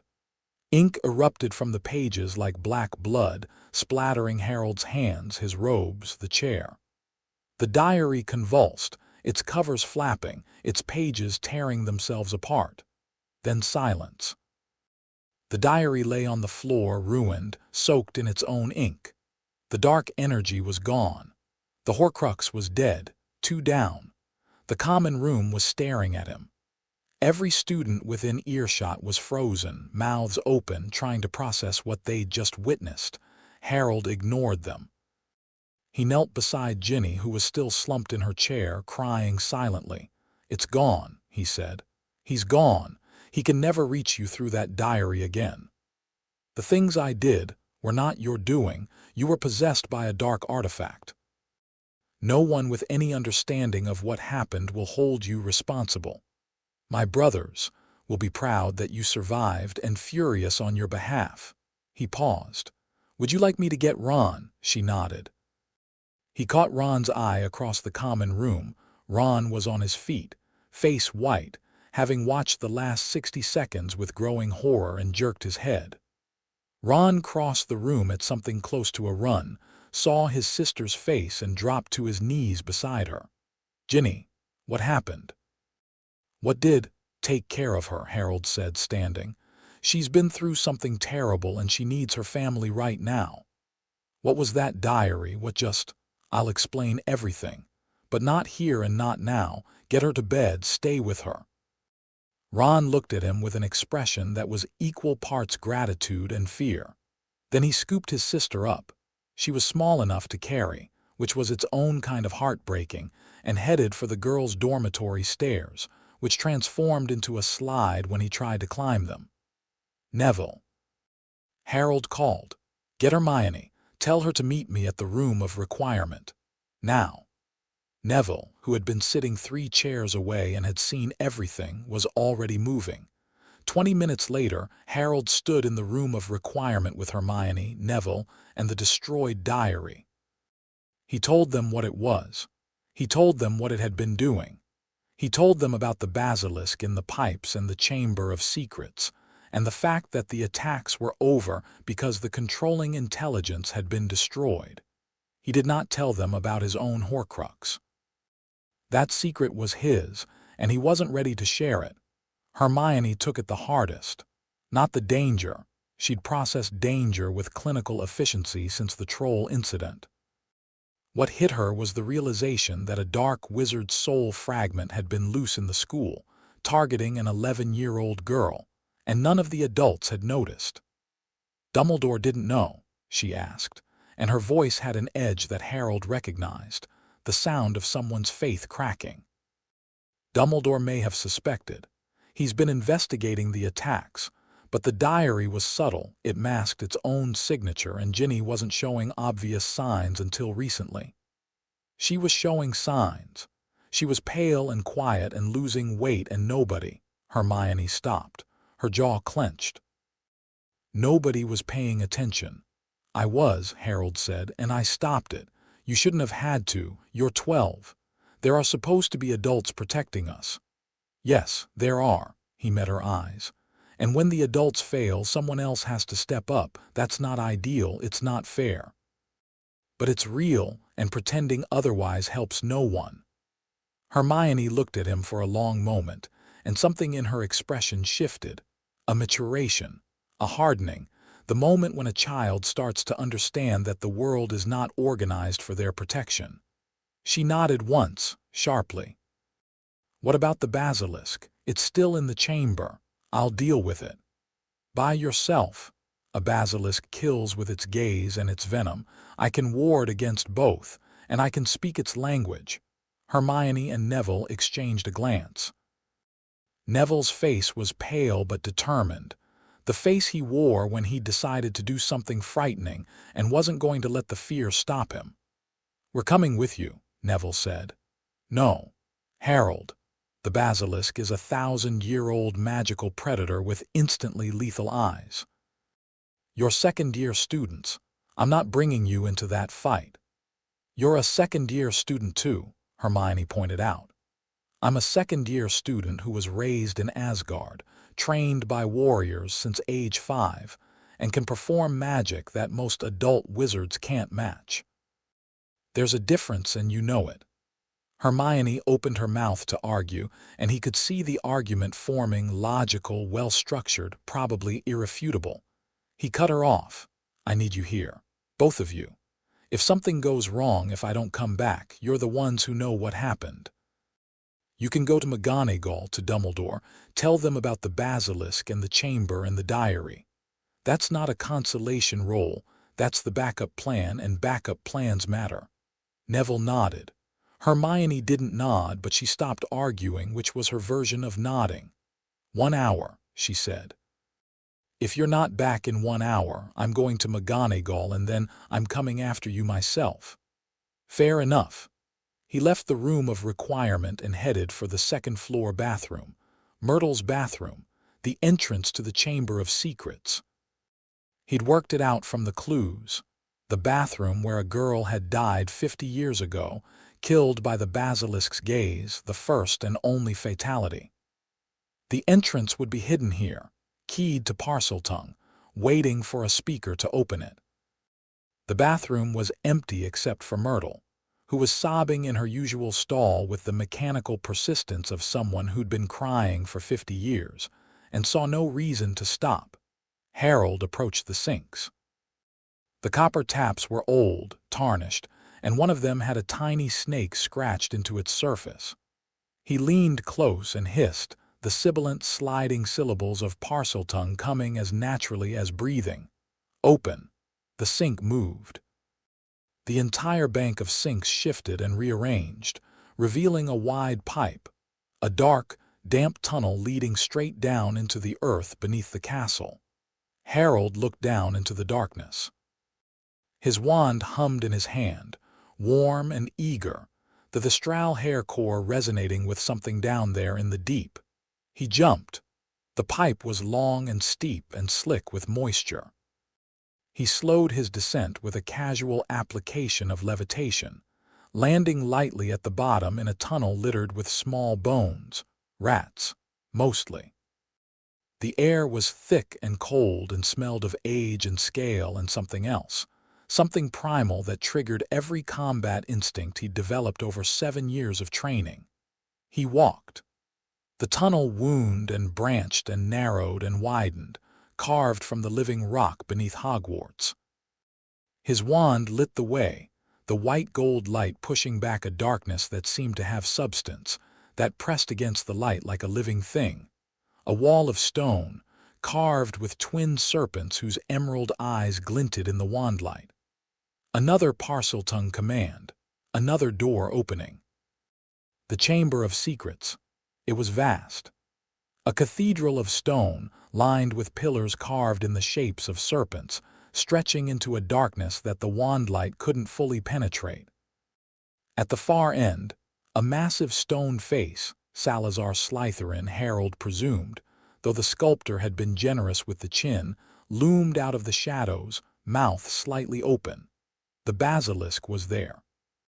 He felt it before he saw it, a massive, ancient presence coiled in the darkness beyond the pillars. His Parseltongue instinct translated the susurrus of scale on stone, the deep, slow breathing, the patient intelligence of a predator that had been sleeping for decades and had recently been woken by a voice in a diary that sounded like its master. "I know you're there," Harold said in Parseltongue. "Come out," movement in the darkness. A vast, sinuous shape, uncoiling.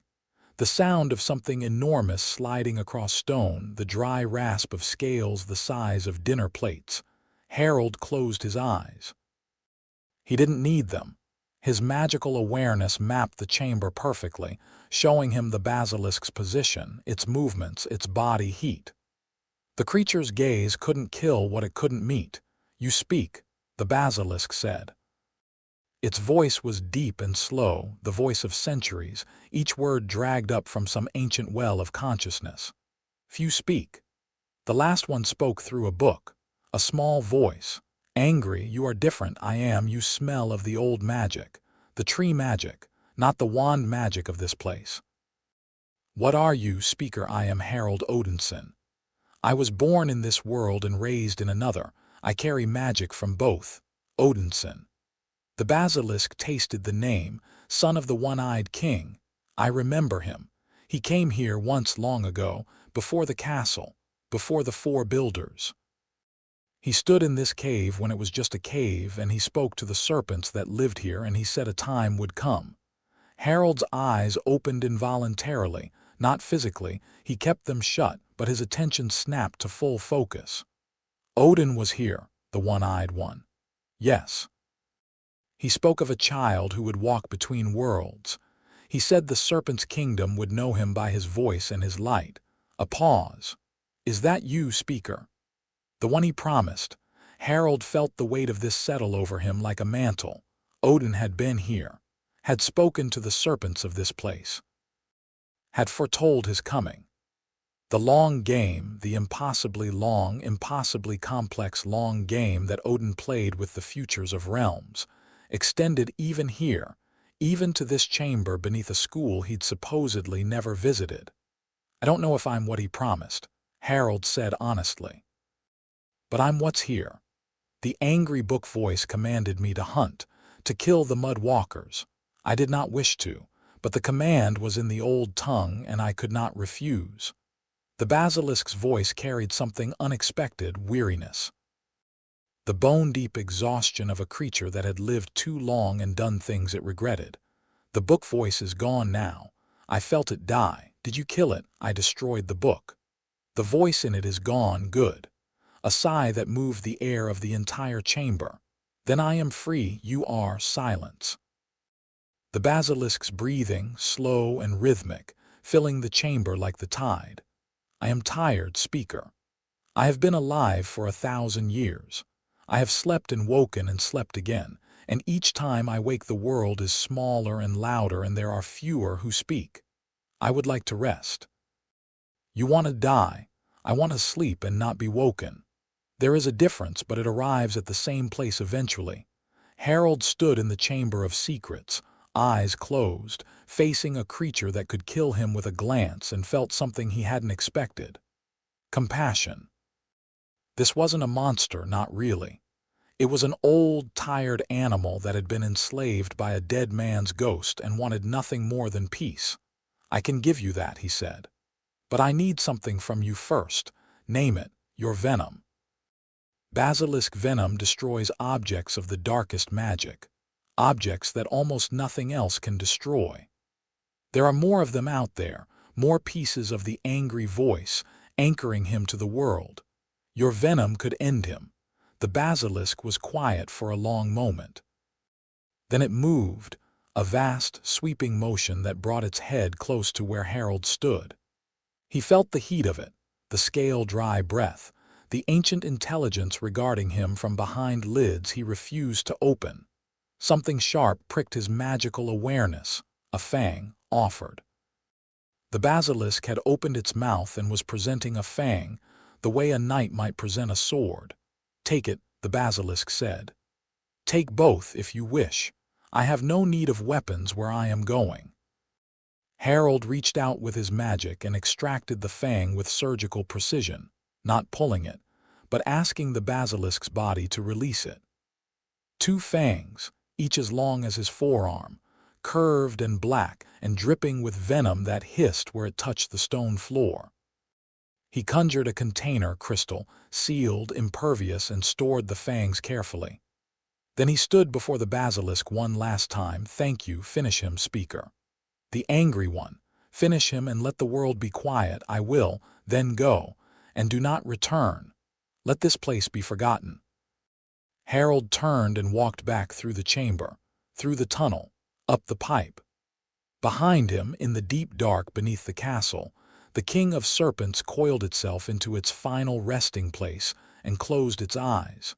He emerged in the bathroom 43 minutes after he'd left. 17 minutes to spare on Hermione's deadline. Myrtle stared at him. You're covered in dust. I was underground. Was there a boy down there? A handsome boy? There used to be a handsome boy who came down there. No, no handsome boys, just a very old snake. Oh. She lost interest and resumed crying. Harold went to the room of requirement.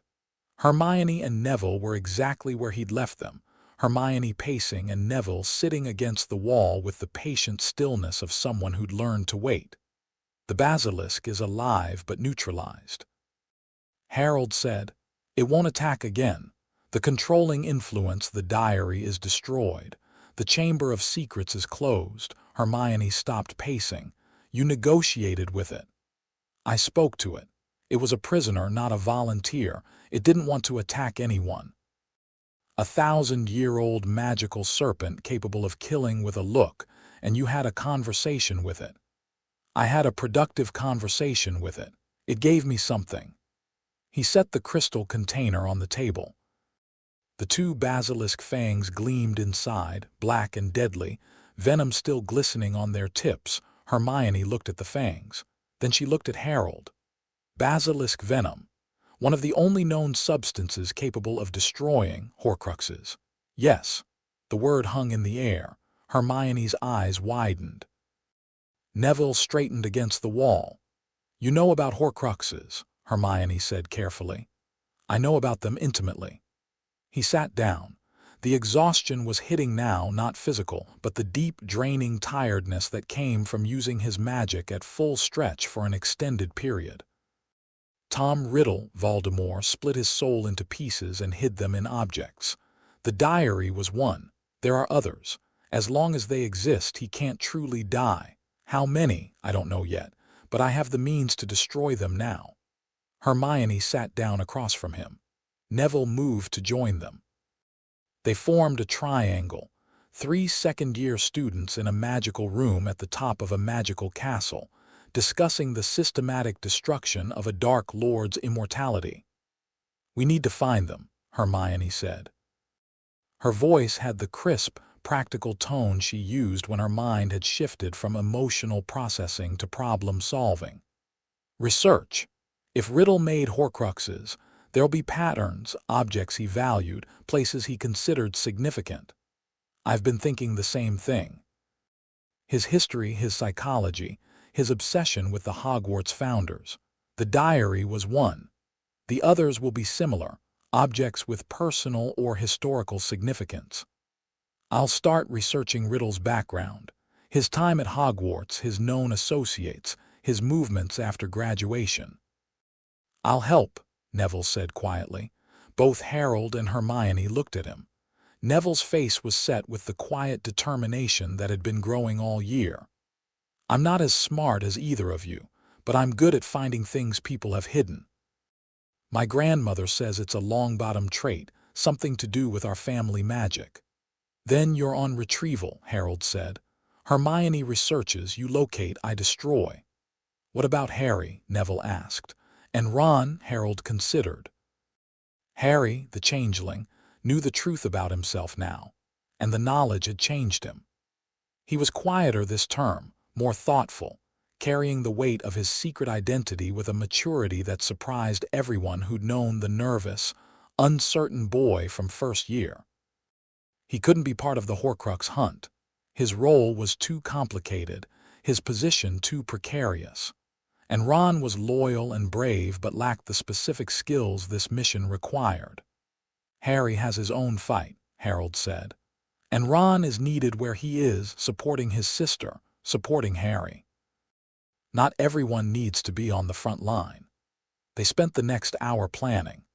Hermione produced a notebook and started listing research avenues with the organizational fury of a general planning a campaign. Neville asked careful, precise questions about what they knew and what they didn't. Harold outlined what he'd learned from Loki about Horcrux theory, the magical requirements, the psychological profile of someone who'd create them, the likely number based on Riddle's obsession with magical significance. 7, Hermione said suddenly. What? 7. If Riddle was obsessed with magical numbers, and he was, his entire ideology is structured around magical supremacy and the power of magical tradition, he'd have aimed for 7. 7 is the most magically powerful number. He'd have wanted a 7-part soul. 6 Horcruxes and the piece that stayed in his body. The diary was 1. The one in your, she stopped, catching herself, but Harold saw Neville's eyes widen fractionally. The one in my scar, Harold said evenly. Yes, you can say it. Hermione figured it out weeks ago and has been very politely not mentioning it. I didn't want to assume. You assumed correctly. Voldemort accidentally created a Horcrux in me when his curse rebounded. I removed it last year. So that's 2 down, 4 to go if the 7 theory is correct. 5 Horcruxes destroyed, plus whatever's left of his main soul, Neville said. And we're 12. We're 12. We're in one of the largest magical libraries in the world and we have basilisk venom. I've had worse odds. When have you had worse odds? I sparred with Thor once when he was in a bad mood. That was worse. Neville almost smiled.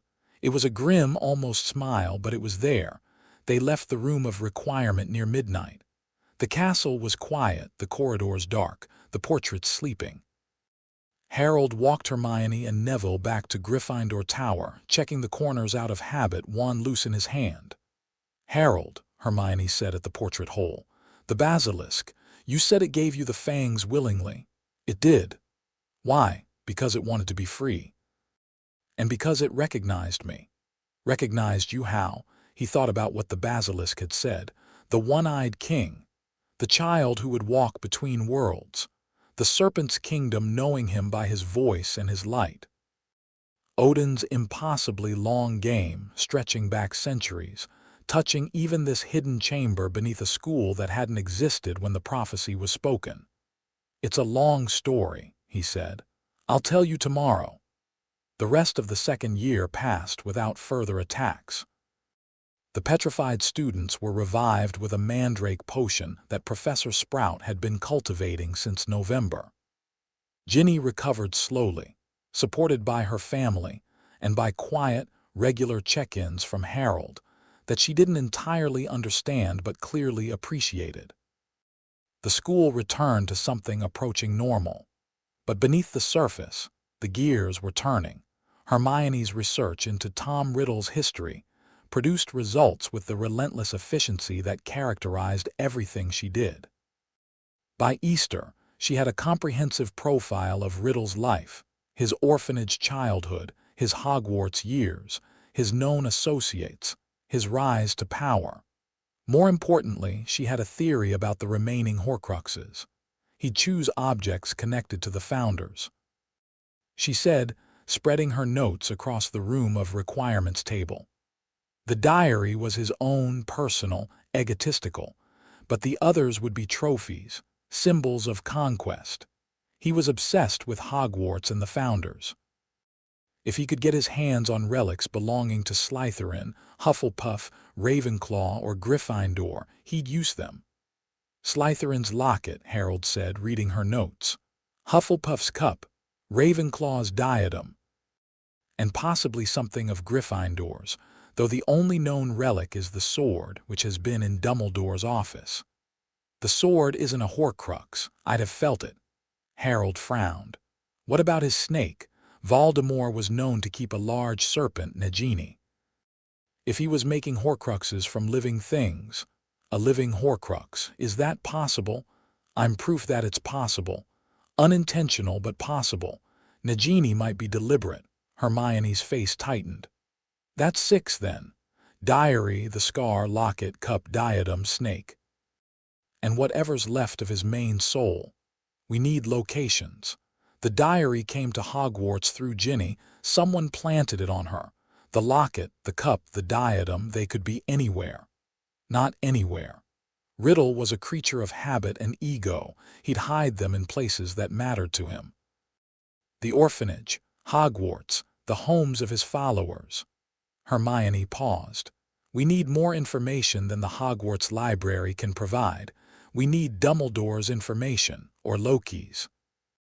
Harold reached into his pocket and withdrew the communication mirror, a small, silver-framed glass that connected directly to Loki's matching mirror in Asgard.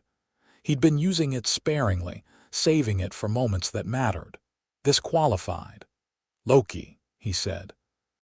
The mirror shimmered and Loki's face appeared. He was in his study, books visible behind him, candlelight catching the sharp planes of his features. "Brother, you look tired." "I need information. Voldemort's Horcruxes, I need locations. Specifically, I need you to use your intelligence network to identify where Tom Riddle would have hidden objects of extreme personal significance." Loki's expression sharpened. "You found more of them." "I've destroyed 2. There are likely 4 remaining." Hermione's identified probable objects, Slytherin's locket, Hufflepuff's cup, Ravenclaw's diadem, and a living snake called Nagini. I need to know where they are. This is not a small ask, Harold.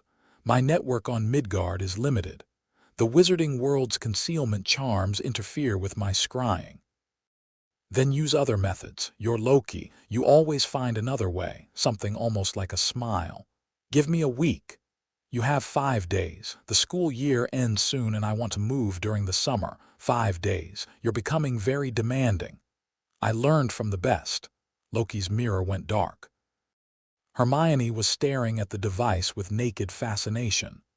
A real-time communication mirror connected to another realm, she breathed. The enchantment architecture required to maintain a stable connection across dimensional boundaries. Hermione, focus. Right, sorry, Horcruxes. They spent the remaining weeks of term preparing. Hermione compiled everything they knew into a comprehensive briefing document that was, by any standard, a masterpiece of analytical work. Neville practiced his location magic, a family talent that manifested as a sensitivity to hidden objects, a kind of magical dowsing that became more precise the more he practiced. Harold trained, harder than he'd trained all year. Because what was coming wasn't a troll in a bathroom or a basilisk that wanted to die.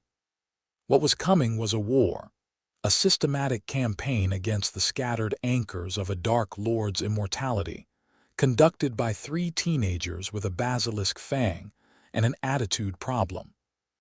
On the last night of term, Harold stood at his dormitory window, looking out over the dark grounds of Hogwarts. The lake was silver under the moon. The forest was black. The sky was full of stars that he was learning to love as much as Asgard's. His mirror buzzed. Loki's face appeared, and his expression told Harold everything before a single word was spoken. Loki had found them.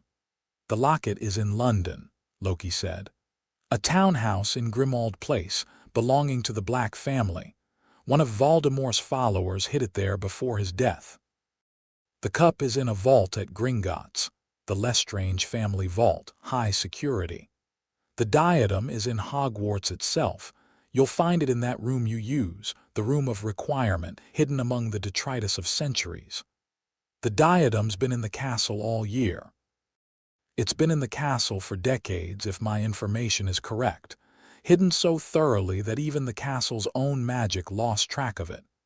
And Nagini, the snake, is with what remains of Voldemort's consciousness.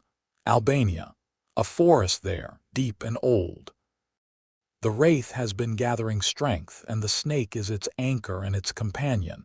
That one will be the most dangerous. I'll save it for last. I'd recommend saving it for when you have an army, which brings me to my next point.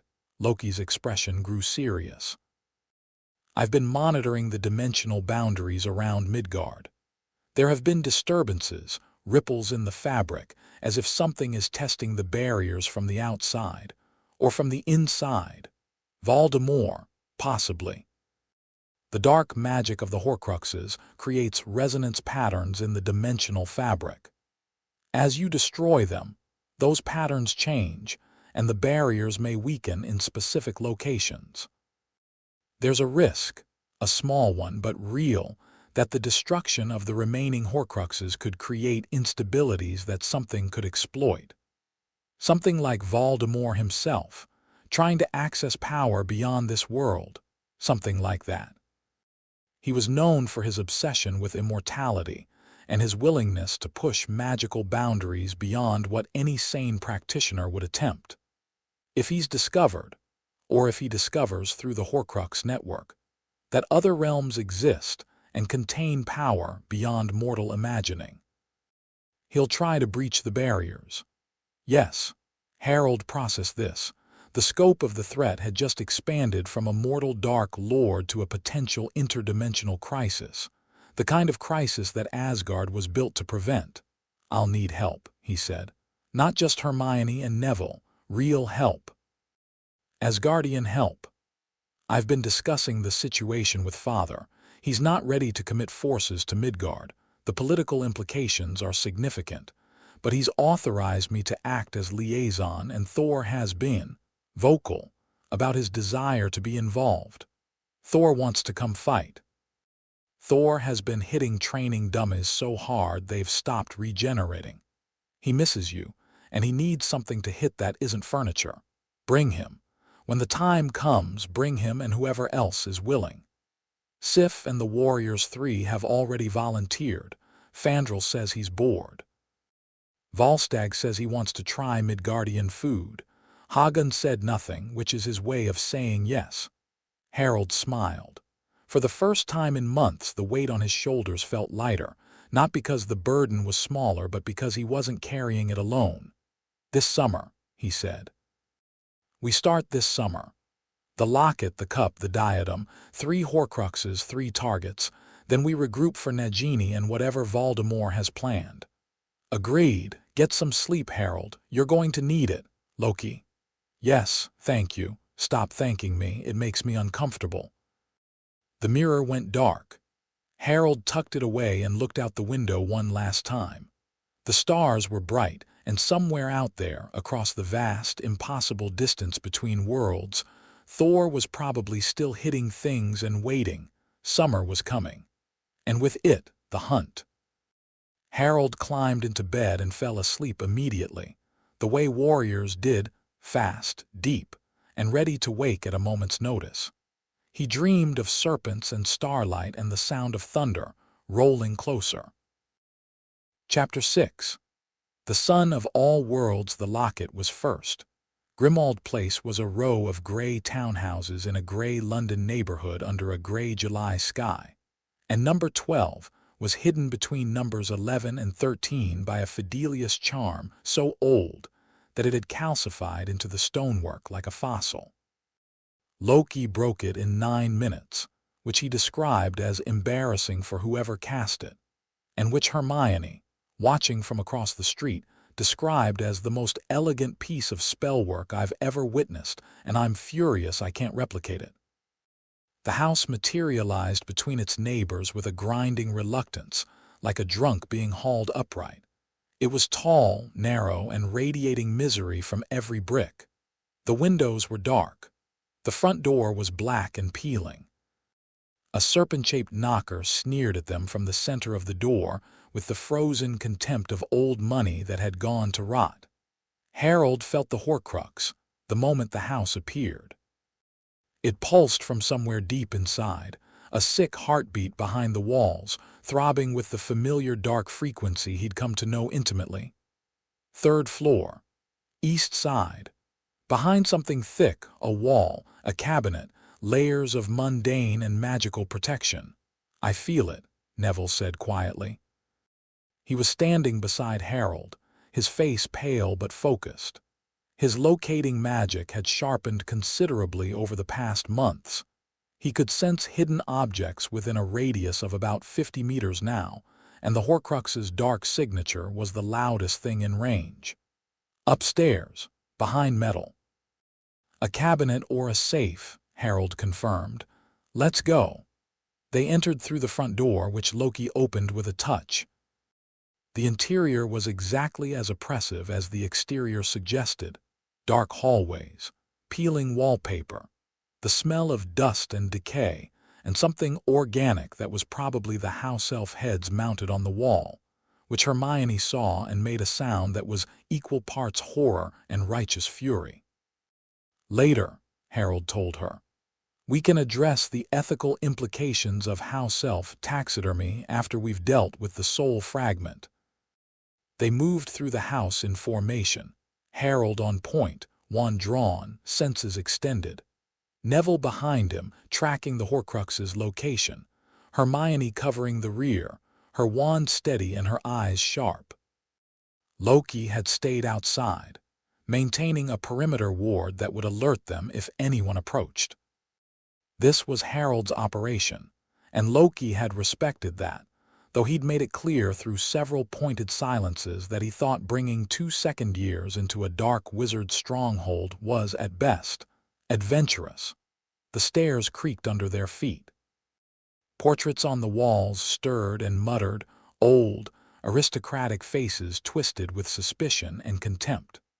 One of them opened its mouth to scream, and Harold silenced it with a flick of wandless magic that pinched the portrait's lips shut like an invisible hand. Third floor. A hallway lined with doors, each bearing a small nameplate. The Horcrux's pulse was coming from behind the door marked with a serpentine S, the bedroom of Regulus Arcturus Black, according to the initials on the nameplate. Harold opened the door. The room was frozen in time, a teenager's bedroom, preserved, with Slytherin banners on the walls and newspaper clippings about Voldemort pinned to a board. Someone had lived here who'd admired the Dark Lord, and then, apparently, had changed their mind. Neville pointed to a glass-fronted cabinet against the far wall. There. Harold crossed the room and opened the cabinet. Inside, among various dark artifacts and family heirlooms, sat a heavy gold locket bearing the mark of Slytherin, an ornate S inlaid in green stones, shaped like a serpent. The Horcrux's energy hit him like a wave of nausea, dark and dense and furious at being found. He picked it up. The locket was warm, too warm, feverish, pulsing against his palm like a diseased organ. The soul fragment inside sensed him and recoiled, then surged forward, throwing psychic pressure against his mind in a desperate attempt to influence, to corrupt, to control. It found nothing to grip. Harold's mental defenses were a fortress built by Frigga, reinforced by Loki, and hardened by the experience of having already ripped one Horcrux from his own skull. Riddle's fragment battered itself against the walls and accomplished nothing. Harold set the locket on the floor. He drew the crystal container from his bag and extracted one of the basilisk fangs, careful not to touch the venom that still gleamed on its surface. "Stand back," he said. Hermione and Neville retreated to the doorway. Harold held the fang in one hand and his wand in the other and spoke in Parseltongue to the locket. "Open." The locket burst apart. Its doors swung wide and a shape erupted from the interior. Riddle's face, young and handsome and terrible, formed from black smoke and dark magic. It screamed. It cursed. It tried to speak, to bargain, to threaten. Harold drove the basilisk fang through the center of the face. The venom did its work instantly. The dark magic shattered like glass, the smoke dispersed, the face dissolved into nothing. The locket crumpled on the floor, its gold tarnished, its stones cracked, the malevolent energy draining away like water from a broken vessel. "Three down," Hermione exhaled. Neville's hands were shaking, but his face was steady. "That was him," Neville said. "That face, that was Voldemort. A piece of him, a memory really, less than a ghost." Harold picked up the ruined locket and pocketed it, one piece less than he was yesterday. They left Grimmauld Place and reconvened with Loki on the street. The day was still gray, still ordinary. London carried on around them, oblivious. Somewhere in this city, millions of people were living their lives without the slightest awareness that three teenagers and a Norse god had just destroyed a fragment of the darkest wizard in a century. Harold liked that. The world didn't need to know. It just needed to be safe. The cup was harder. Gringotts was a fortress. The Goblin Nation's banking system was built on paranoia, pride, and approximately 8,000 years of not trusting anyone, and the Lestrange Vault was buried in the deepest, most heavily guarded section of the underground complex. Wards, curses, dragons, goblin warriors, and a door that could only be opened by the touch of a Lestrange or someone who'd been authorized by one. They spent 2 weeks planning. Hermione's analytical mind proved invaluable. She mapped the bank's known security measures, identified potential weaknesses, and developed 3 contingency plans, each more elaborate than the last. Neville's locating magic confirmed the cup's position within the vault, giving them a precise target. Loki provided intelligence on goblin culture, security protocols, and the specific enchantments used in high-security vaults. Harold's approach when he finally presented it was characteristically direct. "I'm going to walk in the front door and ask." Hermione stared at him. "Ask. The goblins don't care about wizard politics. They care about gold, contracts, and respect. I'm going to offer them all three." "You're going to offer the Goblin Nation a contract to hand over the contents of a client's vault." "I'm going to offer the Goblin Nation a trade agreement with Asgard, the first in 600 years, in exchange for access to one object in one vault. The object is a stolen artifact of dark magic that violates Gringotts' own regulations about what can be stored in their facilities. Technically, they should have confiscated it years ago." Loki, who had been listening with the expression of someone watching a pupil surpass his teacher, slow-clapped 3 times. "That's very good. I learned from you. You learned from the best, clearly." They went to Gringotts on a Monday morning, because Mondays were when the senior goblin administrators were in session, and Harold wanted to deal with decision-makers, not functionaries. He dressed for the occasion, not in Asgardian armor, which would have been threatening, but in the formal diplomatic attire that Frigga had sent from Asgard via Raven. Dark fabric with gold threading, cut in a style that was neither fully Asgardian nor fully mortal, carrying the subtle enchantments of station. He looked like what he was, a prince conducting business. Hermione and Neville waited outside. This was diplomacy, not combat, and Harold needed to handle it alone.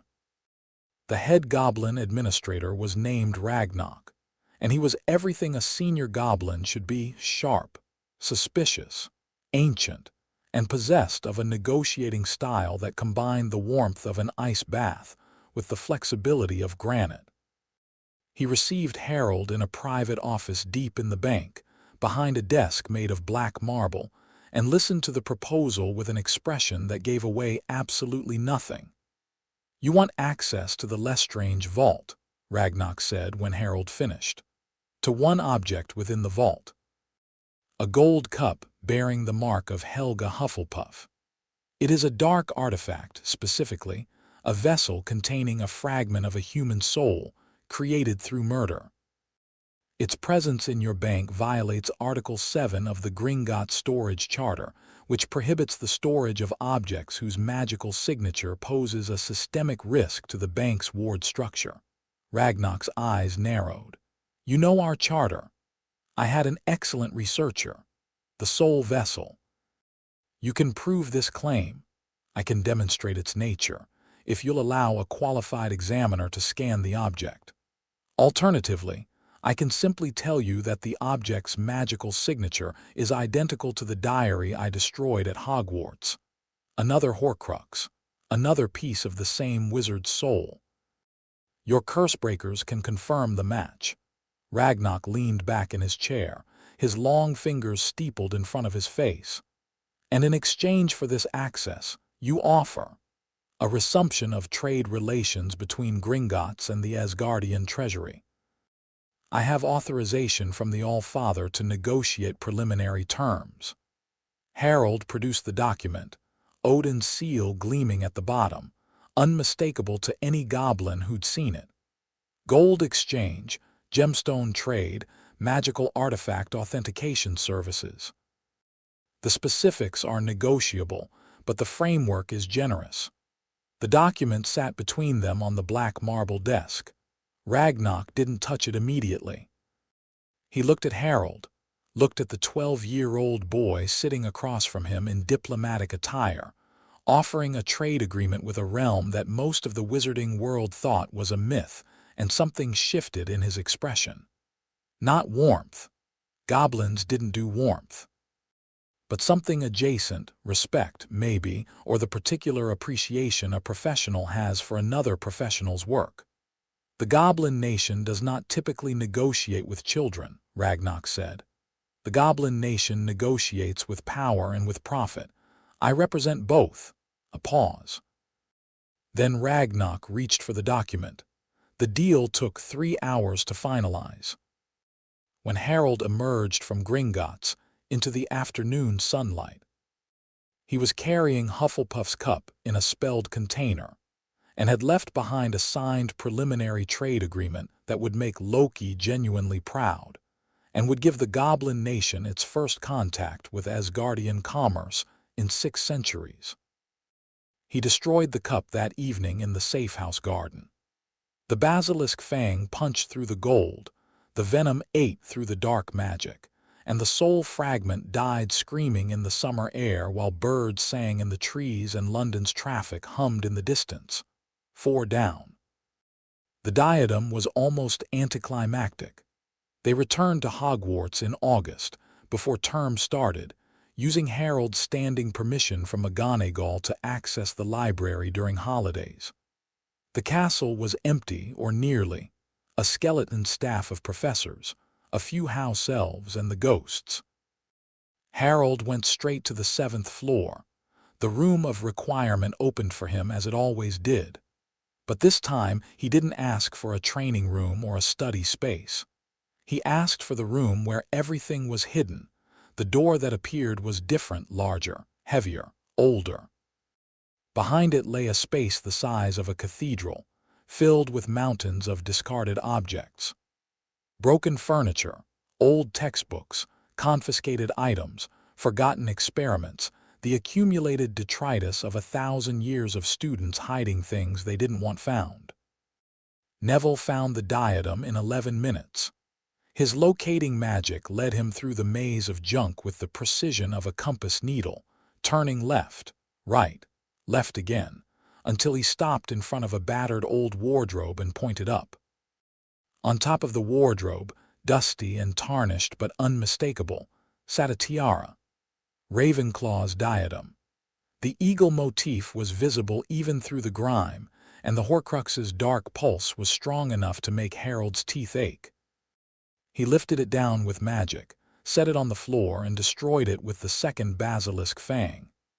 The diadem shrieked and cracked and spat black smoke, and then it was just a broken piece of old jewelry on a dusty floor.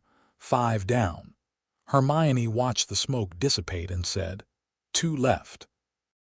The snake and whatever's in Voldemort himself. The snake is in Albania. Voldemort's wraith is with it, and it's been gathering strength for 2 years. It won't be like the others. No, it won't. She looked at him.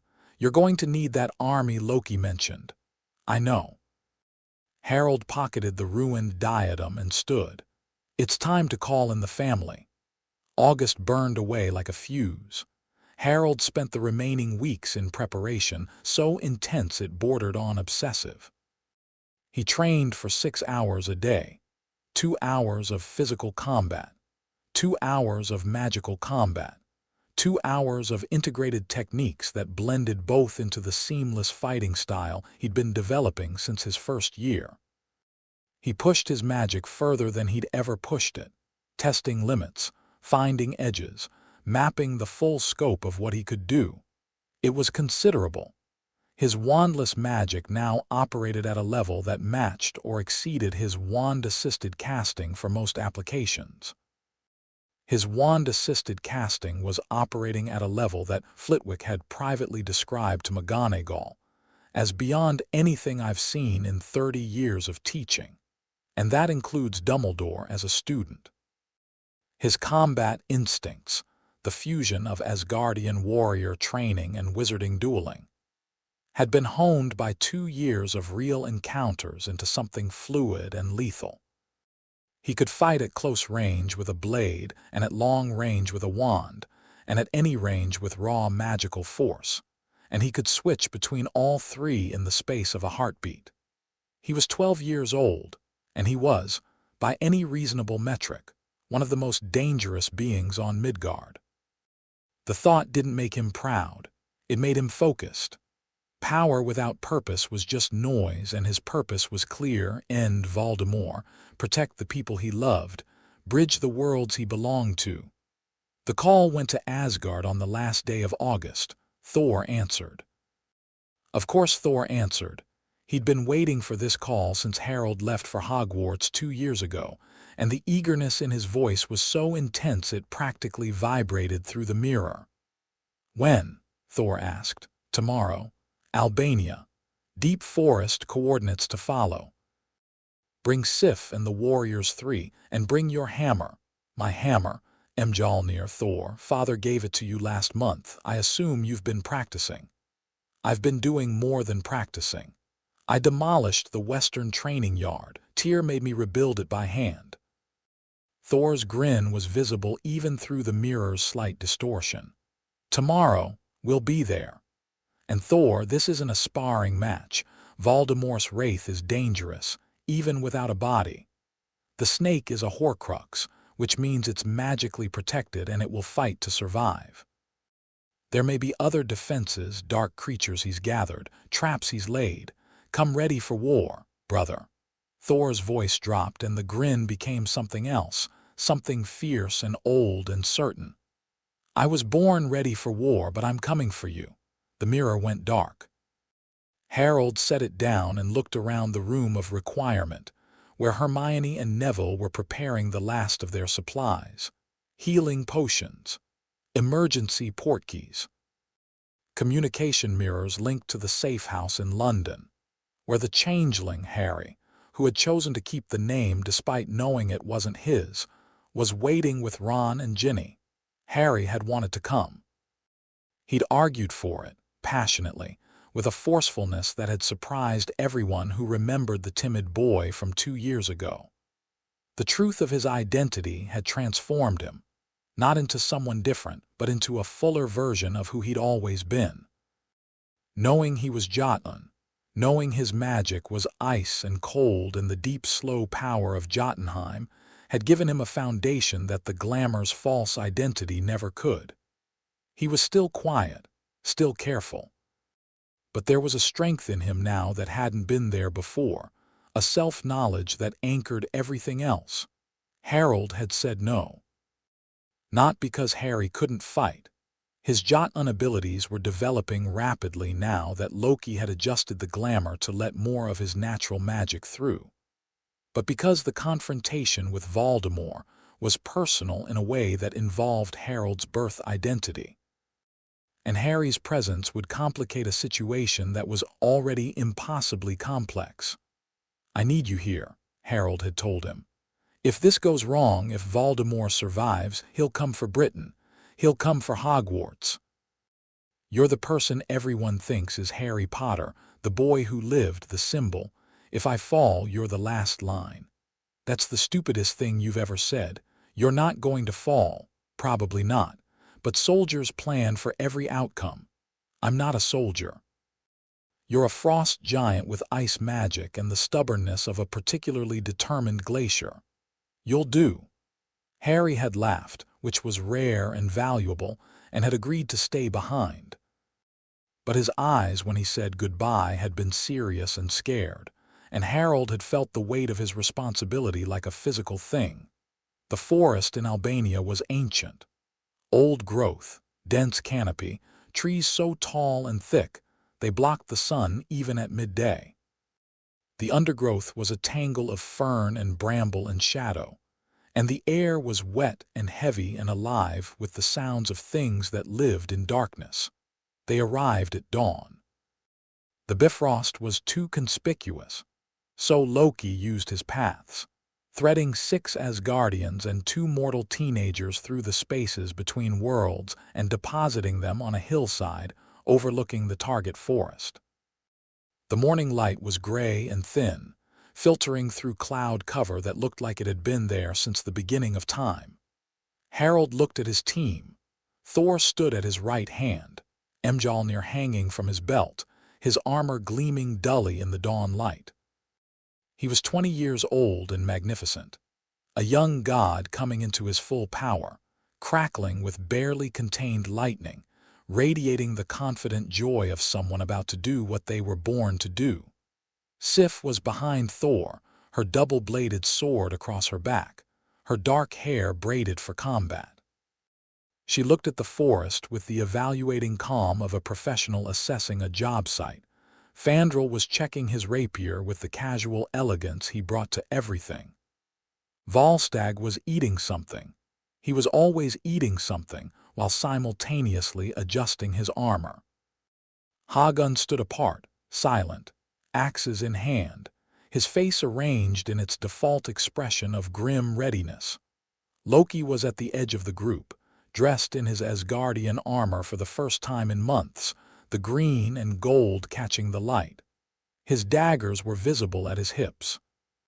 His expression was unreadable, but his posture was that of a coiled spring. And behind the Asgardians, looking very small and very mortal and very brave, stood Hermione and Neville. They'd refused to stay behind. Harold had argued. Hermione had produced a 7-point rebuttal that was so logically airtight he'd had to concede. Neville had simply said, "I'm coming," in a tone that didn't invite discussion. They were armed. Hermione had her wand, a bag of potions, and a tactical mind that could adapt to any situation. Neville had his wand, the remaining basilisk fang in a protective sheath, and the quiet, unshakable courage that had been growing in him like a tree putting down roots. "The forest is approximately 3 miles across," Harold said, addressing the group. "Voldemort's wraith is at the center with Nagini. Loki's reconnaissance indicates defensive wards, dark creatures in the perimeter, cursed traps in the approach, and the wraith itself at the core. The objective is simple. Kill the snake. The snake is the last Horcrux. Once it's destroyed, Voldemort's soul has no anchors. He becomes mortal, vulnerable, and then," Thor asked. "Then I end it." Thor nodded, no questions, no objections, complete trust. "The approach will be in 2 groups. Thor, Sif, Fandral, Volstagg, and Hagun, you're the vanguard. Clear the perimeter. Anything dark, anything hostile, anything that isn't a tree, put it down. Don't be subtle. I want Voldemort to know you're coming." "Subtlety was never our strength," Fandral observed. "I know. That's why you're the distraction. I prefer the term dramatic entrance. Call it whatever you like. While you're making noise at the perimeter, Loki, Hermione, Neville, and I will approach from the south through the wards to the center. Neville locates the snake. I destroy it. Loki handles any magical defenses we encounter.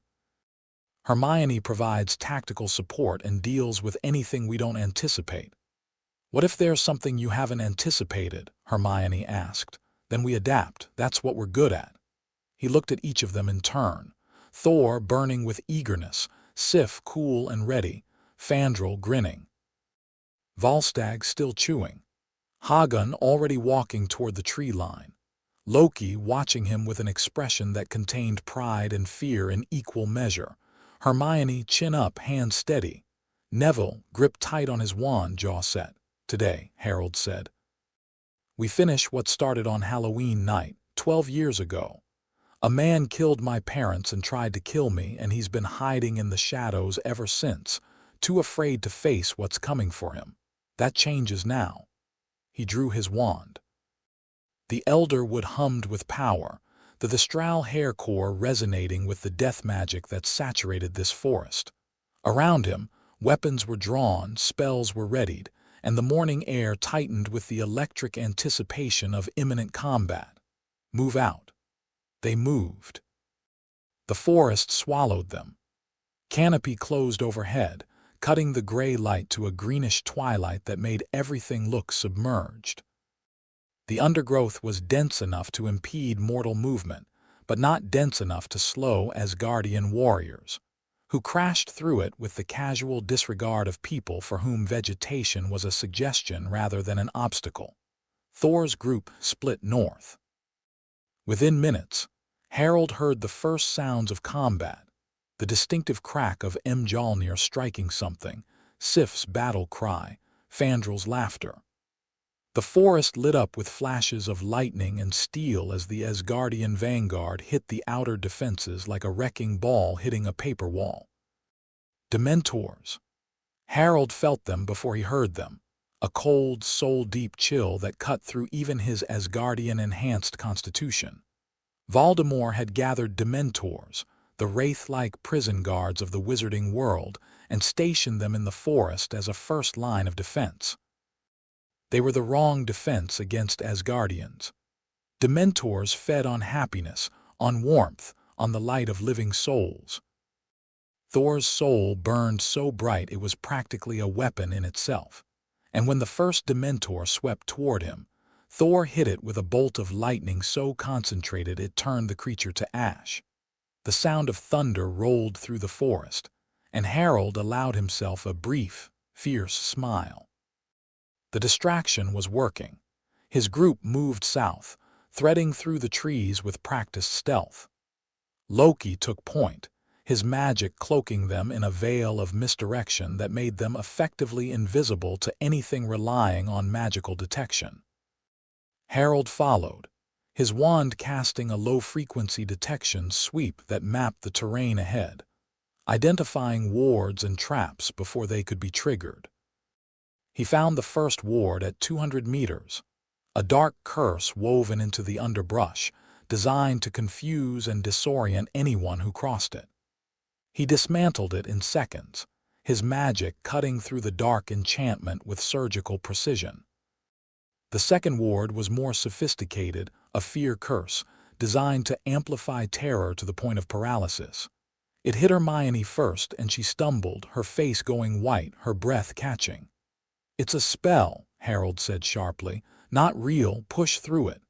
Hermione's jaw clenched.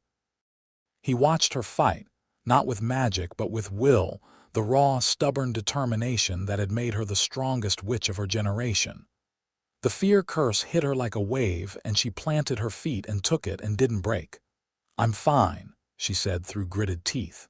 "Keep moving." They kept moving.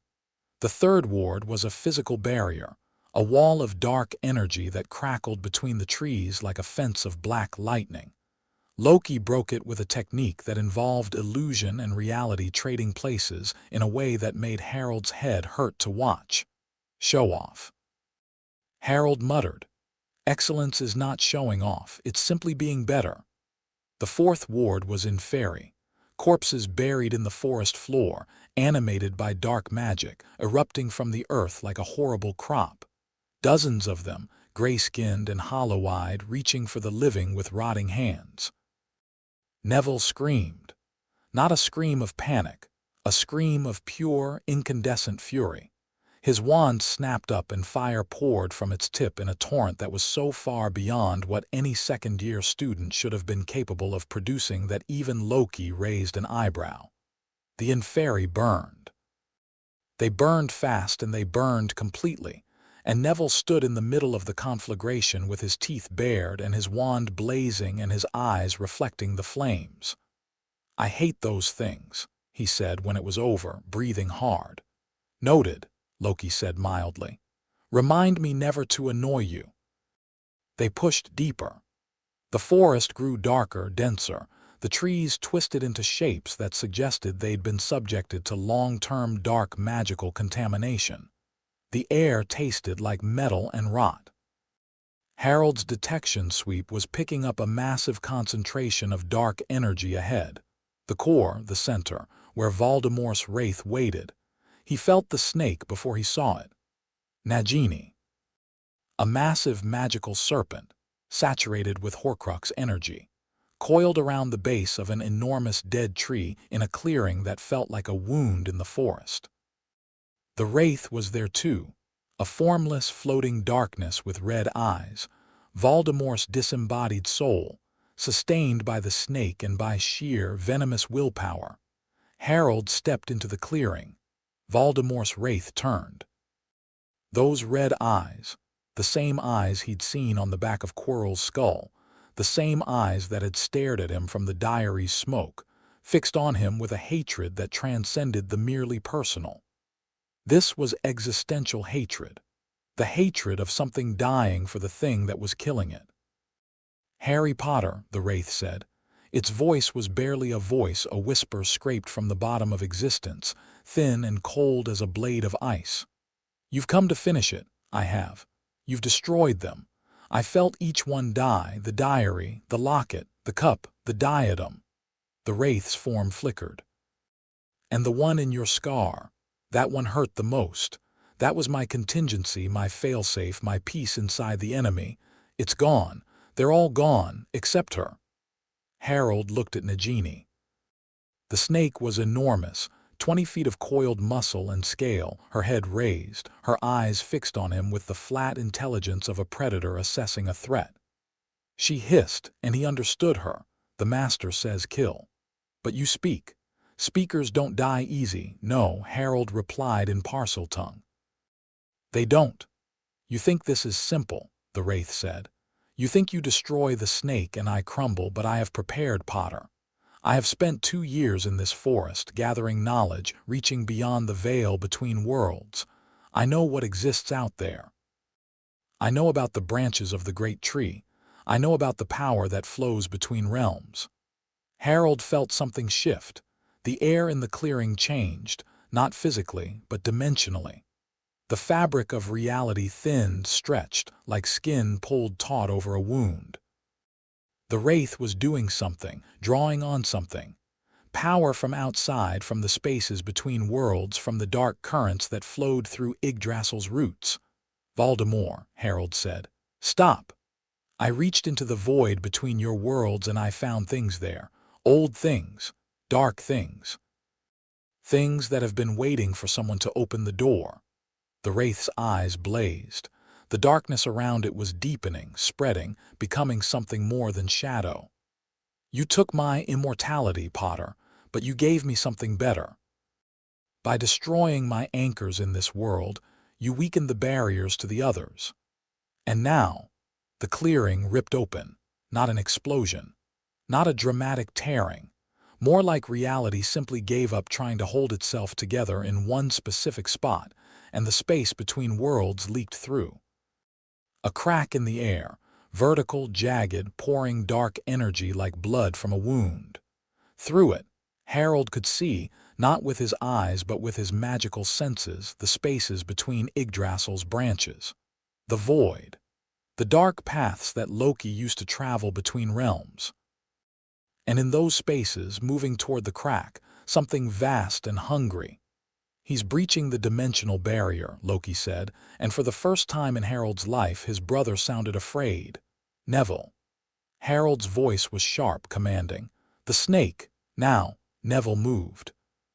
He'd been quiet throughout the approach, conserving himself, waiting for his moment with the patience of a hunter. Now he surged forward, the basilisk fang in his hand, closing the distance between himself and Nagini with a speed that was born of pure, distilled courage. Nagini struck. The snake lunged with a speed that would have killed anyone who hadn't been expecting it, but Neville was expecting it. Harold had drilled him on this, the angle of a serpent's strike, the reach, the recovery time. Neville twisted, the fangs missing him by inches, and drove the basilisk fang into the snake's neck. The venom hit the Horcrux. Nagini screamed, a sound no natural snake could make, a human sound, a soul sound. Dark smoke erupted from the wound, the last fragment of Voldemort's divided soul tearing itself apart as the basilisk venom burned through its anchor. The snake thrashed, convulsed, and went still. 6 down. The wraith screamed too. The loss of its last Horcrux hit it like a physical blow, and for a moment the dark form contracted, diminished, became something small and pathetic, a fragment of a man, stripped of all protection, naked in its mortality. But the crack in reality was still there, still growing. And through it, the dark things Voldemort had called were still coming. Harold made a decision that took less than a second. He turned from the wraith, turned his back on Voldemort, which was either the bravest or the most arrogant thing he'd ever done, and faced the crack. He reached for everything he had. Every technique, every discipline, every school of magic he'd ever studied. Frigga's adaptive ward, Asgardian force projection, wizarding defensive magic. The deep, old, wild power that was his birthright as a child born of Midgard and raised on Asgard. The magic that had never fit any single tradition because it belonged to all of them. He raised his wand, and he raised his other hand, and he poured himself into the breach. The ward he built was like nothing that had existed before. It was Asgardian in its structural integrity, runic in its foundation, layered with the mathematical precision of Sather. It was wizarding in its adaptability, its responsiveness, its ability to react and reshape in real time. And it was powered by something older than either tradition, the raw, emotional, instinctive magic that came from the deepest part of him. Love and fury and grief and joy and the fierce, unbreakable determination of someone who had been raised to protect. The ward slammed across the breach like a door closing. The dark things on the other side hit it and recoiled. The crack in reality shuddered, resisted, tried to widen. Harold pushed back. His magic strained, his body shook, blood ran from his nose and his scar and the corners of his eyes, but he held. Harold, Thor's voice from behind him. The Asgardian vanguard had fought through the perimeter and reached the clearing. Thor was there, Mjolnir in hand, lightning crackling across his armor. He saw the breach, saw Harold straining against it, and understood immediately. He raised Mjolnir, lightning. Not the common lightning of a storm, the lightning of a god, pure, primal, drawn from the fundamental forces of the universe. It poured from the hammer and into Harold's ward, reinforcing it, adding the raw power of Asgard to the complex architecture of Harold's spell. The breach shuddered. The dark things screamed. The crack began to close. Hermione stepped forward. Her wand moved in patterns she'd been practicing for months, ward reinforcement techniques that Harold had taught her, modified, adapted, filtered through her own brilliant understanding of magical theory. Her magic joined the ward, thin compared to Harold's but precise, filling gaps, smoothing edges, adding structural integrity where brute force left weaknesses. Neville stepped forward. His magic wasn't subtle or precise. It was raw and hot and burning, the fire he'd used on the Inferi, the courage that had driven the basilisk fang into Nagini's neck. He poured it into the ward, and the ward blazed, and the breach shrank. Loki, standing at the edge of the clearing, hands raised, weaving illusion and reality together in patterns so complex, they made the air shimmer. He wasn't reinforcing the ward.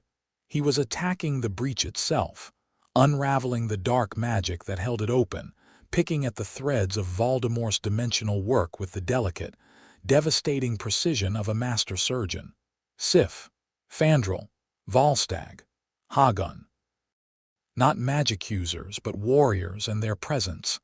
Their will, their defiance, their absolute refusal to yield, added something to the ward that magic alone couldn't provide. The ward was alive. It was fueled by every person in the clearing, every heart, every will, every stubborn refusal to let the dark through. The breach closed. It closed with a sound like a thunderclap played backward. A massive, resonant implosion that knocked everyone off their feet and flattened the trees in a 50-meter radius. The dark things that had been pressing through were cut off, severed, their reaching tendrils sheared away as reality sealed itself shut. Silence. Harold was on his knees, breathing blood, shaking from the magical expenditure.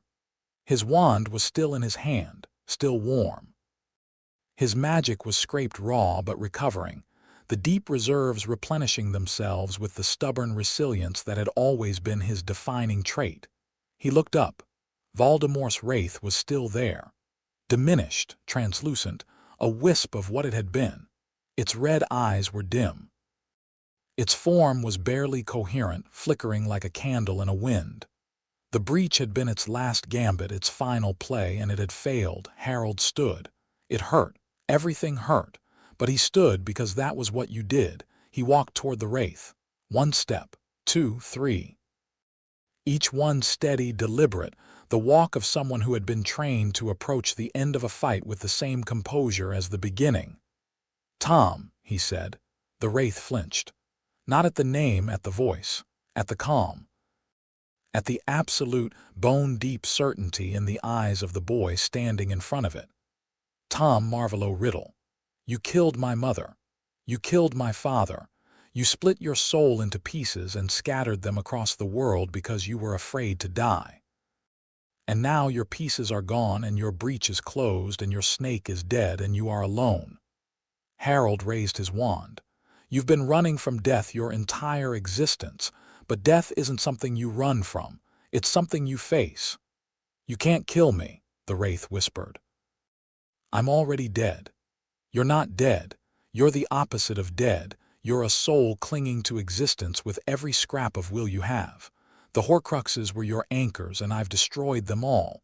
There's nothing holding you here anymore, nothing except your own fear. I am Lord Voldemort. I am the greatest wizard who ever.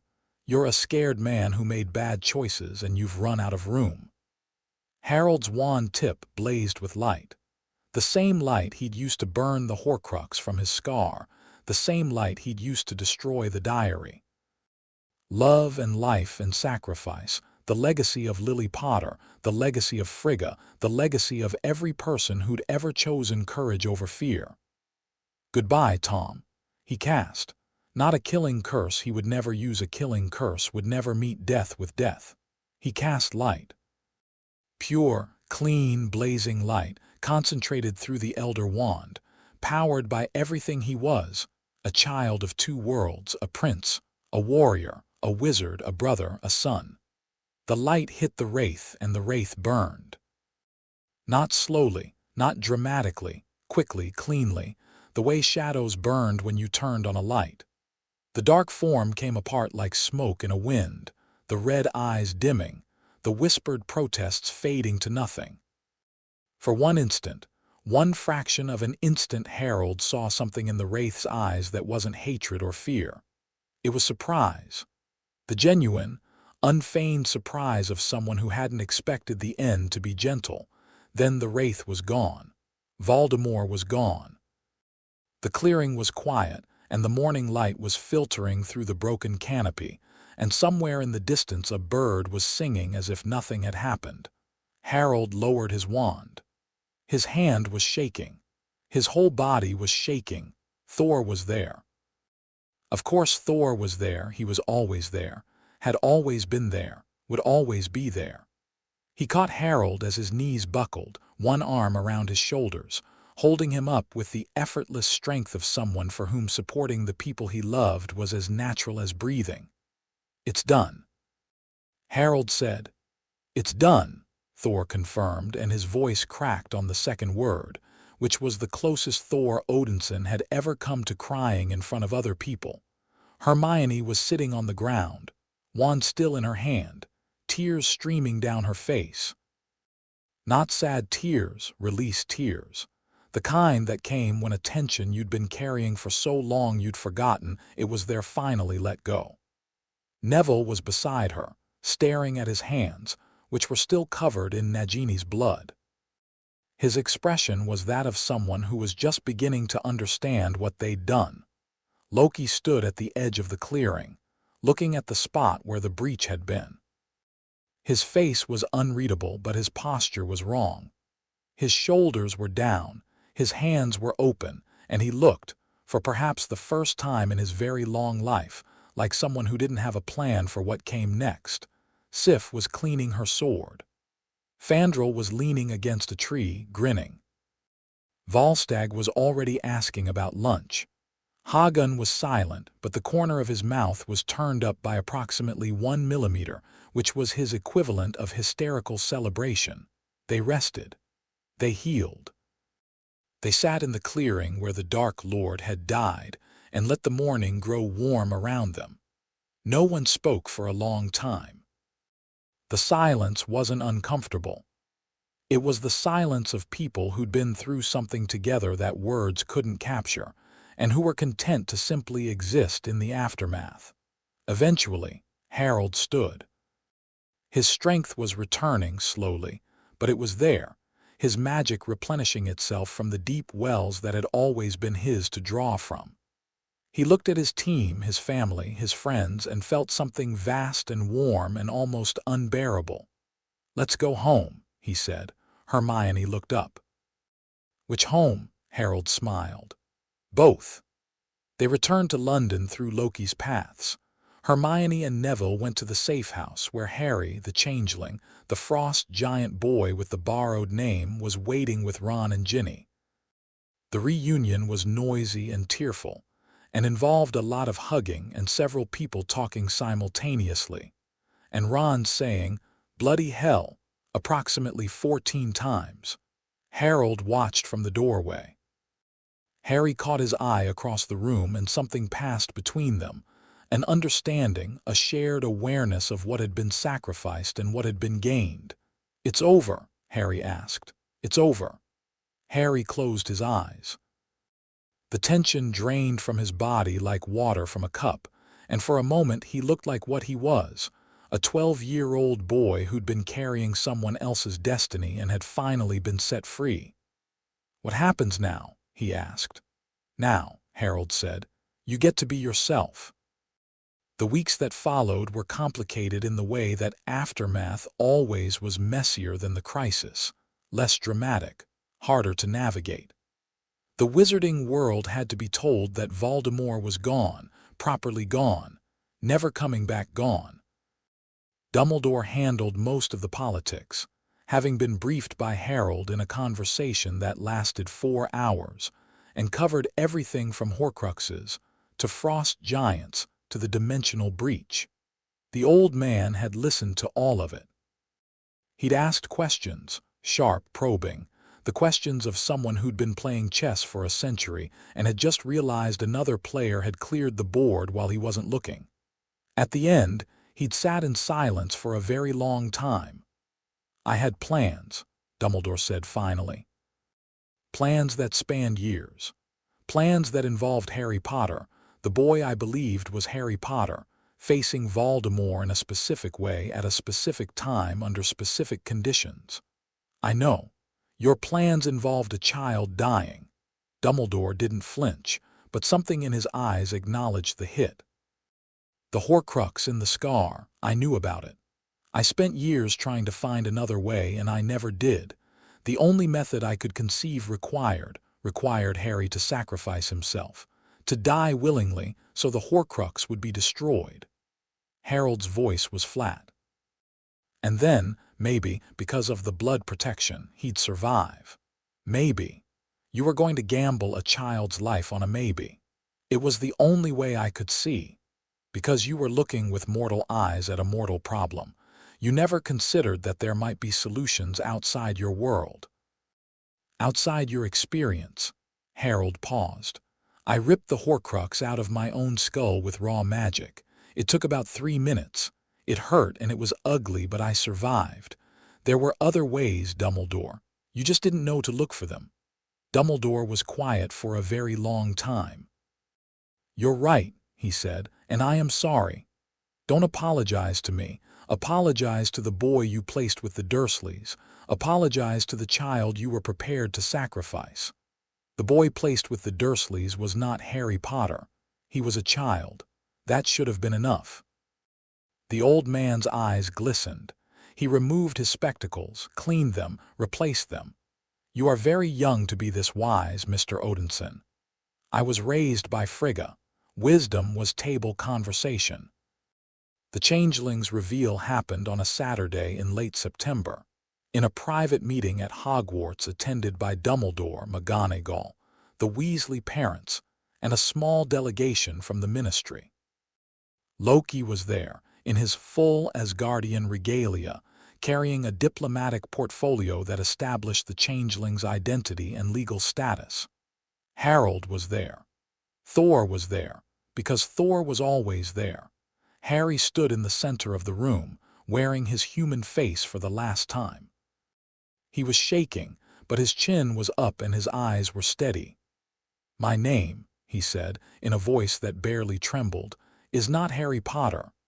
I was born Jotunn, a frost giant, and placed in this world as an infant by Loki of Asgard. I have been living under a false identity for my entire life. I didn't know. I only learned the truth recently." He looked at Loki, who nodded once. "I'd like to show you what I really am," Harry said.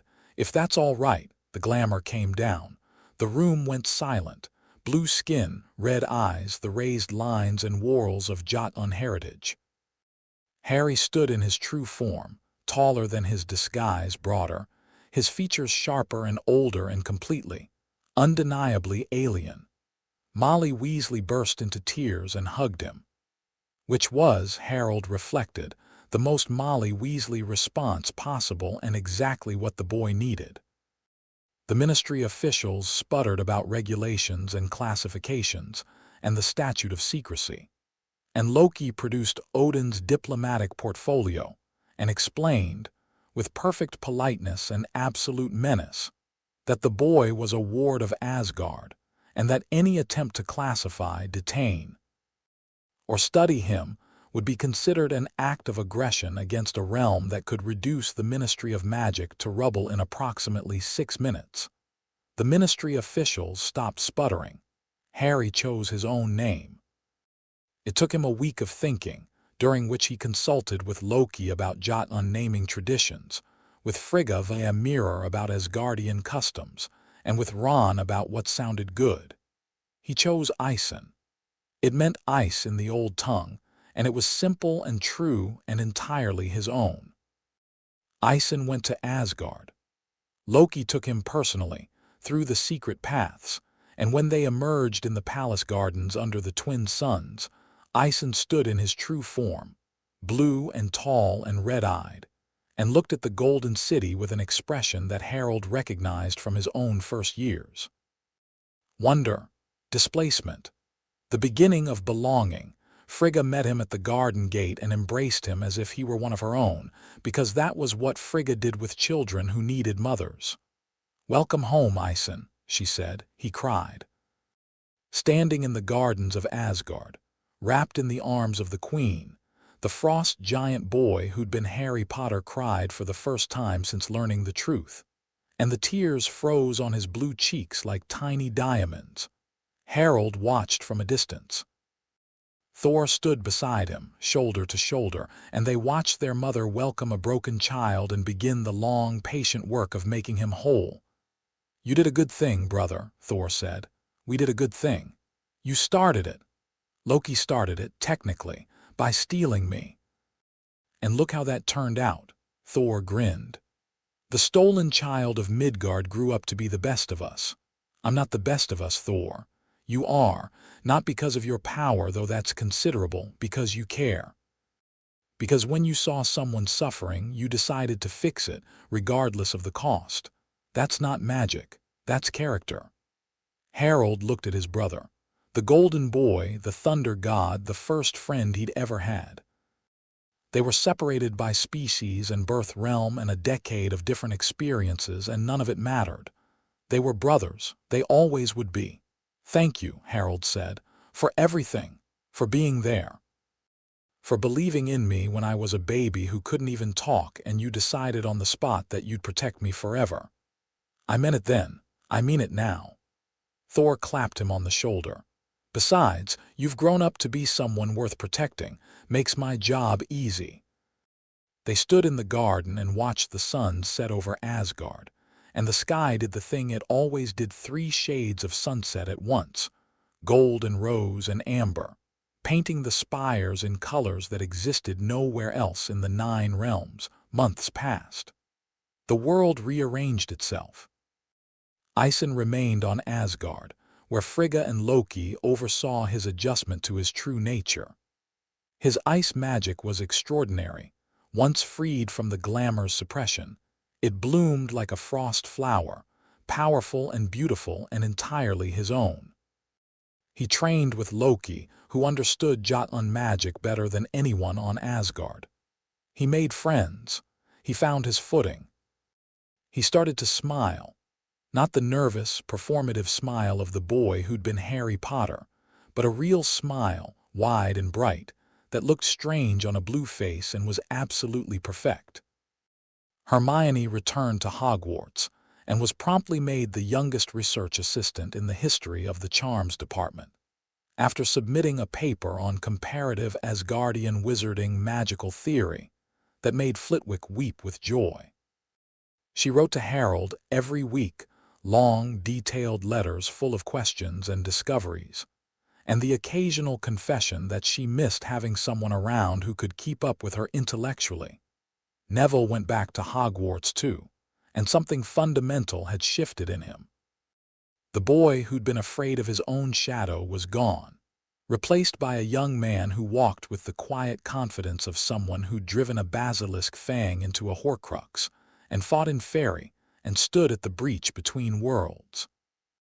His magic cooperated with him now. No more misfires, no more accidents, no more frustrated failures. He was never going to be the most powerful wizard in the room, but he was, in his own way, one of the bravest, and that counted for more than power ever would. Ron and Ginny had the hardest adjustment. The boy they'd known as Harry Potter was gone, not dead, but transformed beyond recognition, living in another realm, being someone else. They grieved for the friend they'd lost even as they tried to be happy for the person he'd become. Ron handled it with characteristic bluntness, telling anyone who asked that his best mate had turned out to be a frost giant from space, and it was actually pretty cool when you got used to it. Ginny, who'd been freed from the diary's influence and was slowly recovering, threw herself into Quidditch and refused to discuss her feelings, which was, Harold thought, a perfectly valid coping strategy for a 12-year-old. And Harold himself, he went home, not permanently. He'd returned to Hogwarts. He had more to learn, more to understand, more bridges to build between the worlds he straddled. But he needed to be in Asgard for a while. Needed to stand in the training yards and spar with Thor without holding anything back. Needed to sit in Frigga's weaving room and watch the starlight thread form patterns on the loom. Needed to argue with Loki about magical theory until they were both exhausted and oddly content. Needed to stand before Odin and see the complicated, guarded, genuine pride in his father's single eye. Needed to be home. He was sitting on the cliff overlooking the sea, the same cliff where he'd sat with Thor years ago, dangling his legs over the edge, watching the waves crash against rocks that glittered with embedded minerals, when Thor found him. "You're brooding," Thor said, sitting down beside him. "I'm reflecting. There's a difference. You're staring at the ocean with a pensive expression. That's brooding. Fine. I'm brooding." They sat in comfortable silence for a while. The ocean below was putting on a show. Massive waves, white foam, the eternal argument between water and stone. The sky above was doing the thing where all three suns were visible at different points on the horizon, which happened only a few times a year and made everything look like it had been dipped in gold. "What are you brooding about?" Thor asked. "The future. What comes next?" "I've spent the last 2 years on a mission, find the Horcruxes, destroy Voldemort, save the Changeling. It's done, all of it, and now I have to figure out what I am when I'm not fighting. You're my brother. Besides that, you're a prince, a warrior, a sorcerer, a bridge between worlds." "Those are roles, Thor. I know my roles. I'm asking about something deeper." Thor considered this with more thoughtfulness than most people gave him credit for. "You're asking who you are when no one's watching." "I suppose I am. The same person you are when everyone's watching." "That's the whole point, isn't it? You don't change depending on the audience. You're the same Harold in a fight as you are at dinner as you are right now, sitting on a cliff, brooding, reflecting, brooding. You're consistent, brother, annoyingly, relentlessly consistent.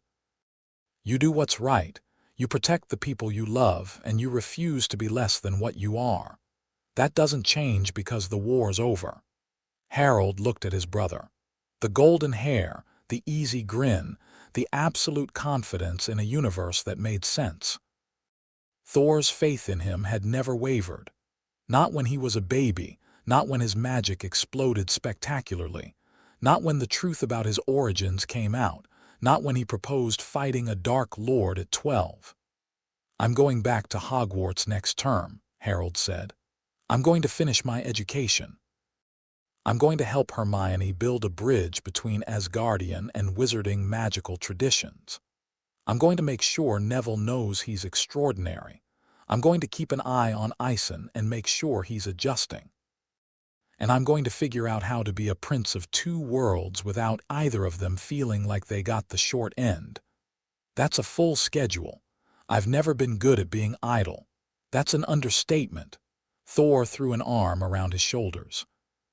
For what it's worth, and I know you don't need my approval, you've never needed anyone's approval. It's one of your more irritating qualities. I think you're going to be fine. Better than fine. I think you're going to be the best of all of us, and I think you already are. You said that before. And I'll keep saying it until you believe me. Harold leaned into his brother's shoulder, just for a moment, the way he used to when he was small and the world was too big, and the only thing that made it manageable was the absolute, unwavering certainty that Thor Odinson would stand between him and anything that tried to hurt him. I believe you, he said. They sat on the cliff and watched the sun set. 3 suns, 3 shades of gold, the sky turning colors that existed nowhere else. Below them, the waves crashed and retreated and crashed again, the eternal rhythm of a world that had been spinning since before time had a name, Harold Odinson. Born Harry Potter, Prince of Asgard, Wizard of Midgard, Stolen Child, Bridge between worlds, brother, son, friend, warrior, sorcerer. A boy who'd been taken from one world and given to another and had chosen, in the end, to belong to both. He sat on his cliff, under his sky in his home, and felt the future stretching out before him like an ocean. Vast and unknown and absolutely, terrifyingly, wonderfully full of possibility. He wasn't afraid, he'd never been afraid. Here we go, he said one last time and smiled at the sunset,